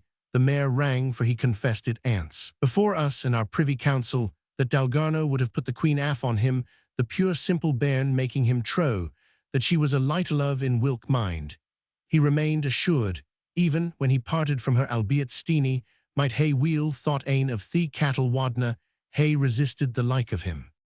The Lady Hermione, said George, Harriet has always done the utmost justice to the conduct of the Duke, who, although strongly possessed with prejudice against her character, yet scorned to avail himself of her distress, and on the contrary supplied her with the means of extricating herself from her difficulties. It was e'en like himsel blessings on his bonny face, said the king, and I believed this lady's tale the mair readily, my Lord Huntingdon, that she spake nae ill of Steenie, and, to make a lang tale short, my lord, it is the opinion of our council and ourself, as weel as of baby Charles and Steenie, that your son maun amend his wrong by wedding this lady, or undergo such disgrace and discountenance as we can bestow. The person to whom he spoke was incapable of answering him. He stood before the king motionless, and glaring with eyes of which even the lids seemed immovable, as if suddenly converted into an ancient statue of the times of chivalry. So instantly had his hard features and strong limbs been arrested into rigidity by the blow he had received, and, in a second afterwards, like the same statue, when the lightning breaks upon it, he sunk at once to the ground with a heavy groan. The king was in the utmost alarm, called upon Harriet and Maxwell for help and presence of mind. Not being his forte, ran to and fro in his cabinet, exclaiming, my ancient and beloved servant, who saved our anointed self, the ac dolor, my Lord of Huntingdon, look up, man, and your son may marry the Queen of Sheba if he will. By this time Maxwell and Harriet had raised the old nobleman and placed him on a chair, while the king, observing that he began to recover himself, continued his consolations more methodically. Hold up your head, and listen to your ain kind native prince. If there is shame man, it comesna empty-handed there is siller to gild eat a gude torture. And know that bad a pedigree if she has been a loon, it was your son made her SAE, and he can make her an honest woman again. These suggestions, however reasonable in the common case, gave no comfort to Lord Huntingdon, if indeed he fully comprehended them, but the blubbering of his good-natured old master, which began to accompany and interrupt his royal speech, produced more rapid effect. The large tear gushed reluctantly from his eye as he kissed the withered hands which the king, weeping with less dignity and restraint, abandoned to him first alternately and then both together, until the feelings of the man, getting entirely the better of the sovereign's sense of dignity, he grasped and shook Lord Huntingdon's hands with the sympathy of an equal and a familiar friend. "Compone lacrimas," said the monarch, "be patient man, be patient the council, and baby Charles, and Steenie may a gang to the devil shall not marry her, since it moves you so deeply." "He shall marry her, by God," answered the earl, drawing himself up, dashing the tear from his eyes, and endeavoring to recover his composure. "I pray your majesty's pardon. But he shall marry her with her dishonor for her dowry, were she the veriest courtesan in all Spain. If he gave his word, he shall make his word good, were it to the meanest creature that haunts the streets shall do it, or my own dagger shall take the life that I gave him, if he could stoop to use so base a fraud, though to deceive infamy, let him wed infamy." No, no, the monarch continued to insinuate, things are not so bad as that. Steenie himself never thought of her being a streetwalker, even when he thought the worst of her. "If it can at all console my Lord of Huntingdon," said the citizen, "I can assure him of this lady's good birth, and most fair and unspotted fame." "I am sorry for it," said Lord Huntingdon, then interrupting himself, he said, "Heaven forgive me for being ungrateful for such comfort, but I am well nigh sorry she should be, as you represent her, so much better than the villain deserves, to be condemned to wed beauty and innocence, and honest birth." "Ay, and wealth, my lord, wealth," insinuated the king, "is a better sentence than his perfidy has deserved." "It is long," said the embittered father, "since I saw he was selfish and hard-hearted, but to be a perjured liar I never dreaded that such a blot would have fallen on my race. I will never look on him again." "Hoot I, my lord, hoot I," said the king, "ye maun tak him to task roundly. I grant you should speak more in the vein of Demi than mitio Roman 6 nemp et via pervulgata patrum. But as for not seeing him again, and he your only son that is altogether out of reason, I tell ye, man, but I would not for a bottle that baby Charles heard me, that he might gie the glaiks to half the lasses of Lana and Ayr, I could find in my heart speak such harsh words, as you have said of this deal of a Dalgarno of yours." "May it please your majesty to permit me to retire," said Lord Huntingdon, "and dispose of the case according to your own royal sense of justice, for I desire no favour for him." "Aweel, my lord, so be it, and if your lordship can think," added the monarch, "of anything in our power which might comfort you." "Your majesty's gracious sympathy," said Lord Huntingdon, "has already comforted me as far as earth can. The rest must be from the King of Kings." "To him I commend you, my auld and faithful servant," said James, with emotion, as the earl withdrew from his presence. The king remained fixed in thought for some time, and then said to Harriet, jingling, "Geordie, ye ken all the privy doings of our court, and have doon so these 30 years, though like a wise man ye hear and see. And say nothing now, there is a thing I fain wad ken, in the way of philosophical inquiry. Did you ever hear of the umquhile Lady Huntingdon, the departed countess of this noble earl, ganging a wee bit gleed in her walk through the world, I mean, in the way of slipping a foot, casting a leglingirth, or the like, ye understand me?" Footnote: a leglingirth is the lowest hoop upon a leglin or milkpill. Alan Ramsay applies the phrase in the same metaphorical sense. Or bairns can read they first maun spell, I learned this frae my mammy, and cast a leglingirth mysel. Lang ere I married Tammy. Christ's Kirk on the Green. "On my word, as an honest man," said George Heriot, somewhat surprised at the question, "I never heard her wronged by the slightest breath of suspicion. She was a worthy lady, very circumspect in her walk, and lived in great concord with her husband, save that the good countess was something of a Puritan, and kept more company with ministers than was altogether agreeable to Lord Huntingdon, who is, as your majesty well knows, a man of the old rough world that will drink and swear." "O Geordie," exclaimed the king, "these are old-world frailties of Wilk. We dare not pronounce even ourselves absolutely free. But the world grows worse from day to day, Geordie. The juveniles of this age may we'll say with the poet, Etas parentum pejor avis chalit nos nequus. This Dalgarno does not drink so much or swear so much as his father, but he wenches Geordie, and he breaks his word, and oath baith as to what you say of the lady and the ministers. We are a fallible creatures, Geordie, priests and kings, as weel as others and wha kens.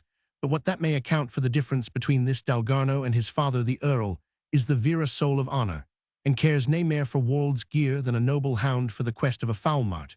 But as for his son, he was like to brazen us out ourselves, Steenie baby Charles, and our counsel till he heard of the torture, and then by my kingly crown, he lapped like a cock at a grossart. These are discrepancies betwixt parent and son, not to be accounted for naturally, according to Baptista. Porter Michael Scott de Secretes, and others are jingling Geordie, if you're clouding the cauldron, and jingling on pots, pans, and vessels of all manner of metal hadna jingled your grammar out of your head. I could have touched on that matter to you at mere length." Harriet was too plain-spoken to express much concern for the loss of his grammar learning on this occasion, but after modestly hinting that he had seen many men who could not fill their father's bonnet, though no one had been suspected of wearing their father's nightcap, he inquired whether Lord Dalgarno had consented to do the Lady Hermione justice. "Troth, man, I have small doubt that he will," quoth the king.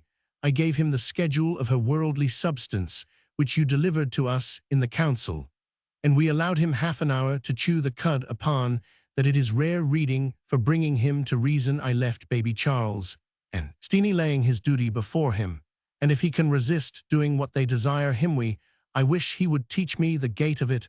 O Geordie, jingling Geordie, it was grand to hear baby Charles laying down the guilt of dissimulation, and Steenie lecturing on the turpitude of incontinence." "I am afraid," said George Harriet more hastily than prudently, "I might have thought of the old proverb of Satan reproving sin." "Deal hae our soul, neighbour," said the king, reddening, "but ye are not blate, I gie ye license to speak freely, and by our soul, ye do not let the privilege become lost. Non-utendoit will suffer no negative prescription in your hands. Is it fit, think ye, that baby Charles should let his thoughts be publicly seen? Non-prince's thoughts are arcana imperii, qui nescit dissimulare nescit rignare.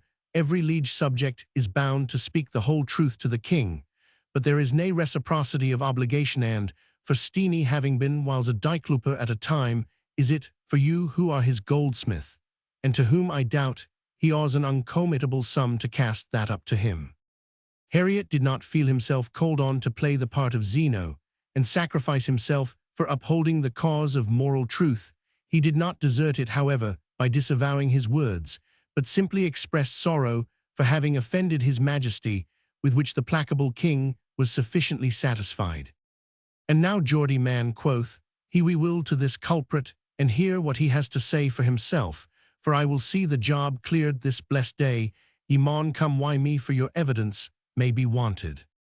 The king led the way accordingly into a larger apartment, where the Prince, the Duke of Buckingham, and one or two privy councillors were seated at a table before which stood Lord Dalgarno, in an attitude of as much elegant ease and indifference as could be expressed considering the stiff dress and manners of the times.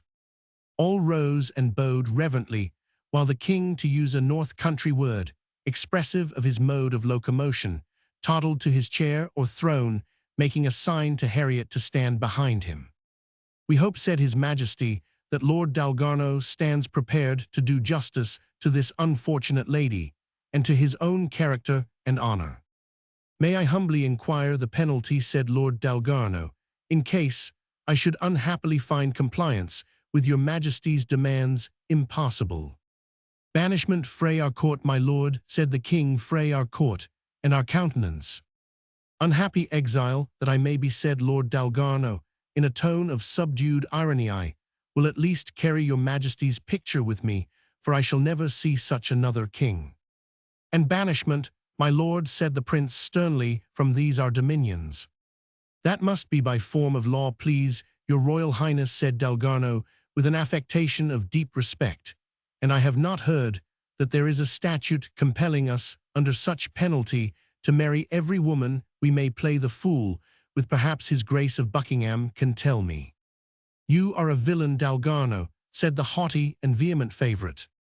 "Find my Lord Fiato a prisoner, and in presence of your royal and paternal gossip," said Lord Dalgarno. "But I will cut this deliberation short. I have looked over this schedule of the goods and effects of Erminia Pauletti, daughter of the late Nobilize. He is called the Noble, or I read wrong, Giovanni Pauletti of the Howie of San Savino in Genoa, and of the no less noble Lady Maud Oliphant of the House of Glenvarloch. Well, I declare that I was precontracted in Spain to this noble lady, and there has passed betwixt us some certain prolebatio matrimonii, and now what more does this grave assembly require of me? That you should repair the gross and infamous wrong you have done the lady by marrying her within this hour," said the prince. "Oh, may it please your royal highness," answered Dalgarno, "I have a trifling relationship with an old earl who calls himself my father, who may claim some vote in the matter. Alas, every son is not blessed with an obedient parent." He hazarded a slight glance towards the throne to give meaning to his last words. "We have spoken ourselves with Lord Huntingdon," said the king, "and are authorized to consent in his name." "I could never have expected this intervention of a proxeneta, which the vulgar translate Blackfoot, of such eminent dignity," said Dalgarno, scarce concealing a sneer. "And my father hath consented. He was wont to say ere we left Scotland that the blood of Huntingdon and of Glenvarloch would not mingle were they poured into the same basin. Perhaps he has a mind to try the experiment." "My lord," said James, "we will not be longer trifled with. Will you instantly and sign Mora take this lady to your wife in our chapel?" "State him at instanter," answered Lord Dalgarno, "for I perceive by doing so I shall obtain power to render great services to the Commonwealth. I shall have acquired wealth to supply the wants of your majesty, and a fair wife to be at the command of his Grace of Buckingham." The Duke rose, passed to the end of the table, where Lord Dalgarno was standing, and whispered in his ear, "You have placed a fair sister at my command ere now." This taunt cut deep through Lord Dalgarno's assumed composure. He started as if an adder had stung him, but instantly composed himself, and fixing on the Duke's still smiling countenance an eye which spoke unutterable hatred, he pointed the forefinger of his left hand to the hilt of his sword. But in a manner which could scarce be observed by anyone save Buckingham, the Duke gave him another smile of bitter scorn, and returned to his seat, in obedience to the commands of the king, who continued calling out, "Sit down, Steenie, sit down, I command you, will hae nae harnsbreaking here."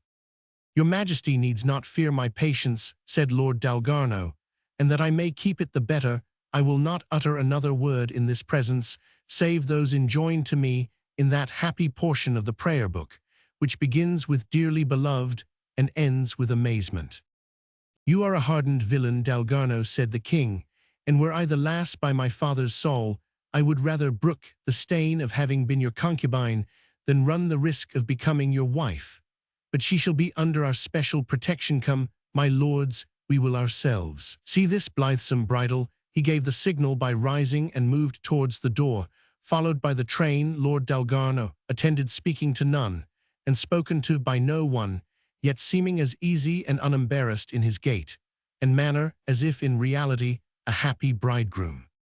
They reached the chapel by a private entrance, which communicated from the royal apartment. The Bishop of Winchester, in his pontifical dress, stood beside the altar on the other side, supported by Monna Paula, the colourless, faded, half-lifeless form of the Lady Hermione or Erminia Pauletti. Lord Dalgarno bowed profoundly to her, and the prince, observing the horror with which she regarded him, walked up, and said to her with much dignity, "Madam, ere you put yourself under the authority of this man, let me inform you he hath, in the fullest degree, vindicated your honour, so far as concerns your former intercourse. It is for you to consider whether you will put your fortune and happiness into the hands of one who has shown himself unworthy of all trust."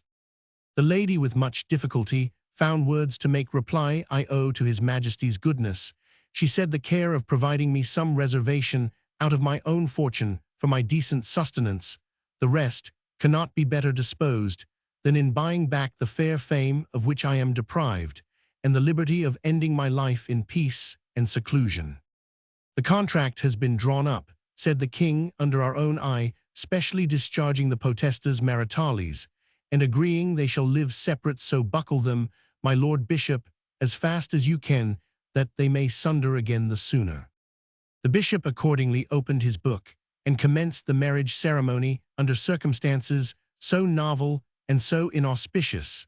The responses of the bride were only expressed by inclinations of the head and body, while those of the bridegroom were spoken boldly and distinctly with a tone resembling levity, if not scorn. When it was concluded, Lord Dalgarno advanced, as if to salute the bride, but seeing that she drew back in fear and abhorrence, he contented himself with making her a low bow. He then drew up his form to its height and stretched himself, as if examining the power of his limbs, but elegantly, and without any forcible change of attitude. I could caper, yet he said, though I am in fetters, but they are of gold, and lightly worn well, I see all eyes look cold on me, and it is time I should withdraw. The sun shines elsewhere than in England. But first I must ask how this fair Lady Dalgarno is to be bestowed. Methinks it is but decent I should know. Is she to be sent to the harem of my Lord Duke, or is this worthy citizen as before? Hold thy base ribald tongue, said his father, Lord Huntingdon, who had kept in the background during the ceremony, and now stepping suddenly forward, caught the lady by the arm, and confronted her unworthy husband. The Lady Dalgarno, he continued, shall remain as a widow in my house. A widow I esteem her as much as if the grave had closed over her dishonored husband. Lord Dalgarno exhibited momentary symptoms of extreme confusion, and said in a submissive tone, if you, my lord, can wish me dead, I cannot, though your heir return the compliment few of the firstborn of Israel. He added, recovering himself from the single touch of emotion he had displayed, can say so much with truth. But I will convince you ere I go that I am a true descendant of a house famed for its memory of injuries. I marvel your majesty will listen to him longer, said Prince Charles. Methinks we have heard enough of his daring insolence. But James, who took the interest of a true gossip in such a scene as was now passing, could not bear to cut the controversy short, but imposed silence on his son with wished baby Charlesthur, is a good bairn wished. I want to hear what the frontless loon can say. Only, sir, said Dalgarno, that but for one single line in this schedule, all else that it contains could not have bribed me to take that woman's hand into mine. That line maun have been the summa totales, said the king. Not so, sire, replied Dalgarno.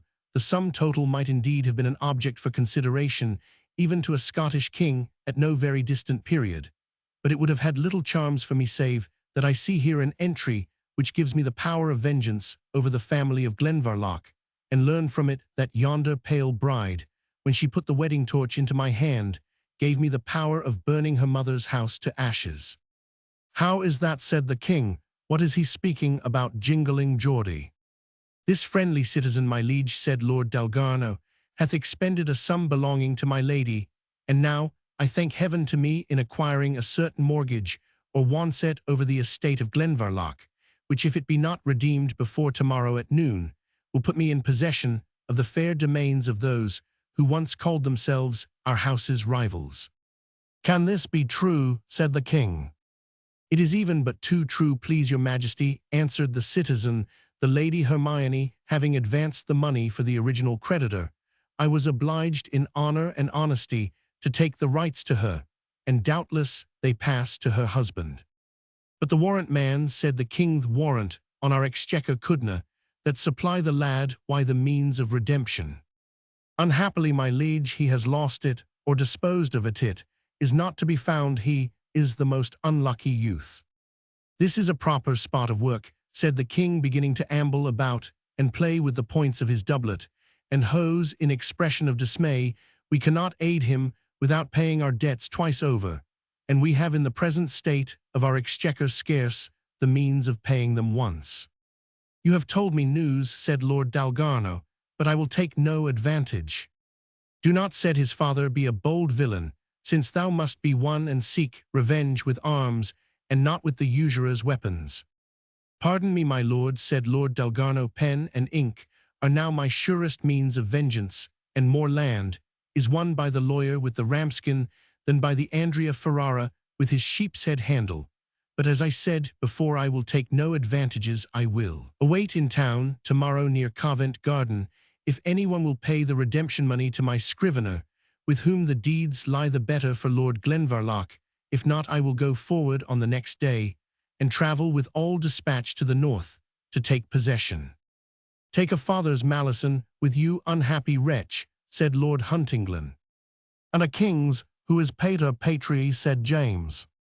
I trust to bear both lightly, said Lord Dalgarno, and bowing around him he withdrew, while all present oppressed, and as it were overawed by his determined effrontery, found they could draw breath more freely when he at length relieved them of his society. Lord Huntingdon, applying himself to comfort his new daughter-in-law, withdrew with her also, and the king, with his privy council, whom he had not dismissed again, returned to his council chamber. Though the hour was unusually late, Harriet's attendance was still commanded, but for what reason was not explained to him. Chapter 33. Ill Play, the Eavesdropper, Richard, Roman 3, Act, Roman 5, Scene 3. James had no sooner resumed his seat at the council board than he began to hitch in his chair, cough, use his handkerchief, and make other intimations that he meditated a long speech. The council composed themselves to the beseeming degree of attention. Charles, as strict in his notions of decorum as his father was indifferent to it, fixed himself in an attitude of rigid and respectful attention, while the haughty favorite, conscious of his power over both father and son, stretched himself more easily on his seat, and in assuming an appearance of listening, seemed to pay a debt to ceremonial rather than to duty. I doubt not, my lords, said the monarch, that some of you may be thinking the hour of refection is past, and that it is time to ask with the slave in the comedy quid disimbolo. Nevertheless, to do justice and exercise judgment is our meat and drink, and now we are to pray your wisdom to consider the case of this unhappy youth, Lord Glenvarloch, and see whether consistently with our honor anything can be done in his favor. I am surprised at your majesty's wisdom making the inquiry, said the duke. It is plain this Dalgarno hath proved one of the most insolent villains on earth, and it must therefore be clear that if Lord Glenvarloch had run him through the body, there would but have been out of the world a knave who had lived in it too long. I think Lord Glenvarloch hath had much wrong, and I regret that by the persuasions of this false fellow I have myself had some hand in it. Ye speak like a child, Steenie, I mean, my Lord of Buckingham, answered the king, and as one that does not understand the logic of the schools, for an action may be inconsequential or even meritorious quod hominem, that is as touching him upon whom it is acted, and yet most criminal quod locum, or considering the place wherein it is done, as a man may lawfully dance cridi-beardy or any other dance in a tavern, but not inter parietes ecclesiae, so that though it may have been a good deed to have sticked Lord Dalgarno, being such as he has shown himself anywhere else, yet it fell under the plain statute, when violence was offered within the verge of the court. For let me tell you, my lords, the statute against striking would be of no small use in our court, if it could be eluded by justifying the person stricken to be a knave. It is much to be lamented that I ken nae court in Christendom where knaves are not to be found, and if men are to break the peace under pretense of beating them, why it will rain Jeddart staves. Footnote: the old-fashioned weapon called the Jeddart staff was a species of battle-axe of a very great tempest. It is said in the south of Scotland that it rains Jeddart staffs as in England. The common people talk of its raining cats and dogs in our very antechamber. What your majesty says, replied Prince Charles, is marked with your usual wisdom. The precincts of palaces must be sacred as well as the persons of kings, which are respected even in the most barbarous nations, as being one step only beneath their divinities. But your majesties will can control the severity of this and every other law, and it is in your power, on consideration of his case, to grant the rash young man a free pardon. Rem acutetigisti carol me pural, answered the king, and know, my lords, that we have by a shrewd device and gift of our own already sounded the very depth of this Lord Glenvarloch's disposition. I trow there be among you some that remember my handling in the curious case of my Lady Lake, and how I trimmed them about the story of hearkening behind the arras. Now, this put me to cogitation, and I remembered me of having read that Dionysius king of Syracuse, whom historians call tyrannos, which signifieth not in the Greek tongue, as in ours, a truculent usurper, but a royal king, who governs it, may be something more strictly than we and other lawful monarchs, whom the ancients termed basiles. Now this Dionysius of Syracuse caused cunning workmen to build for himself a lug ken, what that is, my lord bishop. A cathedral, I presume, to guess, answered the bishop. What the deal, man, I crave your lordship's pardon for swearing, but it was no cathedral, only a lurking place called the king's lug, or ear, where he could sit undisgrayed, and hear the converse of his prisoners. Now, sirs, in imitation of this Dionysius, whom I took for my pattern, the rather that he was a great linguist and grammarian, and taught a school with good applause, after his abdication, either he or his successor of the same name, it matters not, Wilkie, have caused them to make a lug up at the state prison of the Tower yonder, more like a pulpit than a cathedral, my lord bishop, and communicating with the arras behind the lieutenant's chamber, where we may sit and privily hear the discourse of such prisoners as are pent up there for state offences, and so creep into the very secrets of our enemies. The prince cast a glance towards the duke expressive of great vexation and disgust. Buckingham shrugged his shoulders, but the motion was so slight as to be almost imperceptible.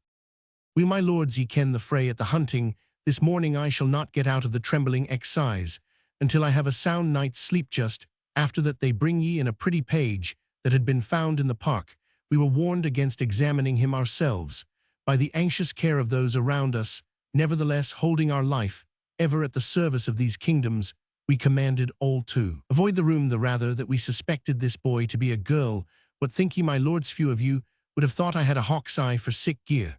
But we thank God that though we are old, we know so much of such toys as may beseem a man of decent gravity. Weel, my lords, we questioned this maiden in male attire ourselves, and I profess it was a very pretty interrogatory, and well followed for, though she at first professed that she assumed this disguise in order to countenance the woman who should present us with the Lady Hermione's petition, for whom she professed entire affection.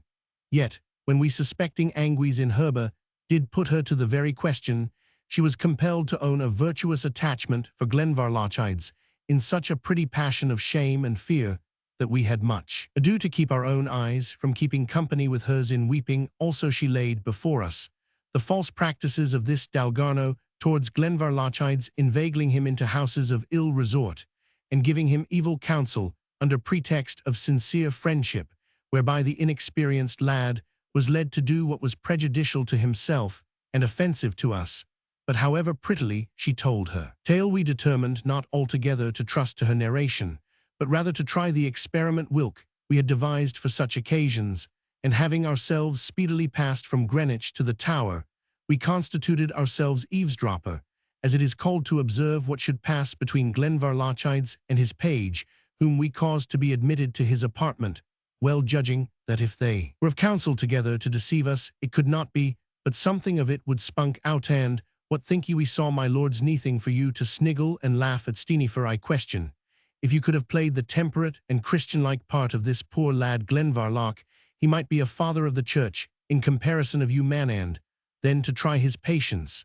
Yet farther we loosed on him a courtier and a citizen, that is Sir Mungo Malagrother, and our servant George Heriot here, or dang the poor lad about, and didna greatly spare our royal selves. You mind, Geordie, what you said about the wives and concubines, but I forge ye manny need of kneeling, I forge yeth readier, that it regards a certain particular whilk, as it added not much to Solomon's credit. The lack of it cannot be said to impinge on ours. Aweel, my lords, for all temptation of sore distress and evil ensample, this poor lad never loosed his tongue on us to say one unbecoming word, which inclines us the rather, acting always by your wise advice, to treat this affair of the park as a thing done in the heat of blood and under strong provocation, and therefore to confer our free pardon on Lord Glenvarloch. I am happy your gracious majesty, said the Duke of Buckingham, has arrived at that conclusion, though I could never have guessed at the road by which you attained it.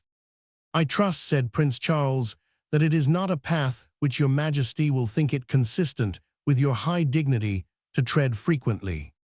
Never while I live again, baby Charles, that I give you my royal word on they say, that hearkeners hear ill tales of themselves be, my soul, my very ears, are tingling why, that old sorrow Sir Mungo's sarcasms, he called us close-fisted Steenii, am sure you can contradict that, but it is mere envy in the old mutilated sinner, because he himself has neither a noble to hold in his loof, nor fingers to close on it. If he had here the king lost recollection of Sir Mungo's irreverence in chuckling over his own wit, and only farther alluded to it by saying we must give the old maunderer bows in linguum something to stop his mouth, or he will rail at us from Dan to Beersheba. And now, my lords, let our warrant of mercy to Lord Glenvarloch be presently expedited, and he put to his freedom, and as his estate is likely to go so sleeveless a gate, we will consider what means of favour we can show him. My lords, I wish you an appetite to an early supper. Our labours have approached that term, baby Charles, and Steenie you will remain, till our couchy, my lord bishop. You will be pleased to stay to bless our meet Geordie Harriet a word with you apart. His Majesty then drew the citizen into a corner, while the councillors, those excepted, who had been commanded to remain, made their obeisance, and withdrew. Geordie, said the king, my good and trusty servant here. He busied his fingers much with the points and ribbons of his dress. Ye see that we have granted from our own natural sense of right and justice, that which yon long-backed fallow monopolies, I think they ca him, proffered to purchase from us with a mighty bribe. Whilk we refused, as being a crowned king, who wad neither sell our justice nor our mercy for pecuniary consideration. Now what think ye should be the upshot of this? My Lord Glenvarloch's freedom, and his restoration to your Majesty's favour, said Harriet. I ken that, said the king peevishly. Ye are very dull today. I mean, what do you think this fallow monopolies should think about the matter? Surely that your Majesty is a most good and gracious sovereign, answered Harriet. We had need to be gude and gracious baith, said the king still more pettishly, that have idiots about us that cannot understand what we mint it unless we speak it out in braid lowlands. See this chield monopoly, sir, and tell him what we have done for Lord Glenvarloch, in whom he takes such part out of our own gracious motion, though we refuse to do it on any proffer of private advantage. Now you may put it till him, as if of your own mind, whether it will be a gracious or a dutiful part in him to press us for present payment of the 200 or 300 miserable pounds for Wilk. We were obliged to opignorate our jewels. Indeed, money men may think ye wad do the part of a good citizen, if you took it on yourself to refuse him payment, seeing he hath had what he professed to esteem full satisfaction, and considering moreover that it is evident he hath no pressing need of the money, whereof we have much necessity. George Harriet sighed internally. O my master, thought Hemi, dear master, is it then fated you are never to indulge any kingly or noble sentiment, without its being sullied by some afterthought of interested selfishness? The king troubled himself not about what he thought, but taking him by the collar said, Ye ken my meaning now, Jingle Rawa, why ye you are a wise man, manage it your ain gate, but forget not our present straits. The citizen made his obeisance, and withdrew. And now, bairns, said the king, what do you look upon each other for, and what have you got to ask of your dear dad and gossip? Only, said the prince, that it would please your Majesty to command the lurking place at the prison to be presently built up. The groans of a captive should not be brought in evidence against him. What build up, my lug, baby Charles, and yet better deaf than hear ill tales of oneself, so let them build it up hard and fast, without delay, the rather that my back is sare with sitting in it for a whole hour. And now let us see what the cooks have been doing for us, bonny bairns. Chapter 34. To this brave man the knight repairs for counsel in his law affairs, and found him mounted in his pew, with books and money placed for show, like nest eggs to make clients lay, and for his false opinion pay. Hugh de Bruz. Our readers may recollect a certain smooth-tongued, lank-haired, buckram-suited Scottish scrivener, who in the earlier part of this history appeared in the character of a protégé of George Harriet. It is to his house we are about to remove, but times have changed with him. The petty booth hath become a chamber of importance. The buckram suit is changed into black velvet, and although the wearer retains his puritanical humility and politeness to clients of consequence, he can now look others broad in the face and treat them with a full allowance of superior opulence and the insolence arising from it. It was but a short period that had achieved these alterations, nor was the party himself as yet entirely accustomed to them. But the change was becoming less embarrassing to him with every day's practice. Among other acquisitions of wealth, you may see one of Davy Ramsay's best timepieces on the table, and his eye is frequently observing its revolutions, while a boy whom he employs as a scribe is occasionally sent out to compare its progress with the clock of St. Dunstan. The scrivener himself seemed considerably agitated. He took from a strong box a bundle of parchments and read passages of them with great attention, then began to soliloquize. There is no outlet which law can suggest, no backdoor of evasion on Afe. The lands of Glenvarloch are not redeemed. Before it rings noon, Lord Dalgarno has them a cheap pennyworth. Strange that he should have been at last able to set his patron at defiance and achieve for himself the fair estate with the prospect of which he so long flattered. The powerful Buckingham might not Andrew Skirluhitter nick him, as neatly he hath been my patron true not more than Buckingham was his. And he can be so no more, for he departs presently for Scotland. I am glad of it. I hate him, and I fear him. He knows too many of my secrets. I know too many of his, but no, I need never attempt it. There are no means of overreaching him. Well, Willie, what o'clock? 11 hours, just chap it, sir. Go to your desk without child, said the scrivener. What to do next? I shall lose the old Earl's fair business, and what is worse, his son's foul practice. Old Harriet looks too close into business to permit me more than the paltry and ordinary dues.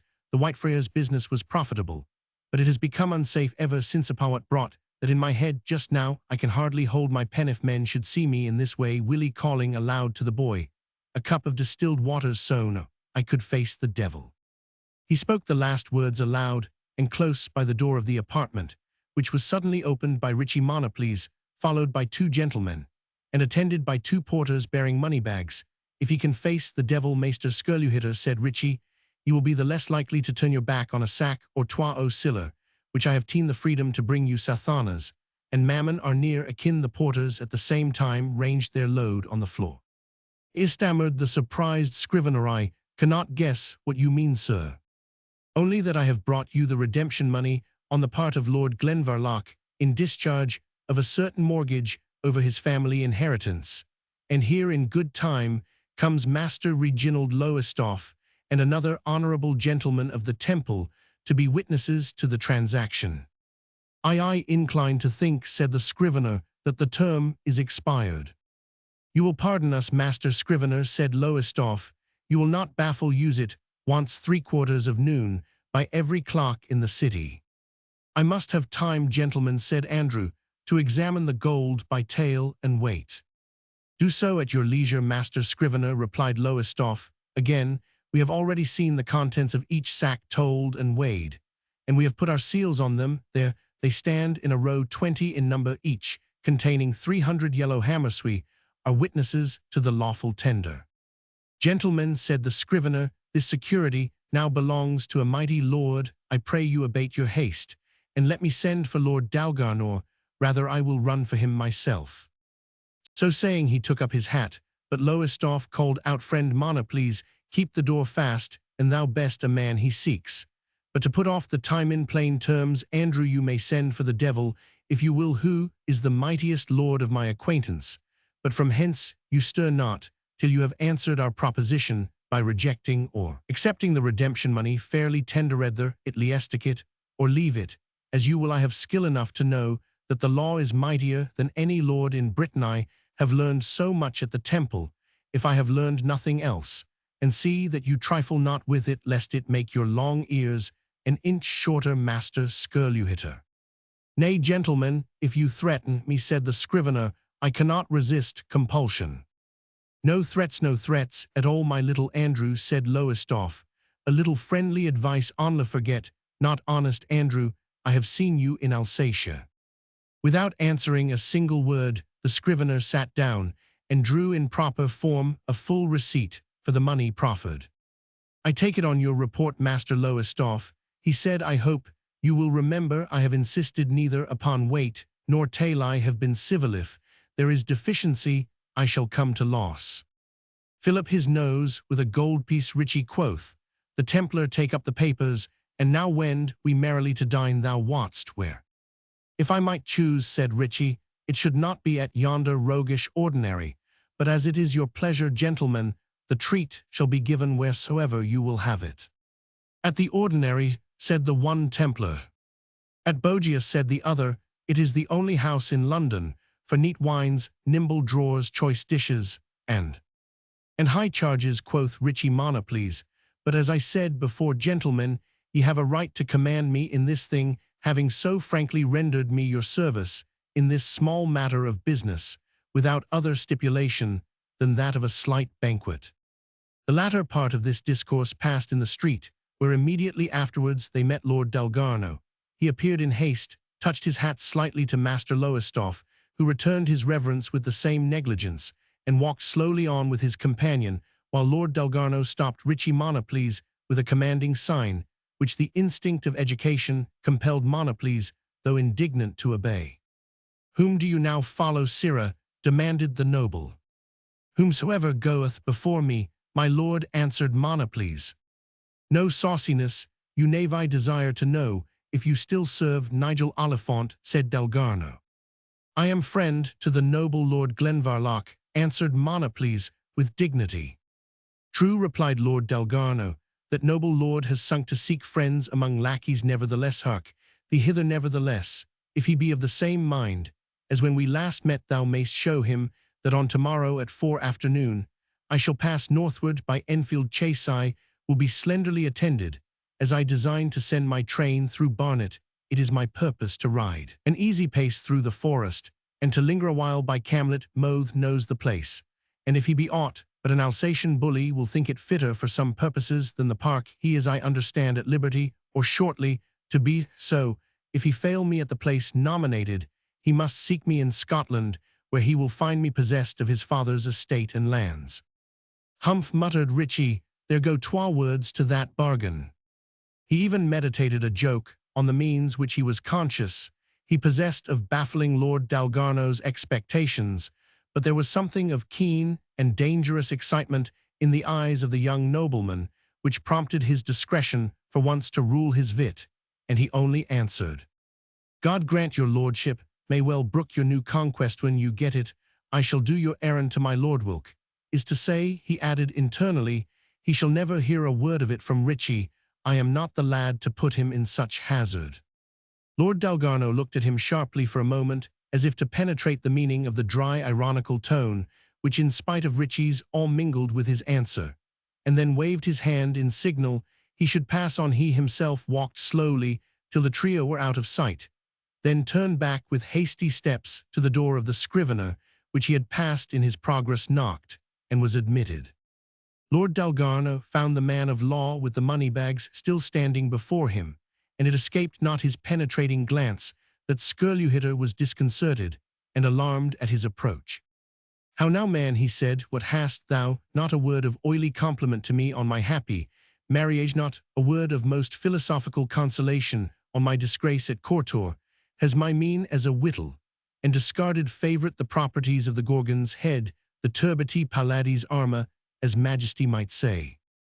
My lord, I am glad, me lord, I am sorry, answered the trembling scrivener, who, aware of the vivacity of Lord Dalgarno's temper, dreaded the consequence of the communication he had to make to him.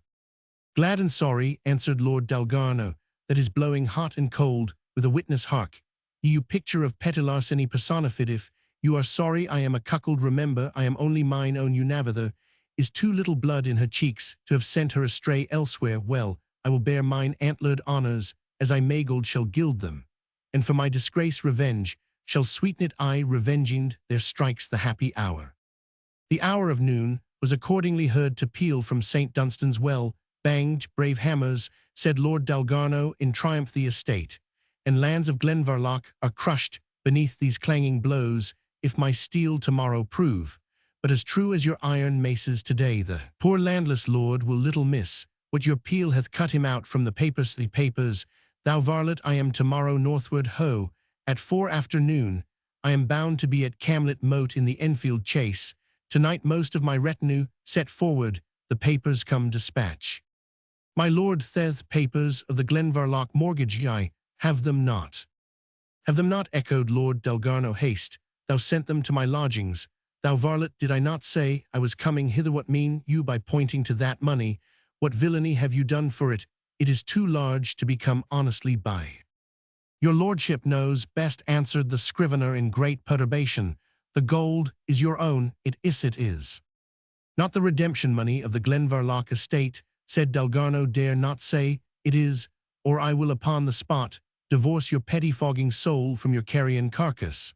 So saying, he seized the scrivener by the collar, and shook him so vehemently that he tore it from the cassock. My lord, I must call for help, said the trembling caitiff, who felt at that moment all the bitterness of the mortal agony. It was the law's act, not mine. What could I do? Dost ask we, thou snivelling driblet of damnation, were all thy oaths tricks and lies spent, or do you hold yourself too good to utter them in my service? Thou shouldst have lied, cozened, outsworn truth itself, rather than stood betwixt me and my revenge. But mark me, he continued, I know more of your pranks than would hang thee a line from me to the Attorney General, and thou art sped. What would you have me to do, my lord? Said the scrivener. All that art and law can accomplish, I will try. Are you converted? Do so, or pity of your life, said the lord, and remember, I never fail my word. Then keep that accursed gold, he continued, or stay.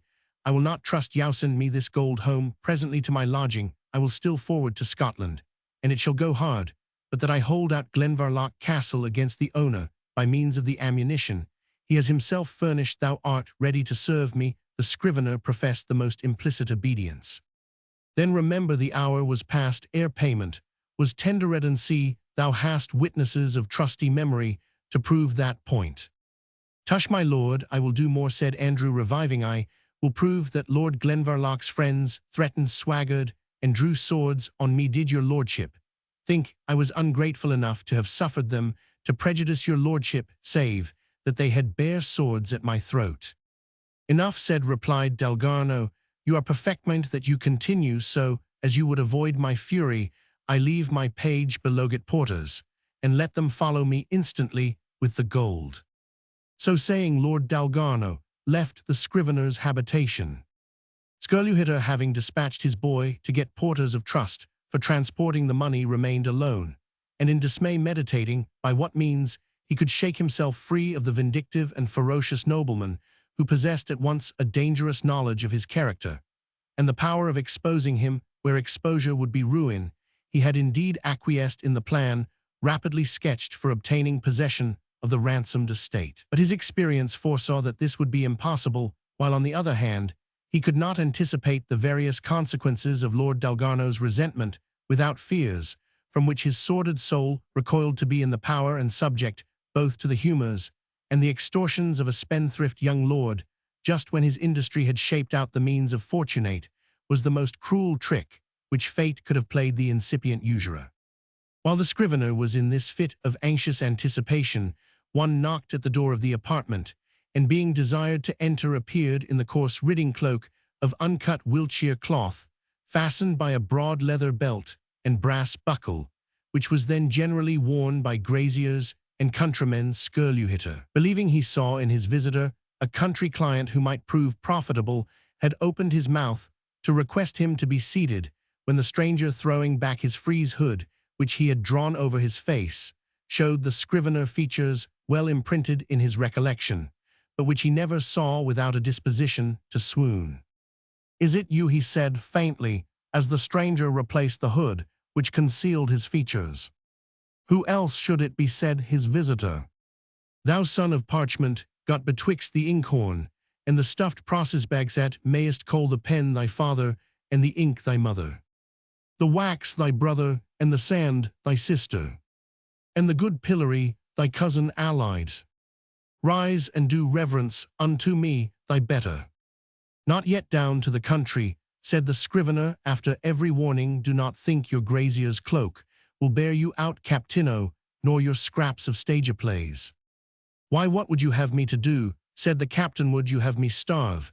If I am to fly, you must eke my wings with a few feathers. You can spare them, I think. You had means Already you have had 10 pieces. What is become of them? Gone, answered Captain Culpepper, gone, no matter where I had a mind to bite. And I was bitten, that's all. I think my hand shook at the thought of t'other night's work, for I trolled the doctors like a very baby. And you have lost all, then well, take this, and be gone, said the scrivener. What, two poor smelts, merry plague of your bounty, but remember you are as deep in as Roman one. Not so, by heaven, answered the scrivener, I only thought of easing the old man of some papers and a trifle of his gold, and you took his life. Were he living, answered Culpepper, he would rather have lost it than his money, but that is not the question, Master Skirluhitter. You undid the private bolts of the window. When you visited him about some affairs on the day ere, he did so satisfy yourself, that if I am taken, I will not swing alone. Pity Jack Hempsfield is dead, it spoils the old catch. And 3 merry men, and 3 merry men, and 3 merry men are we, as ever did sing 3 parts in a string, all under the triple tree. For God's sake speak lower, said the scrivener, is this a place or time to make your midnight catches heard? But how much will serve your turn? I tell you I am but ill provided. You tell me a lie, then, said the bully, a most palpable and gross lie. How much, I say, will serve my turn? Why, one of these bags will do for the present. I swear to you that these bags of money are not at my disposal. Not honestly, perhaps, said the captain, but that makes little difference betwixt us. I swear to you, continued the scrivener, they are in no way at my disposal. They have been delivered to me by tale. I am to pay them over to Lord Dalgarno, whose boy waits for them, and I could not skelder 1 piece out of them without risk of hue and cry. Can you not put off the delivery, said the bravo, his huge hand still fumbling with one of the bags, as if his fingers longed to close on it. Impossible, said the scrivener, he sets forward to Scotland tomorrow. I, said the bully, after a moment's thought, travels he the north road with such a charge? He is well accompanied, added the scrivener, but what, said the bravo. Nay, I meant nothing, said the scrivener. Thou hadst the wind of some good thing, replied Culpepper. I saw thee pause like a setting dog. Thou wilt say as little and make as sure a sign as a well-bred spaniel. All I meant to say, captain, was that his servants go by Barnet, and he himself with his page passed through Enfield Chase, and he spoke to me yesterday of riding a soft pace. Aha, comest thou to me there, my boy? And of resting, continued the scrivener, resting a space at Camlet Moat. Why, this is better than cockfighting, said the captain. I see not how it can advantage you, captain, said the scrivener, but however they cannot ride fast, for his page rides the sumpter horse, which carries all that weight. Pointing to the money on the table, Lord Dalgarno looks sharp to the world's gear. That horse will be obliged to those who may ease him of his burden, said the bravo, and egad, he may be met with. He hath still that paggeth, that same Luton, that goblin. Well, the boy hath set game for me ere now. I will be revenged too, for I owe him a grudge for an old score at the ordinary. Let me see, Black Feltham and Dick Shake Bagwee shall want a 4th, I love to make sure, and the booty will stand parting. Besides, what I can bucket them out of. Well, scrivener, lend me 2 pieces bravely, do nobly imparted, give ye Goodden, and wrapping his disguise closer around him, away he went. When he had left the room, the scrivener wrung his hands, and exclaimed, more blood, more blood. I thought to have had done with it, but this time there was no fault with Menoninde. Then I shall have all the advantage if this ruffian falls. There is truce with his tugs at my purse-strings, and if Lord Dalgarno Diesses is most likely, for though as much afraid of cold steel as a debtor of a dun, this fellow is a deadly shot from behind a bush, then am I in 1,000 ways safe. We willingly drop the curtain over him and his reflections. Chapter 35. We are not worst at onset course of evil. Begins so slowly, and from such slight source. An infant's hand might stem its breach with clay. But let the stream get deeper, and philosophy, I and religion too, shall strive in vain to turn the headlong torrent. Old play. The Templars had been regaled by our friend Richie Monoples in a private chamber at Bogius, where he might be considered as good company, for he had exchanged his servingman's cloak and jerkin for a grave yet handsome suit of clothes in the fashion of the times, but such as might have befitted an older man than himself, he had positively declined. Presenting himself at the ordinary, a point to which his companions were very desirous to have brought him, for it will be easily believed that such wags as Lowestoft and his companion were not indisposed to a little merriment at the expense of the raw and pedantic Scotsman, besides the chance of easing him of a few pieces of which he appeared to have acquired considerable command, but not even a succession of measures of sparkling sack, in which the little brilliant atoms circulated like motes in the sun's rays, had the least effect on Ritchie's sense of decorum.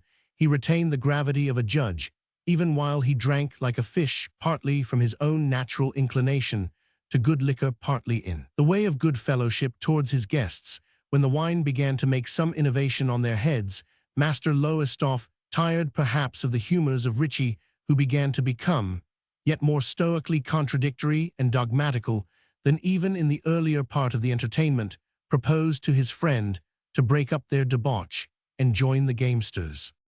The drawer was called accordingly, and Ritchie discharged the reckoning of the party with a generous remuneration to the attendants, which was received with cap and knee, and many assurances of kindly welcome gentlemen.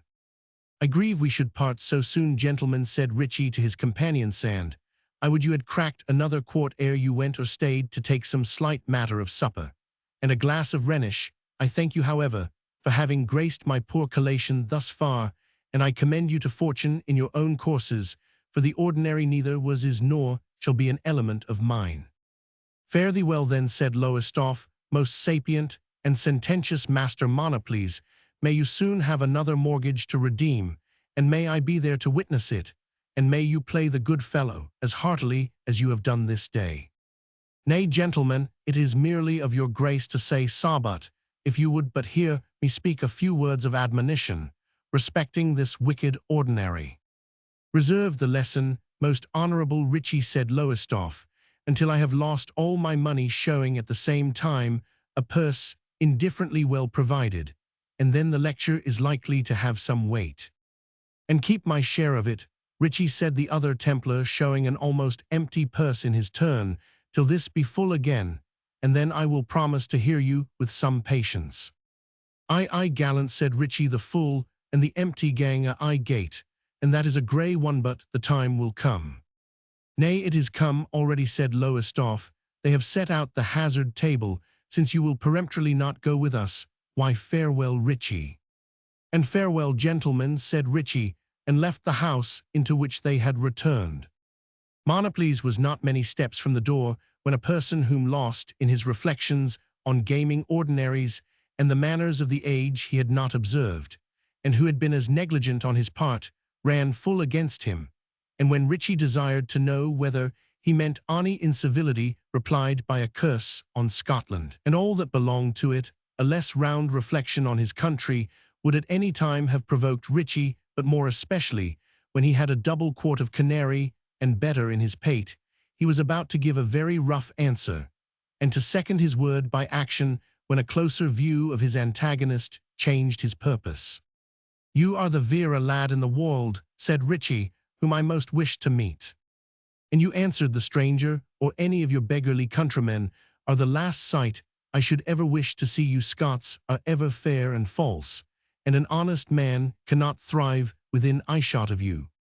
"As to our poverty, friend," replied Ritchie, "that is, as heaven pleases, but touching our falset, ill prove to you that a Scotsman bears as leal and true a heart to his friend as ever beat in English doublet." "I care not whether he does or not," said the gallant. "Let me go, he keep you hold of my cloak. Let me go, or I will thrust you into the kennel." "I believe I could forge ye, for you did me a good turn once in plucking me out of it," said the Scot.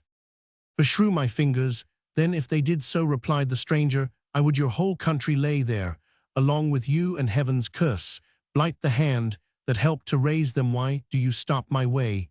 he added fiercely. "Because it is a bad one, Master Jenkins," said Ritchie. "Nay, never start about it, man. You see you are known, alackaday, that an honest man's son should live to start at hearing himself called by his own name. Jenkins struck his brow violently with his clenched fist. "Come, come," said Ritchie, "this passion availeth nothing. Tell me what gate go you?" "To the devil," answered Jin Vin. "That is a black gate, if you speak according to the letter," answered Ritchie, "but if metaphorically, there are worse places in this great city than the Devil Tavern, and I care not if I go thither with you, and bestow a pottle of burnt sack on you. It will correct the crudities of my stomach, and form a gentle preparative for the leg of a cold pullet." "I pray you in good fashion to let me go," said Jenkin. "You may mean me kindly, and I wish you to have no wrong at my hand, but I am in the humor to be dangerous to myself or anyone."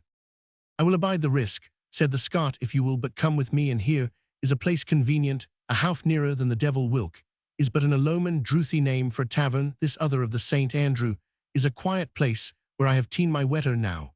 And then, when I lodged in the neighbourhood of the Temple with Lord Glenvarloch, what the deal's the matter? Why, the man gad him jie sick a spang as that, and almost brought himself and me on the causeway." "Do not name that false Scots name to me," said Jin Vin. "If you would not have me go mad, I was happy, before I saw him, has been the cause of all the ill that has befallen me, has made a knave and a madman of me." "If you are a knave," said Ritchie, "you have met an officer. If you are daft, you have met a keeper, but a gentle officer, and a kind keeper. Look you, my gude friend, there has been 20 things said about this same lord, in which there is no more truth than in the leasings of Mahound. The worst they can say of him is that he is not always so amenable to good advice, as I would pray him you and every young man to become. Why mejust come ye why me? And if a little spell of siller, and a great deal of excellent counsel, can relieve your occasions, all I can say is you have had the luck to meet one capable of giving you both, and mayest willing to bestow them." The pertinacity of the Scot prevailed over the sullenness of Vincent, who was indeed in a state of agitation and incapacity to think for himself, which led him to yield the more readily to the suggestions of another. He suffered himself to be dragged into the small tavern which Ritchie recommended, and where they soon found themselves seated in a snug niche, with a reeking pottle of burnt sack, and a paper of sugar betwixt them. Pipes and tobacco were also provided, but were only used by Ritchie, who had adopted the custom of late, as adding considerably to the gravity and importance of his manner, and affording as it were a bland and pleasant accompaniment to the words of wisdom, which flowed from his tongue after they had filled their glasses, and drank them in silence. Ritchie repeated the question whither his guest was going, when they met so fortunately. "I told you," said Jenkin, "I was going to destruction. I mean to the gaming house. I am resolved to hazard these 2 or 3 pieces, to get as much as will pay for a passage with Captain Sharker, whose ship lies at Gravesend bound for American. So eastward. Ho, I met one devil in the way already, who would have tempted me from my purpose, but I spurned him from Mayu. Maybe another, for what I know. What degree of damnation do you propose for me?" he added wildly, "and what is the price of it?" "I would have you to know," answered Ritchie, "that I deal in no such commodities, whether as buyer or seller. But if you will tell me honestly the cause of your distress, I will do what is in my power to help you out of it, not being, however, prodigal of promises, until I know the case, as a learned physician only gives advice when he has observed the diagnostics." "No one has anything to do with my affairs," said the poor lad, and folding his arms on the table, he laid his head upon them with the sullen dejection of the overburdened llama when it throws itself down to die in desperation. Richard Monoples, like most folk who have a good opinion of themselves, was fond of the task of consolation, which at once displayed his superiority, for the consoler is necessarily, for the time at least, superior to the afflicted person, and indulged his love of talking. He inflicted on the poor penitent a harangue of pitiless length, stuffed full of the usual topics of the mutability of human affairs, eminent advantages of patience under affliction, folly of grieving for what hath no remedy, necessity of taking more care for the future, and some gentle rebukes on account of the past, which acid he threw in to assist in subduing the patient's obstinacy, as Hannibal used vinegar in cutting his way through rocks. It was not in human nature to endure this flood of commonplace eloquence in silence, and Jin Vin, whether desirous of stopping the flow of words crammed thus into his ear against the stomach of his sense, or whether confiding in Ritchie's protestations of friendship, which the wretched says Fielding are ever so ready to believe, or whether merely to give his sorrows vent in words, raised his head, and turning his red and swollen eyes to Richie. Coxbone's man, only hold thy tongue, and thou shalt know all about it, and then all I ask of thee is to shake hands and part this Margaret Ramsay. You have seen her man. Once, said Richie, once, at Master George Heriot's in Lombard Street. I was in the room when they dined. You helped to shift their trenchers, I remember, said Gin Vin. Well, that same pretty girland, I will uphold her the prettiest betwixt Pauls, and the Barsh is to be wedded to your Lord Glenvarloch, with a pestilence on him. That is impossible, said Richie, it is raving nonsense. Manthe, make April gowks of you Cockneys. Every month in the year the Lord Glenvarloch marry the daughter of a Lonnon mechanic. I would as soon believe the great Prester John would marry the daughter of a Jew packman. Hark ye, brother, said Gin Vin, I will allow no one to speak disregardfully of the city, for all I am in trouble. I crave your pardon, man, I meant no offence, said Richie, but as to the marriage, it is a thing simply impossible. It is a thing that will take place, though, for the Duke and the Prince and all of them have a finger in it, and especially the old fool of a king that makes her out to be some great woman in her own country, as all the Scots pretend to be, you know. Master Vincent, but that you are under affliction, said the consoler, offended on his part, I would hear no national reflections. The afflicted youth apologized in his turns, but asserted it was true that the king said Pegger Ramsay was some far-off sort of noblewoman, and that he had taken a great interest in the match, and had run about like an old gander, cackling about Peggy ever since he had seen her in hose, and double-tanned, no wonder, added poor Vin, with a deep sigh. This may be all true, said Richie, though it sounds strange in my ears, but man, you should not speak evil of dignity's curse, not the King Jenkin, not even in thy bedchamber stone walls, have ears. No, one has a right to know better than Roman one.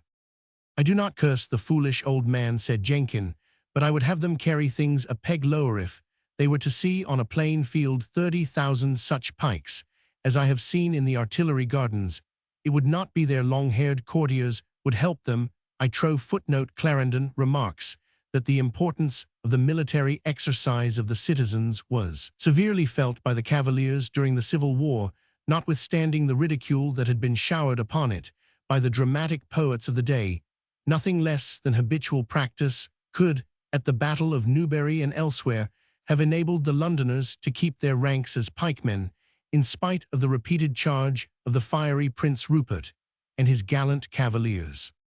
Hout tout, man, said Richie, mind where the Stuarts come fray, and never think they would want spears or claymores either, but leaving sick matters whilk are perilous to speak on. I say once more, what is your concern in all this matter? What is it, said Jenkin, why have I not fixed on Pegger Ramsay to be my true love from the day I came to her old father's shop, and have I not carried her patens and her choppings for 3 years, and borne her prayer book to church, and brushed the cushion for her to kneel down upon, and did she ever say me nay? I see no cause, she had said Richie, if the like of such small services were all that ye proffered. Ah, man, there are very few either of fools or of wise men ken how to guide a woman. Why did I not serve her at the risk of my freedom, and very nigh at the risk of my neck? Did she not know it was not her neither, but that accursed beldam whom she caused to work upon me, persuade me like a fool to turn myself into a waterman to help my lord and a plague to him down to Scotland, and instead of going peaceably down to the ship at Gravesend, did not he rant and bully and show his pistols and make me land him at Greenwich, where he played some swaggering pranks that helped both him and me into the Tower. Aha, said Richie, throwing more than his usual wisdom into his looks, so you were the green-jacketed waterman that rowed Lord Glenvarloch down the river. The more fool I that did not souse him in the Thames, said Jenkin, and I was the lad who would not confess one word of who and what I was, though they threatened to make me hug the Duke of Exeter's daughter. Footnote: a particular species of rack used at the Tower of London was so called. Why is she, man, said Richie, she must be an ill-fashioned piece, if you're so much afraid of her, and she come of such high kin. I mean the rack, man, said Jenkin, where were you bred, that never heard of the Duke of Exeter's daughter, but all the dukes and duchesses in England could have got nothing out of me, so the truth came out some other way, and I was set free home. I ran thinking myself one of the cleverest and happiest fellows in the ward, and Sheshesh wanted to pay me with money for all my true service, and she spoke so sweetly and so coldly at the same time. I wished myself in the deepest dungeon of the tower. I wished they had racked me to death before I heard this Scottishman was to chouse me out of my sweetheart. But are ye sure ye have lost her, said Richie. It sounds strange in my ears that my Lord Glenvarloch should marry the daughter of a dealer, though there are uncouth marriages made in London ill allow that. Why, I tell you, this lord was no sooner clear of the tower than he and Master George Heriot comes to make proposals for her with the king's assent, and what not, and fine fair day prospects of court favour for this lord, for he hath not an acre of land. Well, and what said the old watchmaker, said Richie, was he not as might weel beseem him, ready to loop out of his skin case for very joy? He multiplied 6 figures progressively, and reported the product, then gave his consent. And what did you do? I rushed into the streets, said the poor lad with a burning heart and a bloodshot eye, and where did I first find myself but with that beldam mother Suddlechop, and what did she propose to me but to take the road? Take the road, man, in what sense, said Richie. Even as a clerk to St. Nicholas's, a highwayman like Poins and Peto, and the good fellows in the play end who think you was to be my captain, for she had the whole out ere I could speak to her, I fancy. She took silence for consent, and thought me damned too unutterably to have one thought left that savoured of redemption, who was to be my captain, but the knave that you saw me cudgel at the ordinary when you waited on Lord Glenvarloch, a cowardly, sharking, thievish bully about town here, whom they call Culpepper. Culpepper, rumph, I know somewhat of that smake, said Richie. Ken ye by ony chance where he may be heard of Master Jenkin? I wad do me a sincere service to tell me. Why, he lives something obscurely, answered the apprentice, on account of suspicion of some villainy, I believe, that horrid murder in Whitefriars, or some such matter.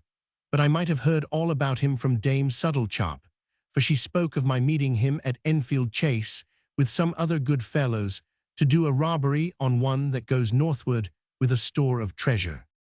And you did not agree to this fine project, said Monoples.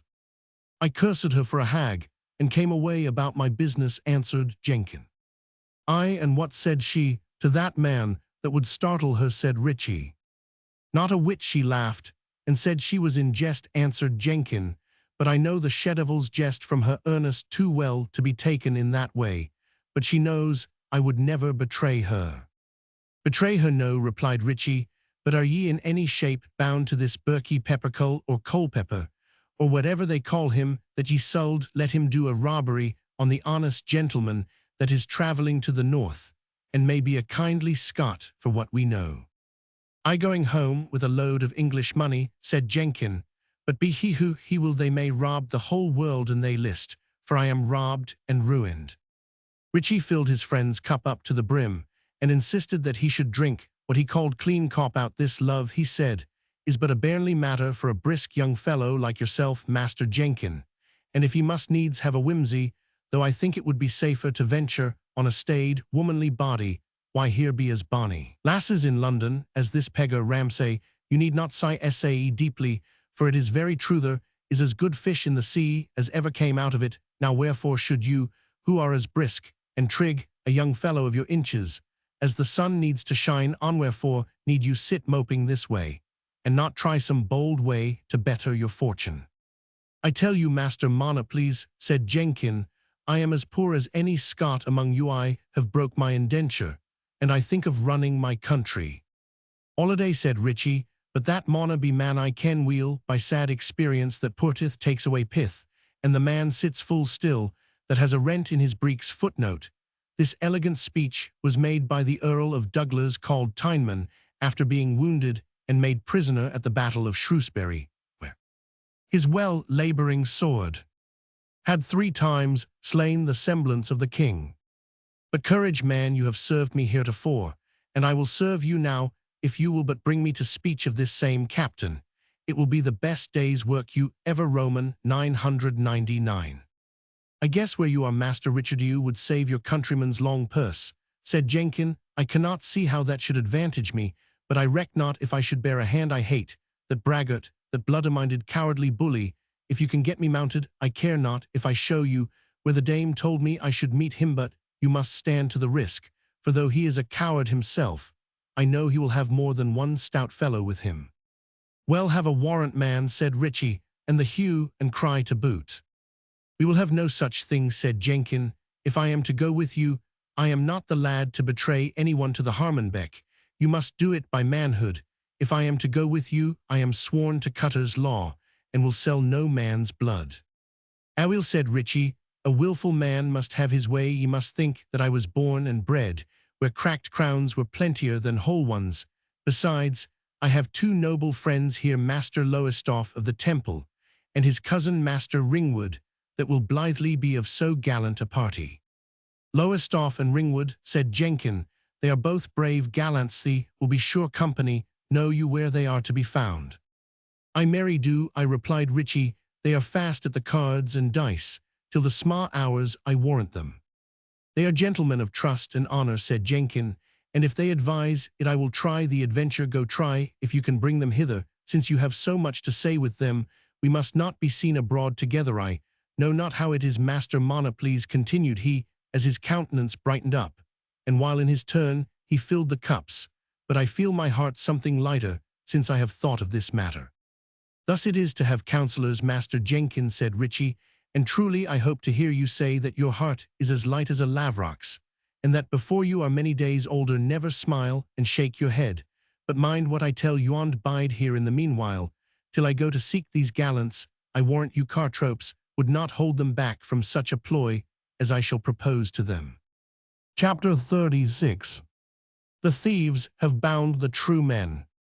Now could thou and I rob the thieves and go merrily to London.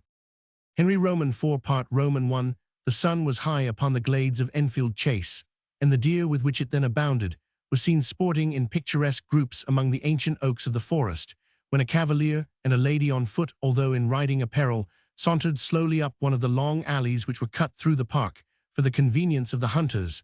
Their only attendant was a page, who, riding a Spanish jennet, which seemed to bear a heavy cloak-bag, followed them at a respectful distance. The female, attired in all the fantastic finery of the period, with more than the usual quantity of bugles, flounces, and trimmings, and holding her fan of ostrich feathers in one hand and her riding mask of black velvet in the other, seemed anxious, by all the little coquetry practiced on such occasions, to secure the notice of her companion, who sometimes heard her prattle without seeming to attend to it, and at other times interrupted his train of graver reflections to reply to her. "Nay, but my lord, me lord, you walk so fast you will leave me behind you. Nay, I will have hold of your arm, but how to manage with my mask and my fan? Why would you not let me bring my waiting gentlewoman to follow us, and hold my things? But see, I will put my fan in my girdle so, and now that I have a hand to hold you with, you shall not run away from me." "Come on then," answered the gallant, "and let us walk apace, since you would not be persuaded to stay with your gentlewoman, as you call her, and with the rest of the baggage. You may perhaps see that, though you will not like to see." She took hold of his arm accordingly, but as he continued to walk at the same pace, she shortly let go her hold, exclaiming that he had hurt her hand. The cavalier stopped and looked at the pretty hand and arm, which she showed him with exclamations against his cruelty. "I dare say," she said, baring her wrist, and a part of her arm, "it is all black and blue to the very elb."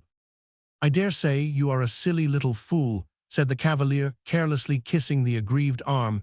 "It is only a pretty incarnate, which sets off the blue veins." "Nay, my lord, now it is you are silly," answered the dame, "but I am glad I can make you speak and laugh on any terms this morning. I am sure, if I did insist on following you into the forest, it was all for the sake of diverting you. I am better company than your page, I trow, and now tell me, these pretty things with horns, be they not dear?"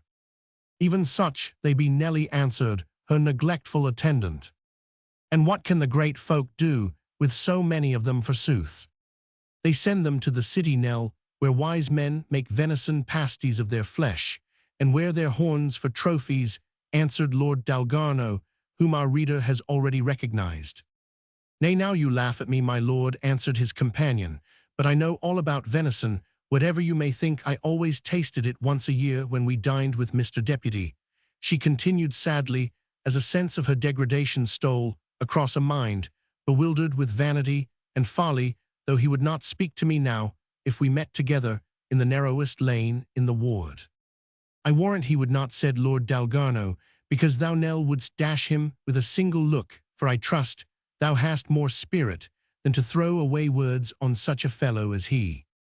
"Who I," said Dame Nelly, "nay, I scorn the proud princox too much, for that, do you know, he made all the folk in the ward stand cap in hand to him, my poor old John Christie," and all here her recollection began to overflow at her eyes.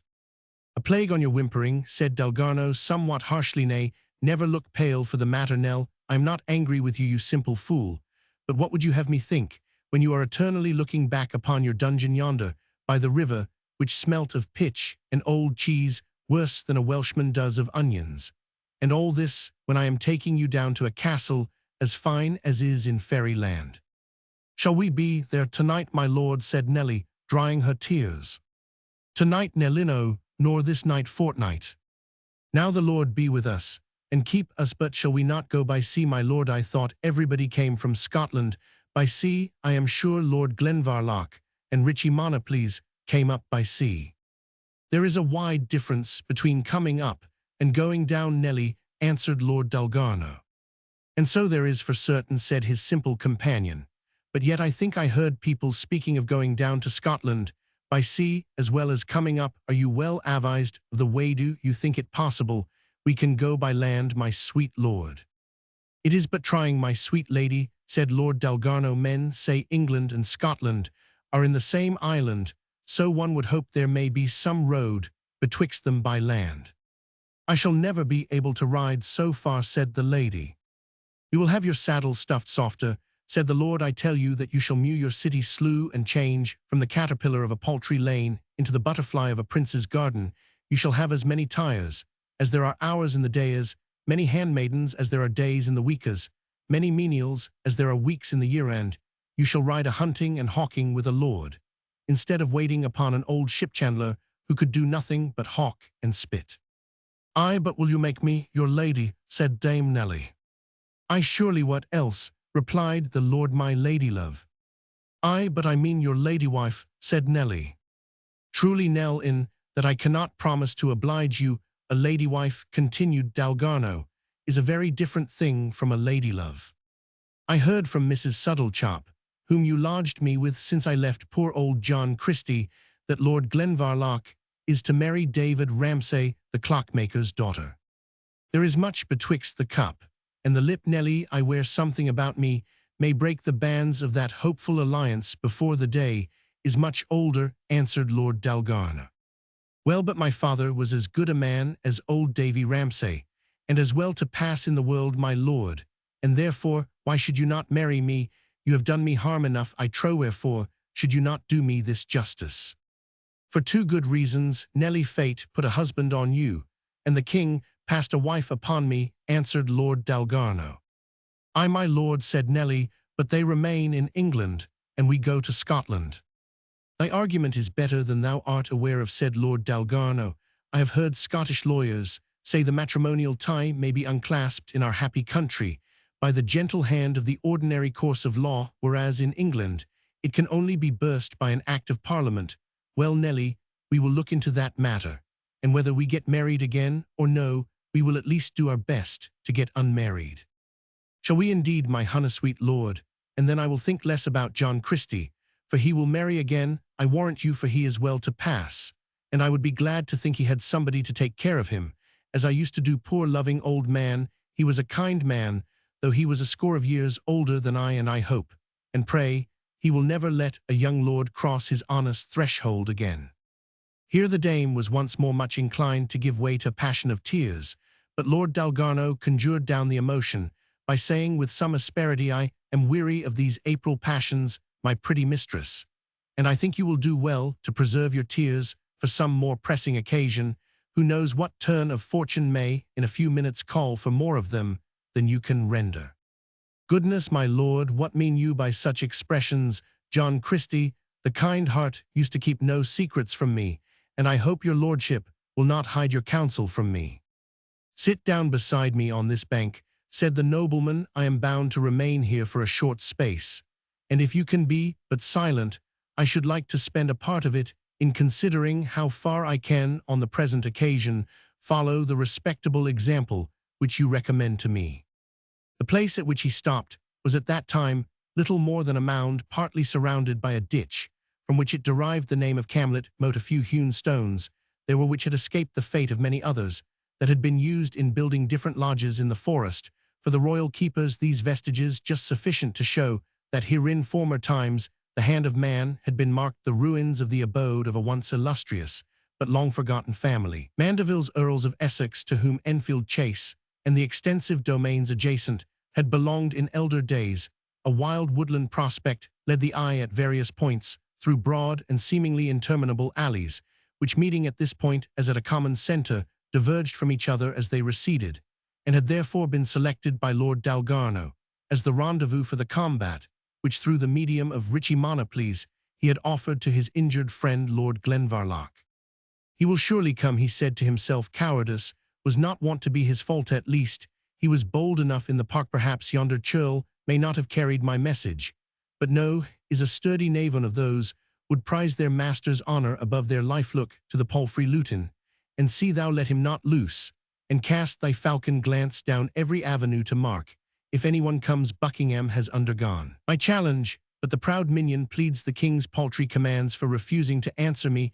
If I can baffle this Glenvarloch, or slay him, if I can spoil him of his honour or his life, I shall go down to Scotland with credit sufficient to gild over past mischances. I know my dear countrymen never quarrel with anyone who brings them home either gold or martial glory, much more if he has both gold and laurels."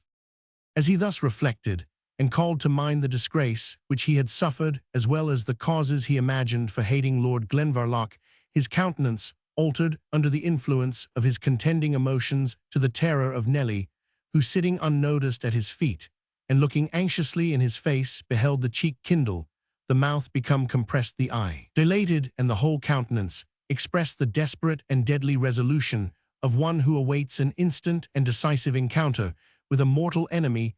The loneliness of the place, the scenery so different from that to which alone she had been accustomed, the dark and sombre air which crept so suddenly over the countenance of her seducer, his command imposing silence upon her, and the apparent strangeness of his conduct in idling away so much time without any obvious cause, when a journey of such length lay before them, brought strange thoughts into her weak brain.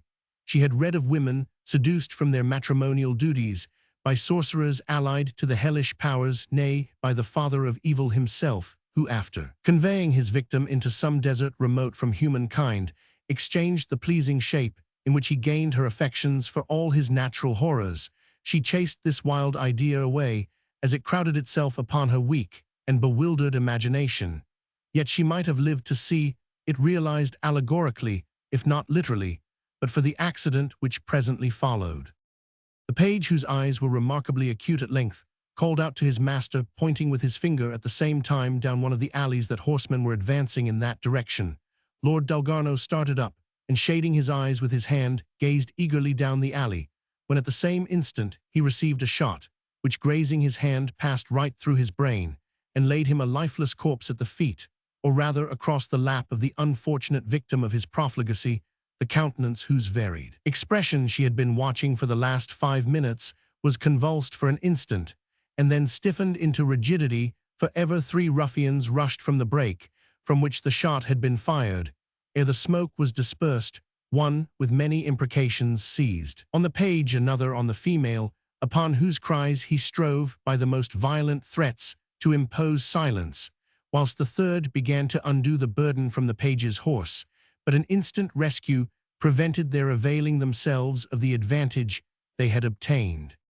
It may easily be supposed that Richie Monoples, having secured the assistance of the 2 Templars, ready enough to join in anything which promised a fray with Ginvin to act as their guide, had set off gallantly mounted and well armed, under the belief that they would reach Camlet Moat before the robbers, and apprehend them. In the fact, they had not calculated that, according to the custom of robbers in other countries, but contrary to that of the English highwaymen of those days, they meant to ensure. Robbery by previous murder. An accident also happened to delay them a little while on the road. In riding through one of the glades of the forest, they found a man dismounted and sitting under a tree groaning with such bitterness of spirit that Lowestoft could not forbear asking if he was hurt. In answer, he said he was an unhappy man in pursuit of his wife, who had been carried off by a villain. And as he raised his countenance, the eyes of Ritchie, to his great astonishment, encountered the visage of John Christie. "For the Almighty's sake, help me, Master Monoplees," he said. "I have learned my wife is but a short mile before with that black villain, Lord Dalgarno." "Have him forward by all means," said Lowestoft. "A second Orpheus seeking his Eurydice. Have him forward. We will save Lord Dalgarno's purse, and ease him of his mistress. Have him with us, were it but for the variety of the adventure. I owe his lordship a grudge for rooking me. We have 10 minutes good."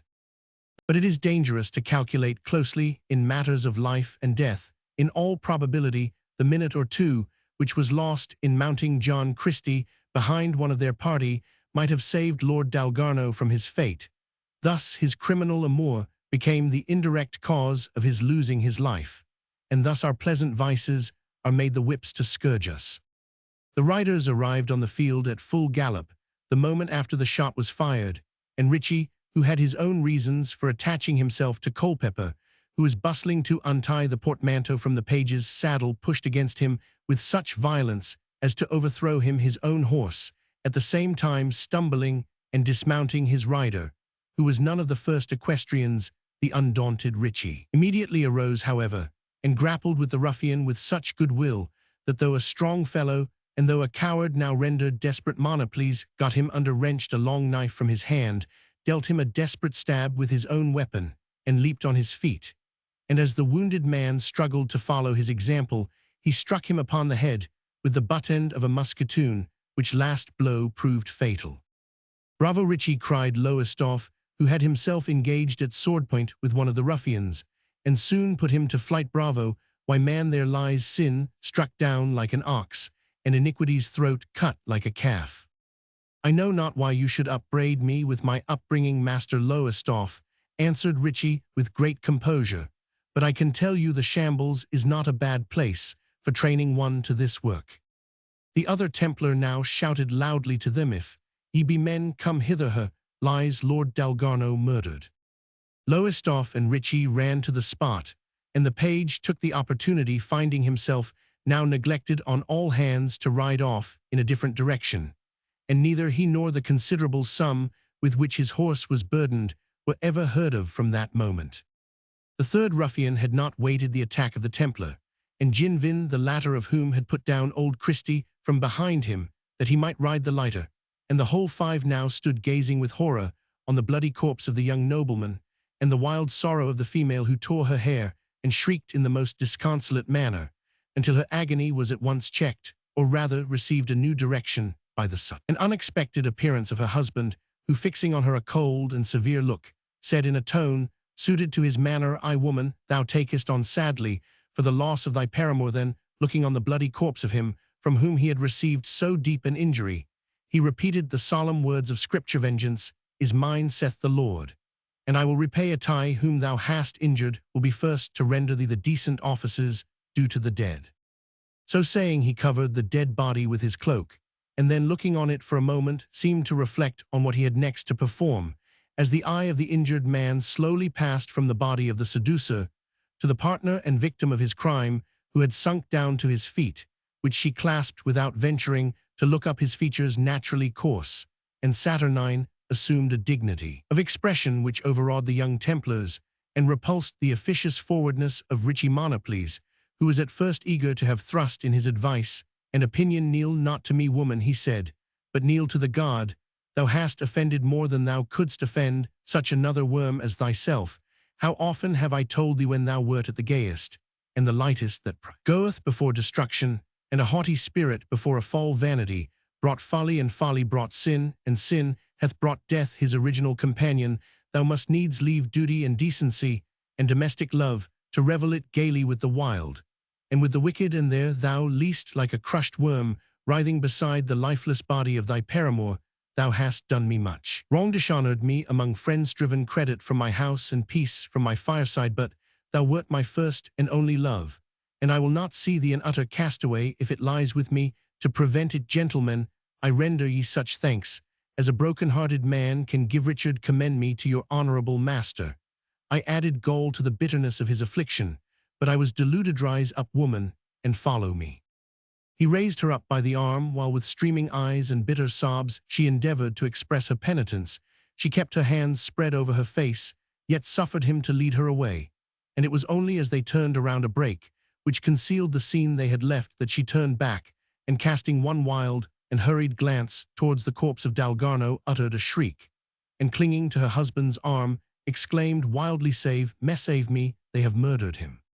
Lowestoft was much moved by what he had witnessed, but he was ashamed as a towngallant of his own unfashionable emotion, and did a force to his feelings when he exclaimed, I, let them go, kind-hearted, believing, forgiving husband, liberal, accommodating spouse. Oh, what generous creature is your true London husband! Horns hath he, but tame as a fatted ox he goreth not. I should like to see her, when she hath exchanged her mask, and ridding beaver for her peaked hat and muffler.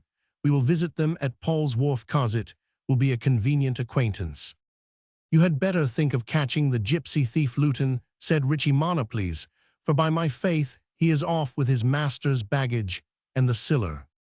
A keeper with his assistants and several other persons had now come to the spot and made hue and cry after Luton, but in vain. To their custody the Templars surrendered the dead bodies, and after going through some formal investigation, they returned with Richard and Vincent to London, where they received great applause for their gallantry. Vincent's errors were easily expiated in consideration of his having been the means of breaking up this band of villains, and there is some reason to think that what would have diminished the credit of the action in other instances rather added to it in the actual circumstances, namely, that they came too late to save Lord Dalgarno.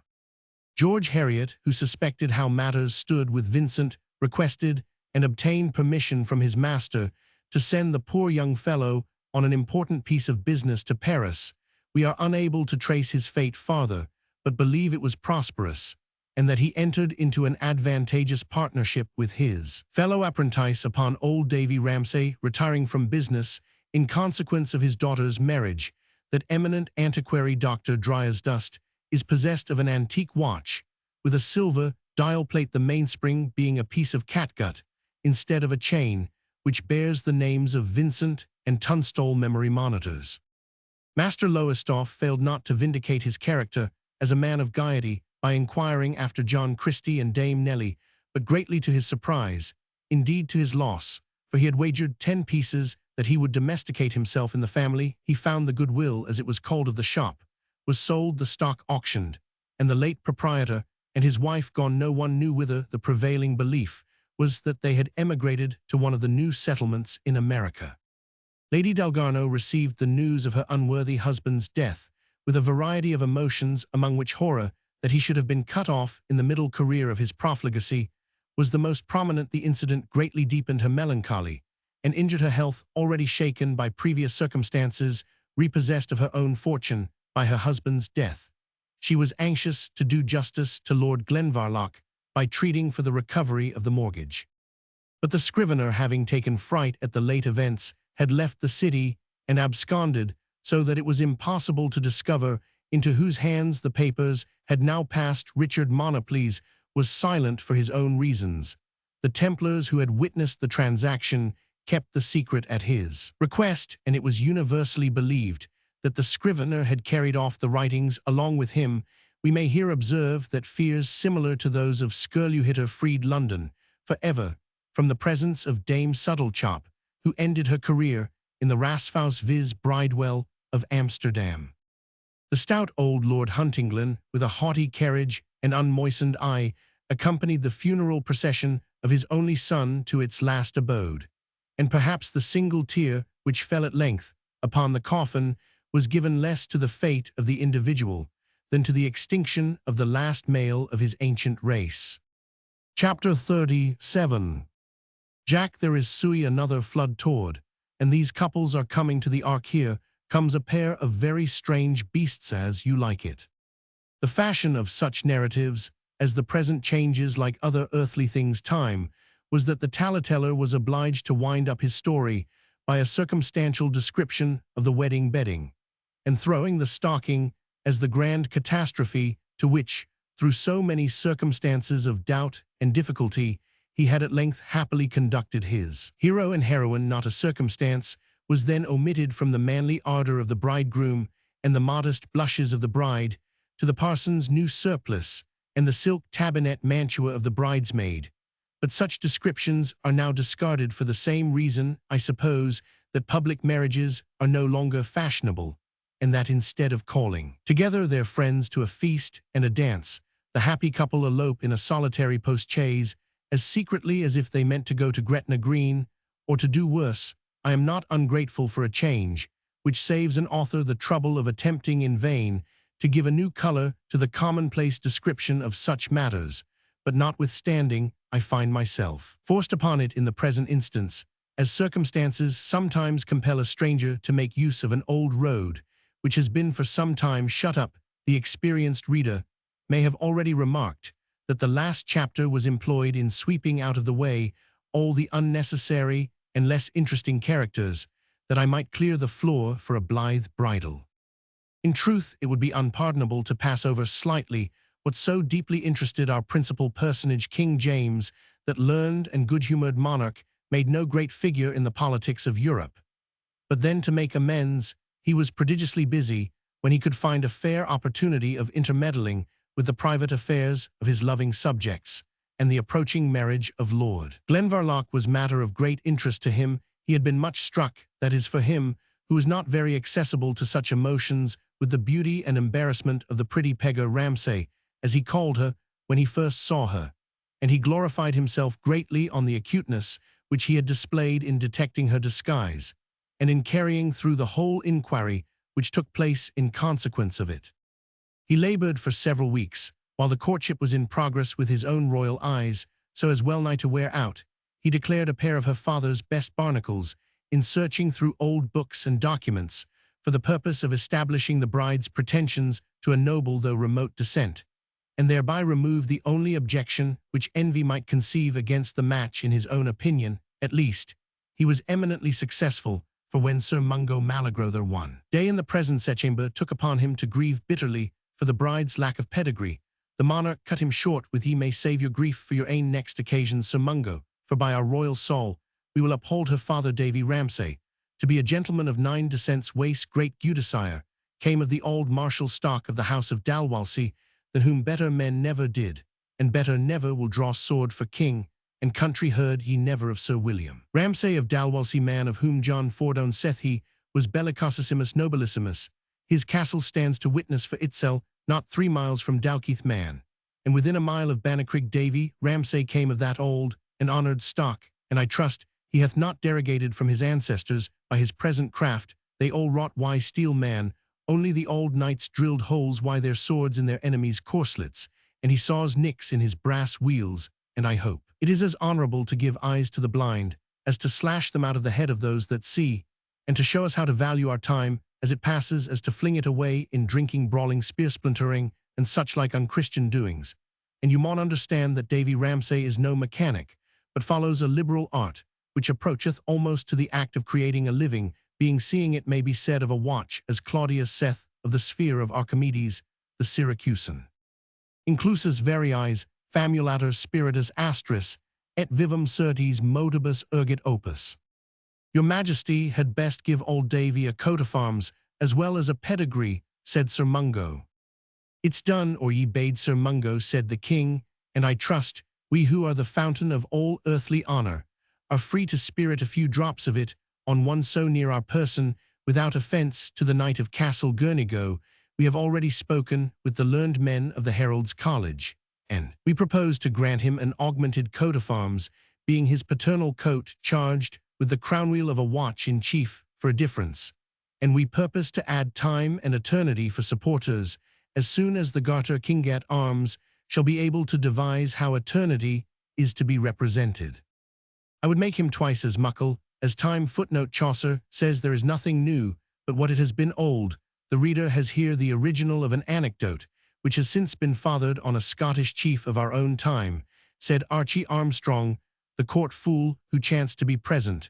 When the king stated this dilemma, peace man, I shall be whippet, said the king. In return for this hint, and you my liege subjects of England, may we'll take a hint from what we have said, and not be in such a hurry to laugh at our Scottish pedigrees, though they be somewhat long derived and difficult to be deduced.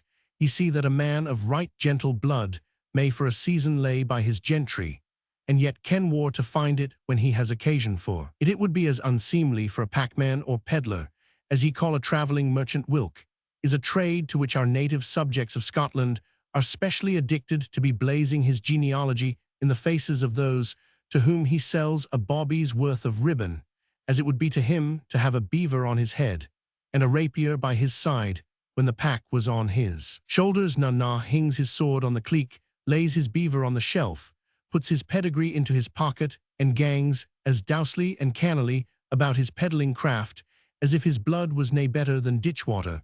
But let our peddler be transformed, as I have kenned it happen mair than ants, into a bane, thriving merchant. Then ye shall have a transformation, my lords. In nova fert animus mutatas dicer formas. Out he pulls his pedigree, on he buckles his sword, gives his beaver a brush, and cocks it in the face of all creation. We mention these things at the mere length, because we would have you all to know that it is not without due consideration of the circumstances of all parties that we design in a small and private way to honour with our own royal presence the marriage of Lord Glenvarloch with Margaret Ramsay, daughter and heiress of David Ramsay our horologer, and a cadet only thrice removed from the ancient house of Dalwalsey. We are grieved we cannot have the presence of the noble chief of that house at the ceremony, but where there is honour to be won abroad, the Lord Dalwalsey is seldom to be found at home. Sic fuit est et erit jingling Geordie, as he stand to the cost of the marriage feast. We look for good cheer. Harriet bowed as in duty bound. In fact, the king, who was a great politician about trifles, had manoeuvred greatly on this occasion, and had contrived to get the Prince and Buckingham dispatched on an expedition to Newmarket in order that he might find an opportunity in their absence of indulging himself in his own gossiping coshering habits, which were distasteful to Charles, whose temper inclined to formality, and with which even the favourite of late had not thought it worth while to seem to sympathize. When the levee was dismissed, Sir Mungo Malagrother seized upon the worthy citizen in the courtyard of the palace, and detained him, in spite of all his efforts, for the purpose of subjecting him to the following scrutiny. This is a sair job on you, Master Jorgeth. King must have had little consideration. This will cost you a bonny penny, this wedding dinner. It will not break me, Sir Mungo, answered Harriet. The king hath a right to see the table, which his bounty hath supplied for years, well covered for a single day. Vera true, well, have a to pay, I doubt less, or mair a sort of penny wedding. It will prove, where all men contribute to the young folks' maintenance, that they may not have just 4 bare legs in a bed together. What do you propose to give Master George? You begin with the city, when money is in question. Footnote. The penny wedding of the Scots, now disused even among the lowest ranks, was a peculiar species of merrymaking, at which, if the wedded pair were popular, the guests who convened contributed considerable sums under pretence of paying for the bridal festivity, but in reality to set the married folk afloat in the world. Only a trifle, Sir Mungo. I give my goddaughter the marriage ring. It is a curious jewel. I bought it in Italy. It belonged to Cosmo de' Medici. The bride will not need my help. She has an estate which belonged to her maternal grandfather. The old sopiler, said Sir Mungo, it will need some of his suds to scour the blot out of the Glenvarloch shield. I have heard that estate was no great things. It is as good as some posts at court, Sir Mungo, which are coveted by persons of high quality, replied George Harriet. Court favour, said ye. Court favour, Master Harriet, replied Sir Mungo, choosing then to use his malady of misapprehension moonshine in water. Poor thing, if that is all she is to be tortured with, I am truly solicitous about them. I will let you into a secret, said the citizen, which will relieve your tender anxiety. The Dowager Lady Dalgarno gives a competent fortune to the bride, and settles the rest of her estate upon her nephew, the bridegroom. I say ye, said Sir Mungo, just to show her regard to her husband, that is in the tomb. Lucky that her nephew did not send him there, It was a strange story, that death of poor Lord Dalgarno's folk. Think the poor gentleman had much wrong little good comes of marrying the daughter of the house you are at feud with. Indeed, it was less poor Dalgarno's fault than theirs that forced the match on him, but I am glad the young folk are to have something to live on, come how it like, whether by charity or inheritance. But if the Lady Dalgarno were to sell all she has, even to her very coat, she canna gie them back, the fair castle of Glenvarloch that is lost, and gain. It is but too true, said George Heriot. We cannot discover what has become of the villain Andrew Skirluhitter, or what Lord Dalgarno has done with the mortgage. Assigned it away to someone, that his wife might not get it after he was gane. It would have disturbed him in his grave to think Glenvarloch should get that land back again. Said Sir Mungo, depend on it, he will have ta'en sure measures to keep that noble lordship out of her grips, or her neves either. Indeed, it is but too probable, Sir Mungo, said Master Heriot. But as I am obliged to go and look after many things in consequence of this ceremony, I must leave you to comfort yourself with the reflection. The bride day, you say, is to be on the 30th of the instant month, said Sir Mungo, hollowing after the citizen. I will be with you in the hour of cause. The king invites the guests, said George Heriot, without turning back. The base-born, ill-bred mechanic, soliloquized Sir Mungo, if it were not the odd score of pounds he lent me last week, I would teach him how to bear himself to a man of quality, but I will be at the bridal banquet in spite of him. Sir Mungo contrived to get invited or commanded to attend on the bridal, accordingly, at which there were but few persons present, for James, on such occasions, preferred a snug privacy, which gave him liberty to lay aside the encumbrance, as he felt it to be of his regal dignity. The company was very small, and indeed, there were at least 2 persons absent, whose presence might have been expected. The first of these was the Lady Dalgarno, the state of whose health, as well as the recent death of her husband, precluded her attendance on the ceremony. The other absentee was Richie Monoples, whose conduct for some time past had been extremely mysterious, regulating his attendance on Lord Glenvarloch entirely according to his own will and pleasure. He had, ever since the rencounter in Enfield Chase, appeared regularly at his bedside in the morning to assist him to dress, and at his wardrobe in the evening. The rest of the day he disposed of at his own pleasure, without control from his lord, who had now a complete establishment of attendants. Yet he was somewhat curious to know how the fellow disposed of so much of his time, but on this subject Richie showed no desire to be communicative. On the morning of the bridal day, Richie was particularly attentive in doing all a valet de chambre could, so as to set off to advantage the very handsome figure of his master, and when he had arranged his dress to the utmost exactness, and put to his long curled locks what he called the finishing touch of the redding came, he gravely kneeled down, kissed his hand, and bade him farewell, saying that he humbly craved leave to discharge himself of his lordship's service.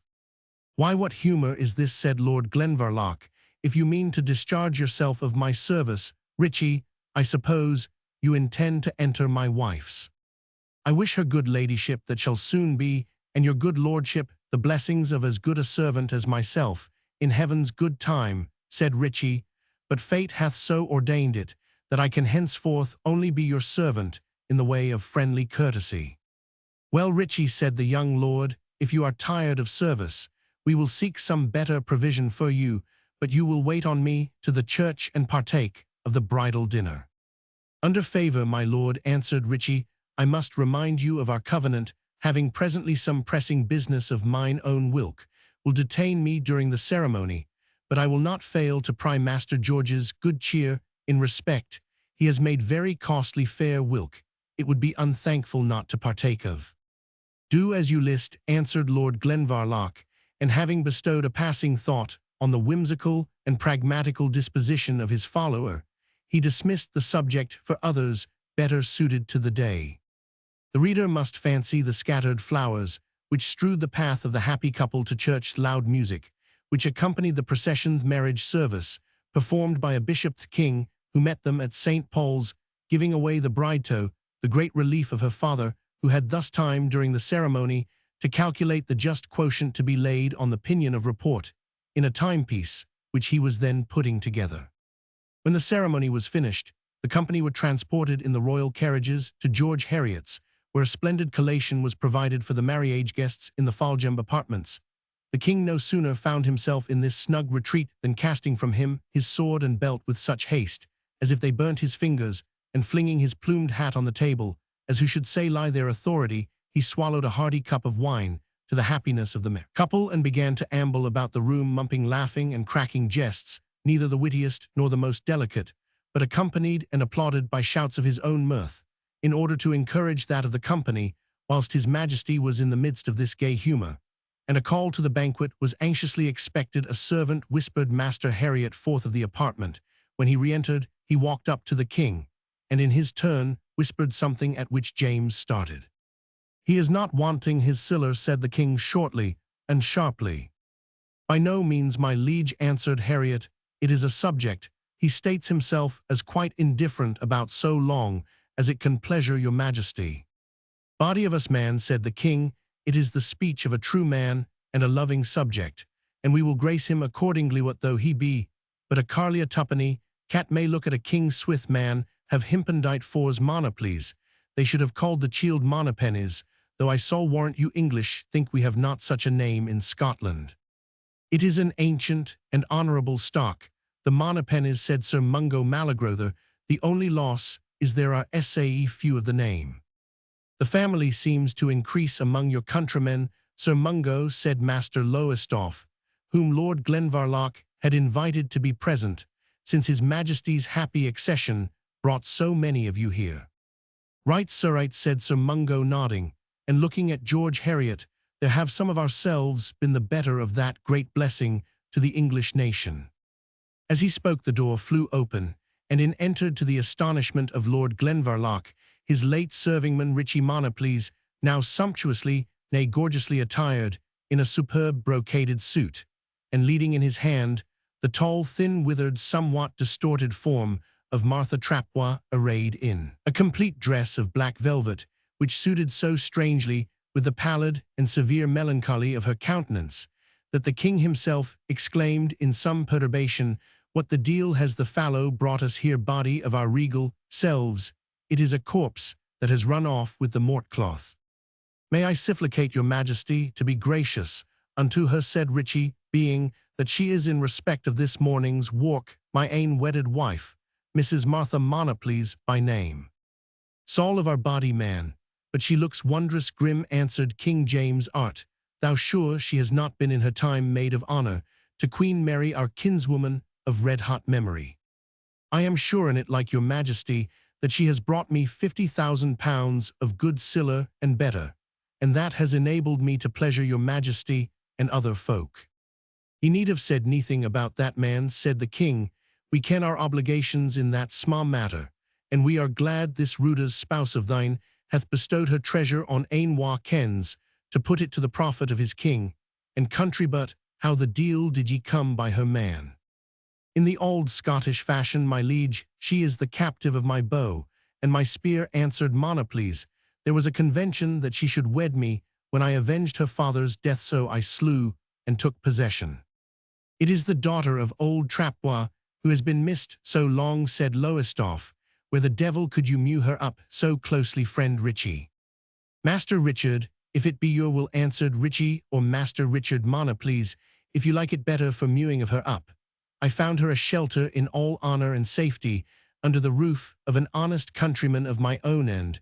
For secrecy, it was a point of prudence, when wantons like you were abroad, Master Lowestoft."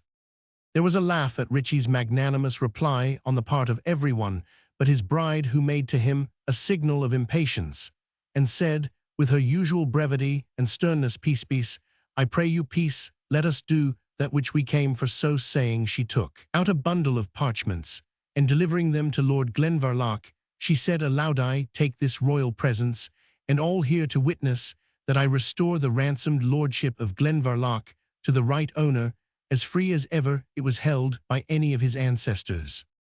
"I witnessed the redemption of the mortgage," said Lowestoft, "but I little dreamt by whom it had been redeemed." "No need ye should," said Richie. "There would have been small wisdom in crying roast meat." He said his bride once more this paper, she continued, delivering another to Lord Glenvarloch, is also your property, take it, but spare me the question how it came into my custody. The king had bustled forward beside Lord Glenvarloch, and fixing an eager eye on the writing exclaimed, body of ourselves, it is our royal sign manual for the money which was so long out of sight. How came you by it, mistress bride? It is a secret, said Martha dryly. A secret which my tongue shall never utter, said Richie resolutely, unless the king commands me on my allegiance. I do command you, said James, trembling and stammering with the impatient curiosity of a gossip, while Sir Mungo, with more malicious anxiety to get at the bottom of the mystery, stooped his long thin form forward like a bent fishing rod, raised his thin grey locks from his ear, and curved his hand behind it to collect every vibration of the expected intelligence. Martha in the meantime frowned most ominously on Richie, who went on undauntedly to inform the king that his deceased father-in-law, a good careful man in the main, had a touch of worldly wisdom about him that at times marred the uprightness of his walk. He liked to dabble among his neighbors' gear, and some of it would at times stick to his fingers in the handling. For shame, man, for shame, said Martha, since the infamy of the deed must be told, be it, at least briefly. Yes, my lord, she added, addressing Glenvarloch, the piece of gold was not the sole bait which brought the miserable old man to your chamber, that dreadful night. High's object, and he accomplished it, was to purloin this paper. The wretched scrivener was with him that morning, and I doubt not urged the doting old man to this villainy, to offer another bar to the ransom of your estate. If there was a yet more powerful agent at the bottom of this conspiracy, God forgive it to him at this moment, for he is now where the crime must be answered. Amen, said Lord Glenvarloch, and it was echoed by all present. For my father, continued she with her stern features twitched by an involuntary and convulsive movement, his guilt and folly cost him his life, and my belief is constant that the wretch who counselled him that morning to purloin the paper left open the window for the entrance of the murderers. Everybody was silent for an instant. The king was first to speak, commanding search instantly to be made for the guilty scrivener. I lictor, he concluded, collega manus caput, obnubit in felici suspendite arbori. Lowestoft answered with due respect that the scrivener had absconded at the time of Lord Dalgarno's murder, and had not been heard of since. Let him be sought for, said the king, and now let us change the discourse. These stories make one's very blood grew, and are altogether unfit for bridal festivity. Hymen, O Hymene, added he, snapping his fingers, Lord Glenvarloch, what say you to Mistress Mana, please, this bonny bride, that has brought you back your father's estate on your bridal day? Let him say nothing, my liege, said Martha, that will best suit his feelings and mine. There is redemption money at the least to be repaid, said Lord Glenvarloch, in that I cannot remain debtor. We will speak of it hereafter, said Martha, my debtor you cannot be, and she shut her mouth, as if determined to say nothing more on the subject. Sir Mungo, however, resolved not to part with the topic, and availing himself of the freedom of the moment, said to Richie, a queer story, that of your father-in-law, honest man, methinks your bride thanked you little for ripping it up. I make it a rule, Sir Mungo, replied Richie, always to speak any evil I know about my family myself, having observed that if I do not, it is sure to be told by other folks. But Richie, said Sir Mungo, it seems to me that this bride of yours is like to be master and mare in the conjugal state. If she abides by words, Sir Mungo, answered Richie, I thank heaven I can be as deaf as anyone, and if she comes to dunce, I have twa hands to pake her with. Weel, said Richie again, said the king, you have gotten it on baith haffets, Sir Mungo, troth, mistress bride, for a fuel your Guterman has a pretty turn of wit. There are fools, sire, replied she, who have wit, and fools who have courage, and fools who have learning, and are great fools. Notwithstanding, I chose this man, because he was my protector when I was desolate, and neither for his wit nor his wisdom he is truly honest, and has a heart and hand that make amends for some folly, since I was condemned to seek a protector through the world, which is to me a wilderness. I may thank God that I have come by no worse. And that is sae sensibly said, replied the king, that by my soul ill try whether I canna make him better kneel down richer somebody, lend me a rapier ears Mr. Langstaff. That's a brave name for a lawyery need not flash it out, that gate Templar fashion, as if you were about to pink a bailiff. He took the drawn sword, and with averted eyes, for it was a sight he loved not to look on, endeavoured to lay it on Richie's shoulder, but nearly stuck it into his eye. Richie, starting back, attempted to rise, but was held down by Lowestoft, while Sir Mungo, guiding the royal weapon, the honour-bestowing blow was given, and received Surge Carnifex. Rise up, Sir Richard Monoplees of Castle Collapand, my lords and lieges, let us all to our dinner, for the cockaliki is cooling. Note Roman 1pl4 David Ramsay. David Ramsay, watchmaker and horologer to James Roman I, was a real person, though the author has taken the liberty of pressing him into the service of fiction, although his profession led him to cultivate the exact sciences, like many at this period. He mingled them with pursuits which were mystical and fantastic. The truth was that the boundaries between truth and falsehood in mathematics, astronomy, and similar pursuits were not exactly known, and there existed a sort of terra incognita between them, in which the wisest men bewildered themselves. David Ramsay risked his money on the success of the vaticinations, which his researches led him to form, since he sold clocks and watches under condition that their value should not become payable, till King James was crowned in the Pope's chair at Rome. Such wagers were common in that day, as may be seen by looking at Johnson's Every Man Out of His Humour. David Ramsay was also an actor in another singular scene, in which the notorious astrologer Lilly was a performer, and had no small expectation on the occasion, since he brought with him a half-quartern sack to put the treasure. David Ramsay, His Majesty's clockmaker, had been informed that there was a great quantity of treasure buried in the cloister of Westminster Abbey. He acquaints Dean with Nom therewith, who was also then Bishop of Lincoln.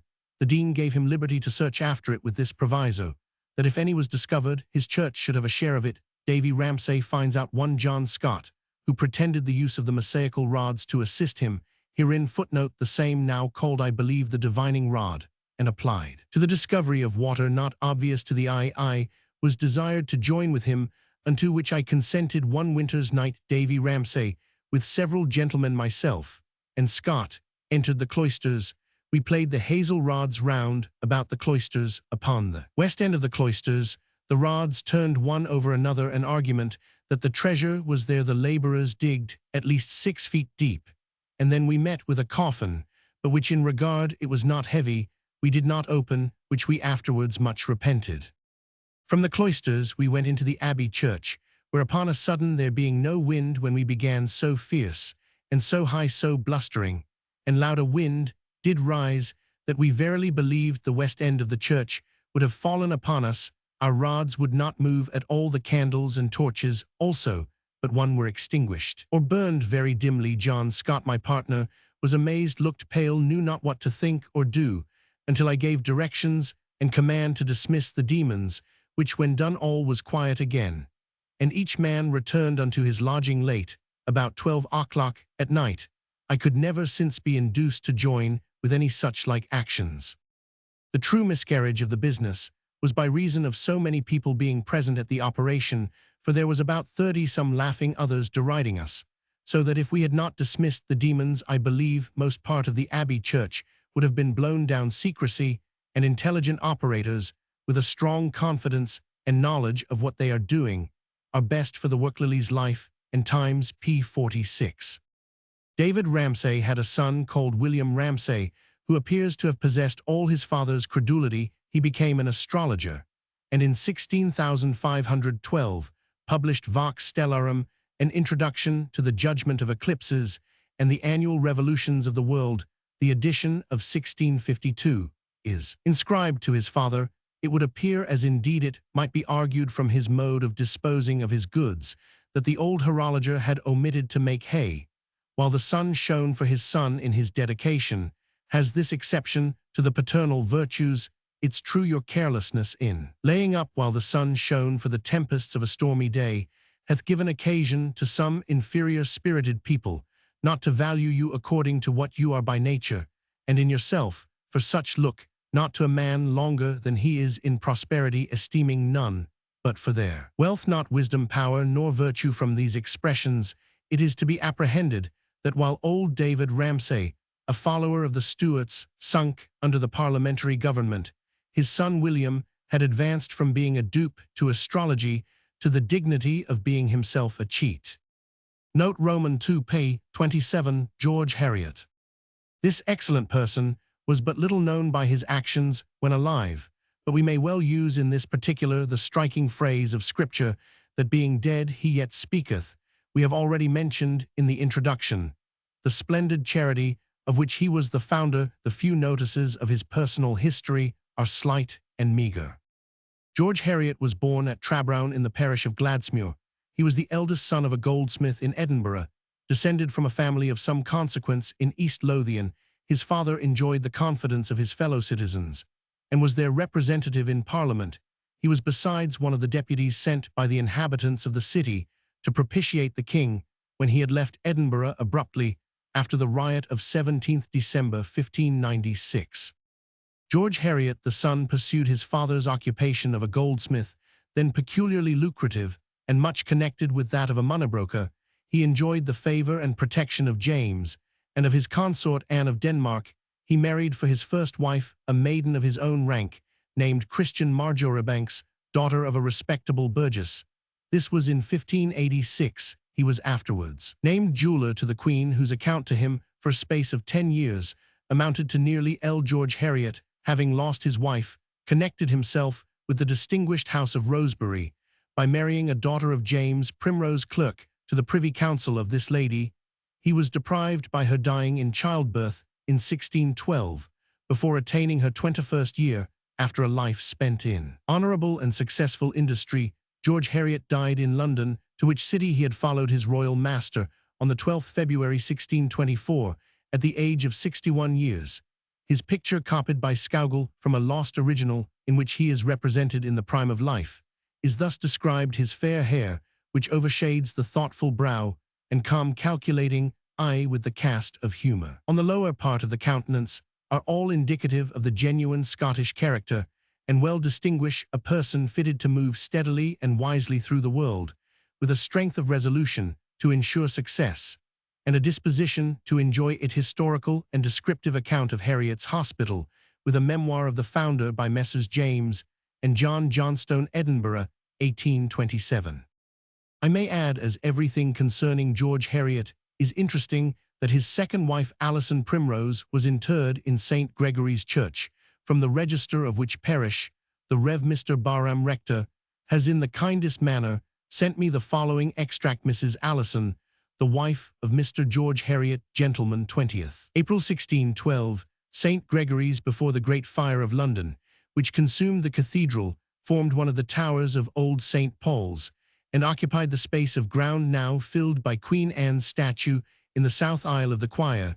Mrs. Heriot reposed under a handsome monument bearing the following inscription: Sanctissimi et carissimi conjugi Alisani Heriot, Jacobi Primrosa, Regia Majestatis, in sanctari concilio regni Scotia amanuensis, filii fernina omnibus turn, animi turn corporis dotibus, acp occultu instructissimi maistissimus ipsius maritus, Georgius Heriot Armiger Regis, Regini Principum Henrici, et Caroli Gemerius Beni Morenti non sine lacrimis hoc monumentum, pi passu.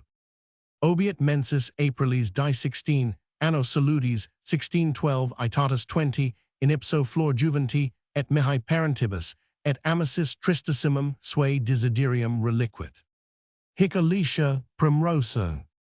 Jacit crudo, abruta fata. In tempestivas. Ut rosa pressa manus. Nondum biestinos. Anorum impliverat orbs. Pulchra pudica. Patris delicium ac viri. Quam gravida hu nunquam. Mater decessit et indo. Cura doluc patri.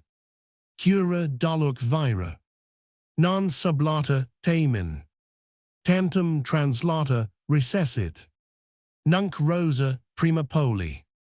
Qui fuit antia soli. The loss of a young, beautiful, and amiable partner at a period so interesting was the probable reason of her husband devoting his fortune to a charitable institution. The epitaph occurs in Strype's edition of Stew's Survey of London Book 3, page 228. Note Roman 3p 39 proclamation against the Scots coming to England. The English agreed in nothing more unanimously than in censuring James on account of the beggarly rabble, which not only attended the king at his coming first out of Scotland, but says Osborne, which through his whole reign like a fluent spring were found still crossing the Tweed. Yet it is certain from the number of proclamations published by the Privy Council, Scotland, and bearing marks of the king's own diction, that he was sensible of the whole inconveniences and unpopularity attending the importunate crowd of disrespectable suitors, and as desirous to get rid of them as his southern subjects could be.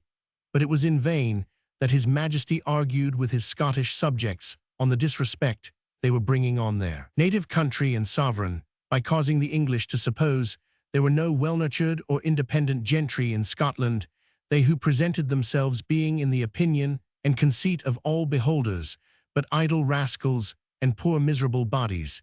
It was even in vain that the vessels which brought up this unwelcome cargo of petitioners were threatened with fine and confiscation. The undaunted suitors continued to press forward, and as one of the proclamations says, many of them, under pretense of requiring payment of all debts due to them by the king, which it is observed with great naivete, is of all kinds of importunity most unpleasing to his Majesty. The expressions in the text are selected from these curious proclamations. Note Roman 4p 59, King James. The dress of this monarch, together with his personal appearance, is thus described by a contemporary. He was of a middle stature, more corpulent through Roman 1e by means of his clothes than in his body, yet fat enough. His legs were very weak, having had, as was thought, some foul play in his youth, or rather, before he was born, that he was not able to stand at 7 years of age. That weakness made him ever leaning on other men's shoulders. His walk was even circular, his hands are in that walk, ever fiddling about a part of dress now laid aside. He would make a great deal too bold with God in his passion, both with cursing and swearing, and a strain higher verging on blasphemy, but would in his better temper say he hoped God would not impute them as sins, and lay them to his charge, seeing they proceeded from passion. He had need of great assistance, rather than hope, that would daily make thus bold with Godoltsell's Sketches of Scottish History p. 86. Note Roman 5p 78, Sir Mungo Malagrother. It will perhaps be recognized by some of my countrymen that the caustic Scottish knight, as described in the preceding chapter, borrowed some of his attributes from a most worthy and respectable baronet, who was to be met with in Edinburgh society about 25 or 30 years ago. It is not by any means to be inferred that the living person resembled the imaginary one in the course of life ascribed to him, or in his personal attributes, but his fortune was little adequate to his rank and the antiquity of his family, and to avenge himself of this disparity, the worthy baronet lost no opportunity of making the more avowed sons of fortune feel the edge of his satire. This he had the art of disguising under the personal infirmity of deafness, and usually introduced his most severe things by an affected mistake of what was said around him. For example, at a public meeting of a certain county, this worthy gentleman had chosen to display a laced coat of such a pattern as had not been seen in society for the better part of a century. The young men who were present amused themselves with rallying him on his taste, when he suddenly singled out one of the party. Old die, think my coat old fashioned, indeed it canna be new, but it was the work of a braw tailor, and that was your grandfather, who was at the head of the trade in Edinburgh about the beginning of last century. Upon another occasion, when this type of Sir Mungo Malagrother happened to hear a nobleman, the high chief of one of those border clans, who were accused of paying very little attention in ancient times to the distinctions of meum and tuum, addressing a gentleman of the same name, as if conjecturing there should be some relationship between them, he volunteered to ascertain the nature of the connection by saying that the chief's ancestors had stolen the cows, and the other gentleman's ancestors had killed them, fame ascribing the origin of the latter family to a butcher. It may be well imagined that among a people that have been always punctilious about genealogy, such a person who had a general acquaintance with all the flaws and specks in the shields of the proud, the pretending, and the nouveau riches, must have had the same scope for amusement as a monkey in a china shop. Note Roman 6 p. 98, Mrs. Ann Turner. Mrs. Ann Turner was a dame somewhat of the occupation of Mrs. Suddlechop, in the text that is half milliner, half procuress, and secret agent in all manner of proceedings. She was a trafficker in the poisoning of Sir Thomas Overbury, for which so many subordinate agents lost their lives, while to the great scandal of justice, the Earl of Somerset and his Countess were suffered to escape. Upon a threat of Somerset to make public some secret, which nearly affected his master King James, Mrs. Turner introduced into England a French custom of using yellow starch in getting up bands and cuffs, and by Lord Coke's orders she appeared in that fashion at the place of execution. She was the widow of a physician, and had been eminently beautiful, as appears from the description of her. In the poem called Overbury's Vision, there was produced in court a parcel of dolls or puppets belonging to this lady, some naked, some dressed, and which she used for exhibiting fashions upon, but greatly to the horror of the spectators, who accounted these figures to be magical devices. There was on their being shown heard a crack from the scaffold, which caused great fear, tumult, and confusion among the spectators, and throughout the hall every one fearing hurt, as if the devil had been present, and grown angry to have his workmanship showed to such as were not his own scholars. Compare this curious passage in the history of King James for the first 14 years 1651, with the Aulicus Coquinarius of Dr. Heylin. Both works are published in the Secret History of King James. Note Romans 7 p. 110, Lord Huntingdon. The credit of having rescued James Roman I from the dagger of Alexander Ruthven is here fictitiously ascribed to an imaginary Lord Huntingdon. In reality, as may be read in every history, his preserver was John Ramsay, afterwards created Earl of Holderness, who stabbed the younger Ruthven with his dagger, while he was struggling with the king. Sir Anthony Weldon informs us that upon the annual return of the day, the king's deliverance was commemorated by an anniversary feast. The time was the 5th of August, upon which proceeds the satirical historian Sir John Ramsay, for his good service in that preservation was the principal guest, and so did the king grant him any boon he would ask that day, but he had such limitation made to his asking as made his suit as unprofitable as the action for which he asked it for was unserviceable to the king. Note Roman 8 p. 115, Buckingham. Buckingham, who had a frankness in his high and irascible ambition, was always ready to bid defiance to those by whom he was thwarted or opposed. He aspired to be created Prince of Tipperary in Ireland, and Lord High Constable of England Coventry. Then Lord Keeper opposed what seemed such an unreasonable extent of power, as was annexed to the office of Constable. On this opposition, according to Sir Anthony Weldon, the Duke peremptorily accosted Coventry, "Who made you Lord Keeper?" "Coventry," he replied. The King. Buckingham replied, "It's false, 'twas I did make you, and you shall know that I who made you can, and will unmake you." Coventry thus answered him, "Did I conceive that I held my place by your favour, I would presently unmake myself by rendering up the seals to his majesty." Then Buckingham in a scorn and fury flung from him, saying, "You shall not keep it long," and surely had not Felton prevented him, he had made good his word. Weldon's court of King James and Charles. Note Roman p. 134 pages in the 17th century. About this time, the ancient customs arising from the long prevalence of chivalry began to be grossly varied from the original purposes of the institution. None was more remarkable than the change which took place in the breeding and occupation of pages. This peculiar species of menial originally consisted of youths of noble birth, who, that they might be trained to the exercise of arms, were early removed from their paternal homes, where too much indulgence might have been expected, to be placed in the family of some prince or man of rank and military renown, where they served as it were an apprenticeship to the duties of chivalry and courtesy. Their education was severely moral and pursued with great strictness in respect to useful exercises, and what were deemed elegant accomplishments. From being pages, they were advanced to the next gradation of squires. From squires, these candidates for the honors of knighthood were frequently made knights. But in the 16th century, the page had become in many instances a mere domestic, who sometimes, by the splendor of his address and appearance, was expected to make up in show for the absence of a whole band of retainers with swords and bucklers. We have Sir John's authority when he cashiers part of his train. Falstaff will learn the humor of the age. French thrift you rogues myself, and skirted page. Johnson, in a high tone of moral indignation, thus reprobated the change. The host of the New Inn replies to Lord Lovell, who asks to have his son for a page, that he would with his own hands hang him sooner than damn him to this desperate course of life.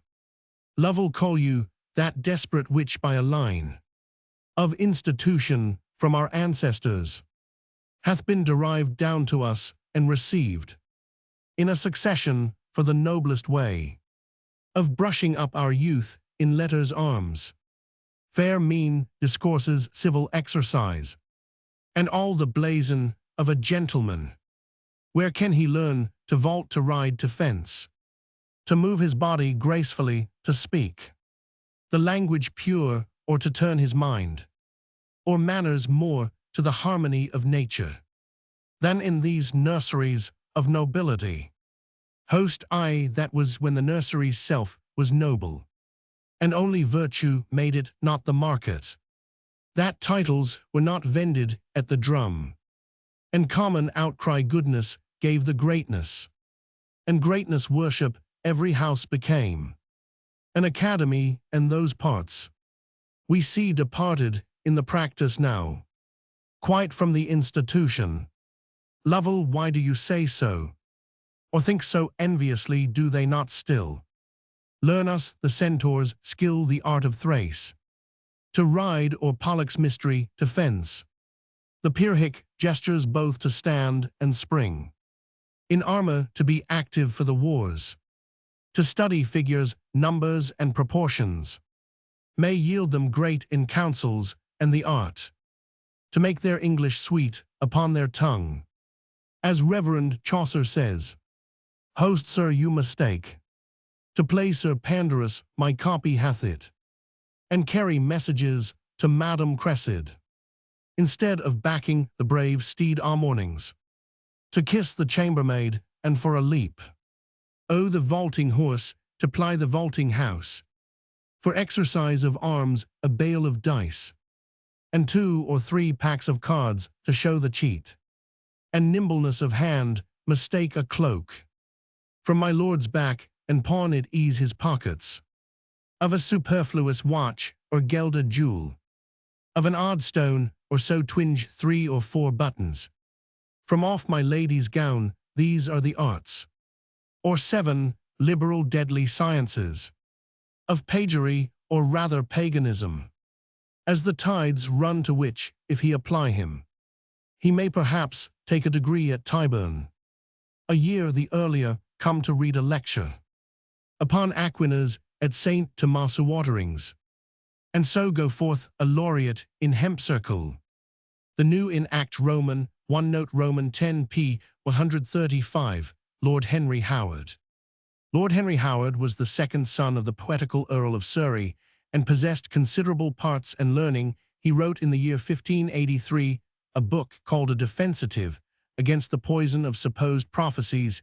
He gained the favor of Queen Elizabeth by having, he says, directed his battery against a sect of prophets and pretended soothsayers, whom he accounted infesti regibus, as he expresses it. In the last years of the Queen, he became James's most ardent partisan, and conducted with great pedantry, but much intrigue, the correspondence betwixt the Scottish king and the younger Cecil. Upon James's accession, he was created Earl of Northampton and Lord Privy Seal. According to de Beaumont, the French ambassador Lord Henry Howard was one of the greatest flatterers and calumniators that ever lived. Note Roman 11 p. 136, skirmishes in the public streets. Edinburgh appears to have been one of the most disorderly towns in Europe during the 16th and beginning of the 17th century. The diary of the honest citizen Burrell repeatedly records such incidents as the following: the 24 of November, 1567. At 2 afternoon, the Laird of Airth and the Laird of Weems met on the high gate of Edinburgh, and they and their followers fought a very bloody skirmish, where there were many hurt on both sides with shot of pistol. These skirmishes also took place in London itself, in Shadwell's play of the Scourers. An old rake thus boasts of his early exploits: I knew the Hectors, and before them the Muns and the Titiratus. They were brave fellows. Indeed, in these days, a man could not go from the rose garden to the piazza once, but he must venture his life twice, my dear Sir Willie. But it appears that the affrays which in the Scottish capital arose out of hereditary quarrels and ancient feuds were in London the growth of the licentiousness and arrogance of young debauchees. Note Roman 12p. 144 French cookery. The exertion of French ingenuity mentioned in the text is noticed by some authorities of the period. The siege of Leith was also distinguished by the protracted obstinacy of the besieged, in which was displayed all that the age possessed of defensive war, so that Brantome records that those who witnessed this siege had from that very circumstance a degree of consequence yielded to their persons and opinions. He tells a story of Strozzi himself, from which it appears that his jests lay a good deal in the line of the cuisine. He caused a mule to be stolen from one brusque on whom he wished to play a trick, and served up the flesh of that unclean animal so well disguised that it passed with brusque for venison. Note Roman 13p. 145 Cuckoo's Nest. The quarrel in this chapter between the pretended captain and the citizen of London is taken from a burlesque poem called The Counter Scuffle, that is, the scuffle in the prison at Wood Street. So called, it is a piece of low humour, which had at the time very considerable vogue. The prisoners, it seems, had fallen into a dispute amongst themselves, which calling was of most repute, and a lawyer put in his claim to be most highly considered. The man of war repelled his pretence with much arrogance. Were't not for us, thou swad, quoth he, where wouldst thou fay to get a fee? But to defend such things as thee. 'Tis pity, for such as you esteem us least, who ever have been ready pressed to guard you and your cuckoo's nest. The city. The offence is no sooner given than it is caught up by a gallant citizen, a goldsmith named Ellis. Of London city I am free, and there I first my wife did see.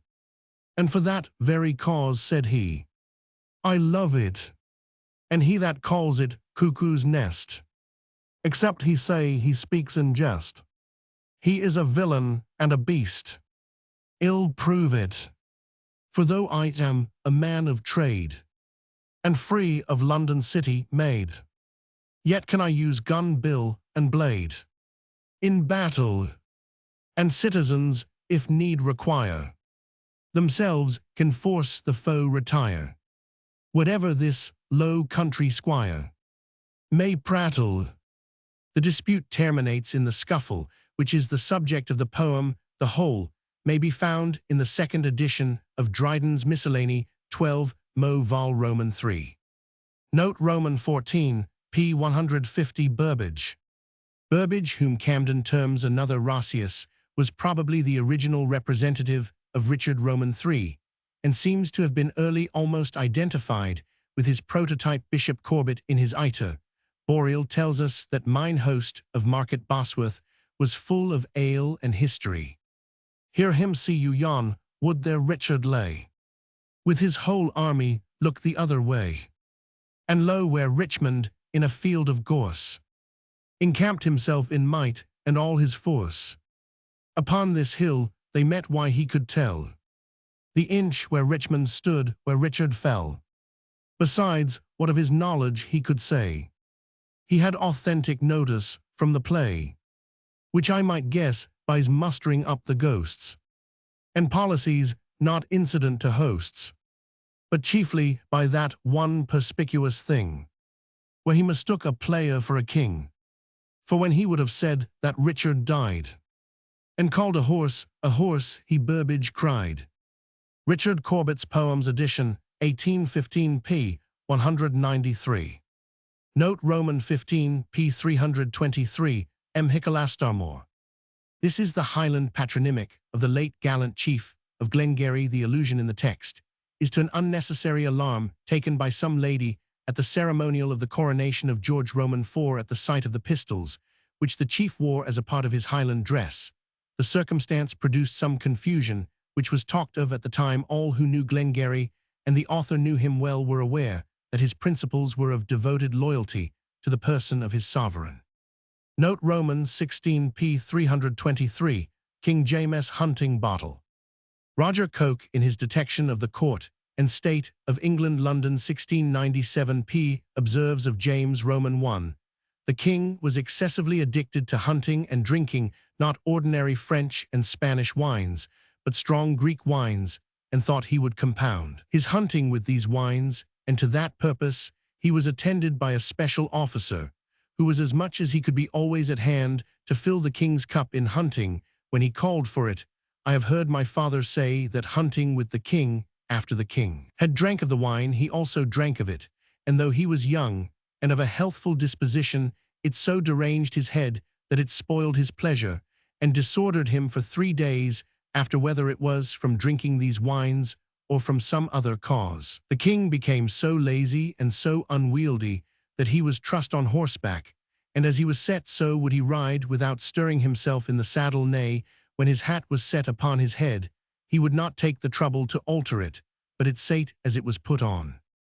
The trussing, for which the demi-pique saddle of the day afforded particular facility, is alluded to in the text, and the author, among other knickknacks of antiquity, possesses a leathern flask like those carried by sportsmen, which is labelled King James hunting bottle, with what authenticity is uncertain. Coke seems to have exaggerated the king's taste for the bottle. Weldon says James was not intemperate in his drinking, however, in his old age Buckingham's jovial suppers, when he had any turn to do with him, made him sometimes overtaken, which he would the next day remember and repent with tears. It is true he drank very often, which was rather out of a custom than any delight, and his drinks were of that kind for strength, as Frontenac Canary high country wine, tent wine, and Scottish ale, that had he not had a very strong brain, he might have been daily overtaken, though he seldom drank at any one time above 4 spoonfuls, many times not above 1 or 2. Secret History of King James Vol. Roman 2 p. 3,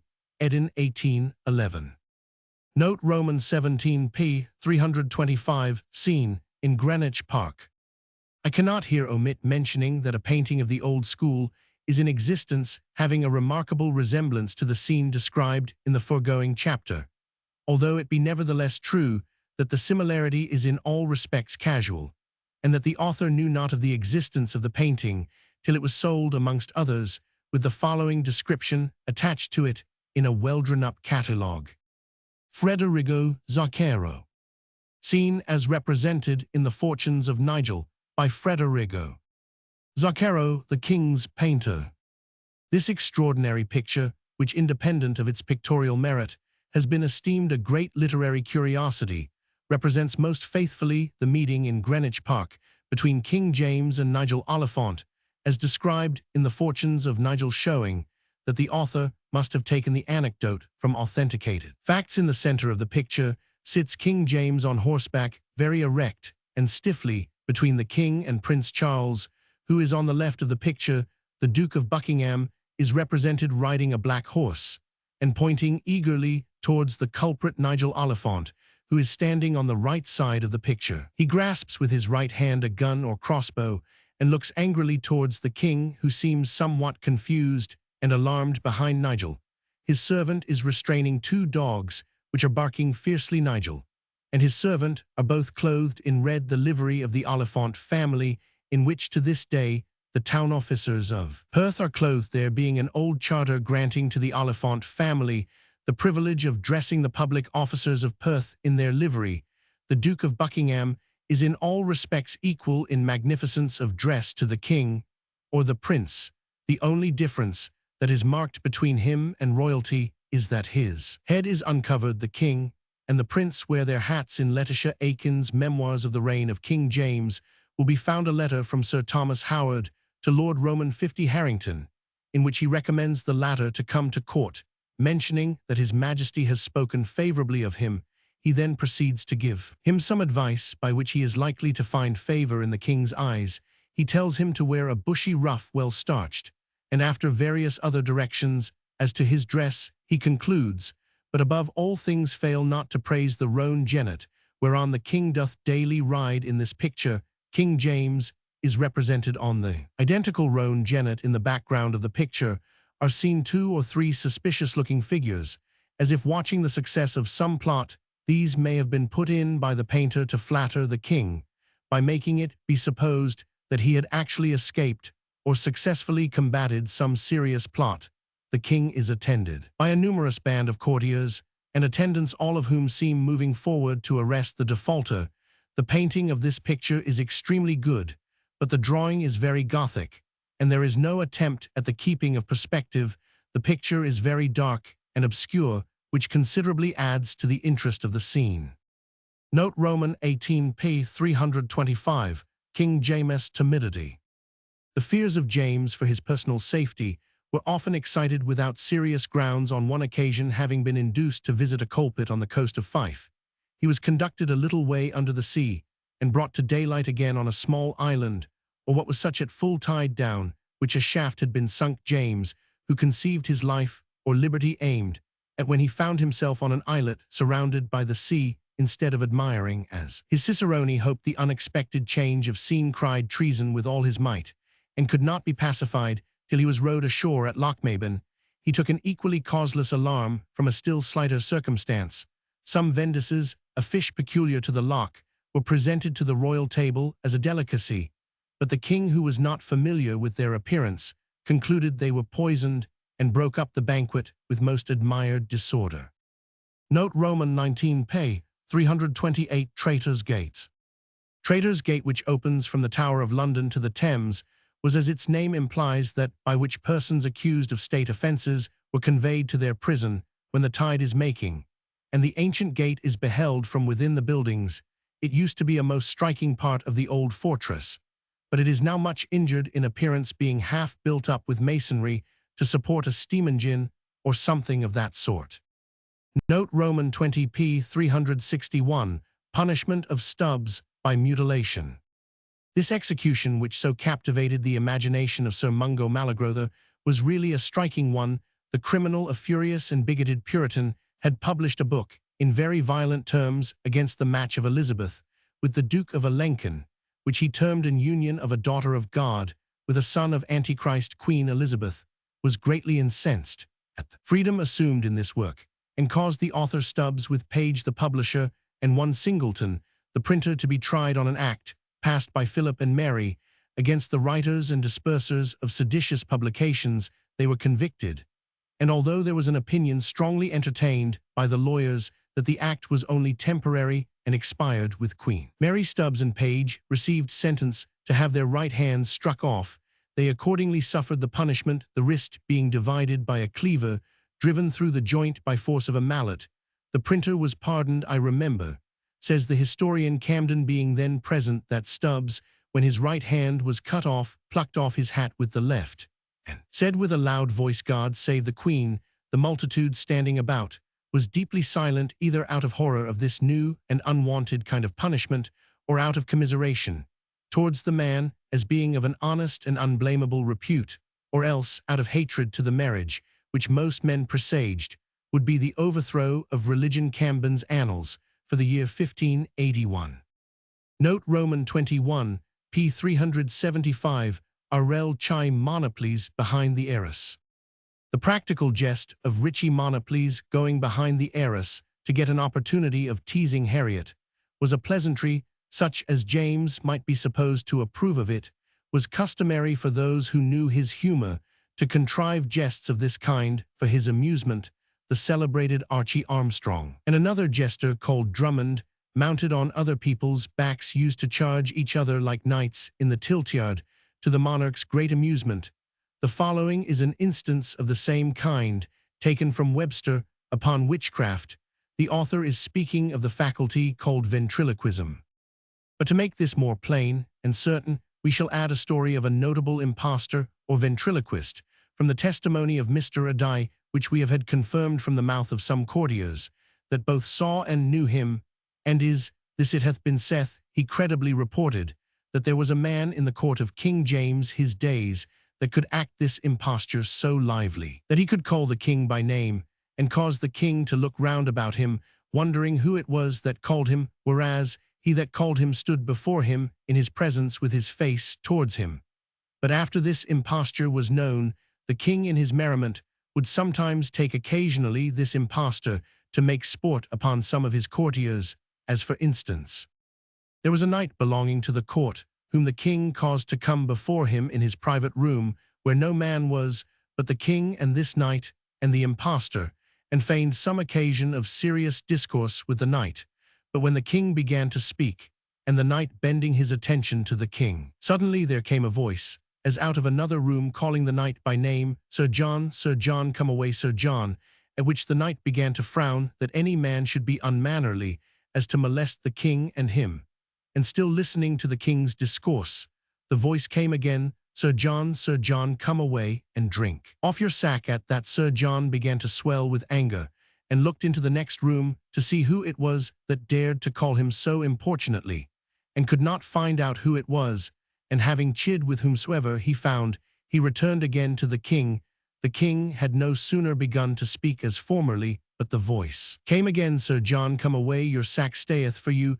At that Sir John began to stamp with madness, and looked out, and returned several times to the king, but could not be quiet in his discourse with the king, because of the voice that so often troubled him, till the king had sported enough. Webster, on Witchcraft, p. 124.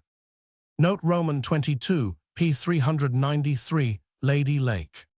Whether out of a meddling propensity, common to all who have a gossiping disposition, or from the love of justice, which ought to make part of a prince's character, James was very fond of inquiring personally into the causes célèbres which occurred during his reign, in the imposture of the boy of Bilson, who pretended to be possessed, and of one Richard Haydock, a poor scholar, who pretended to preach during his sleep.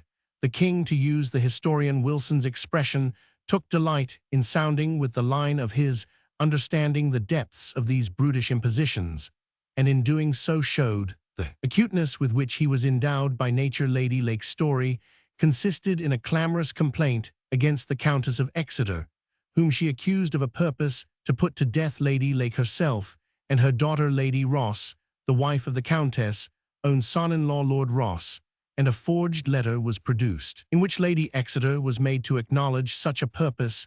The account given of the occasion of obtaining this letter was that it had been written by the Countess at Wimbledon, in presence of Lady Lake, and her daughter Lady Ross, being designed to procure their forgiveness for her mischievous intention. The king remained still unsatisfied, the writing, in his opinion, bearing some marks of forgery. Lady Lake and her daughter then alleged that besides their own attestation, and that of a confidential domestic named Diego, in whose presence Lady Exeter had written the confession, their story might also be supported by the oath of their waiting maid, who had been placed behind the hangings at the time the letter was written, and heard the Countess of Exeter read over the confession after she had signed it, determined to be at the bottom of this accusation. James, while hunting one day near Wimbledon, the scene of the alleged confession, suddenly left his sport, and galloping hastily to Wimbledon in order to examine personally the room, discovered from the size of the apartment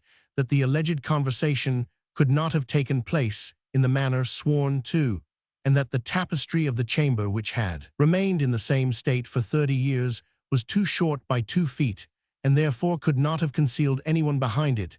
This matter was accounted an exclusive discovery of the king by his own spirit of shrewd investigation.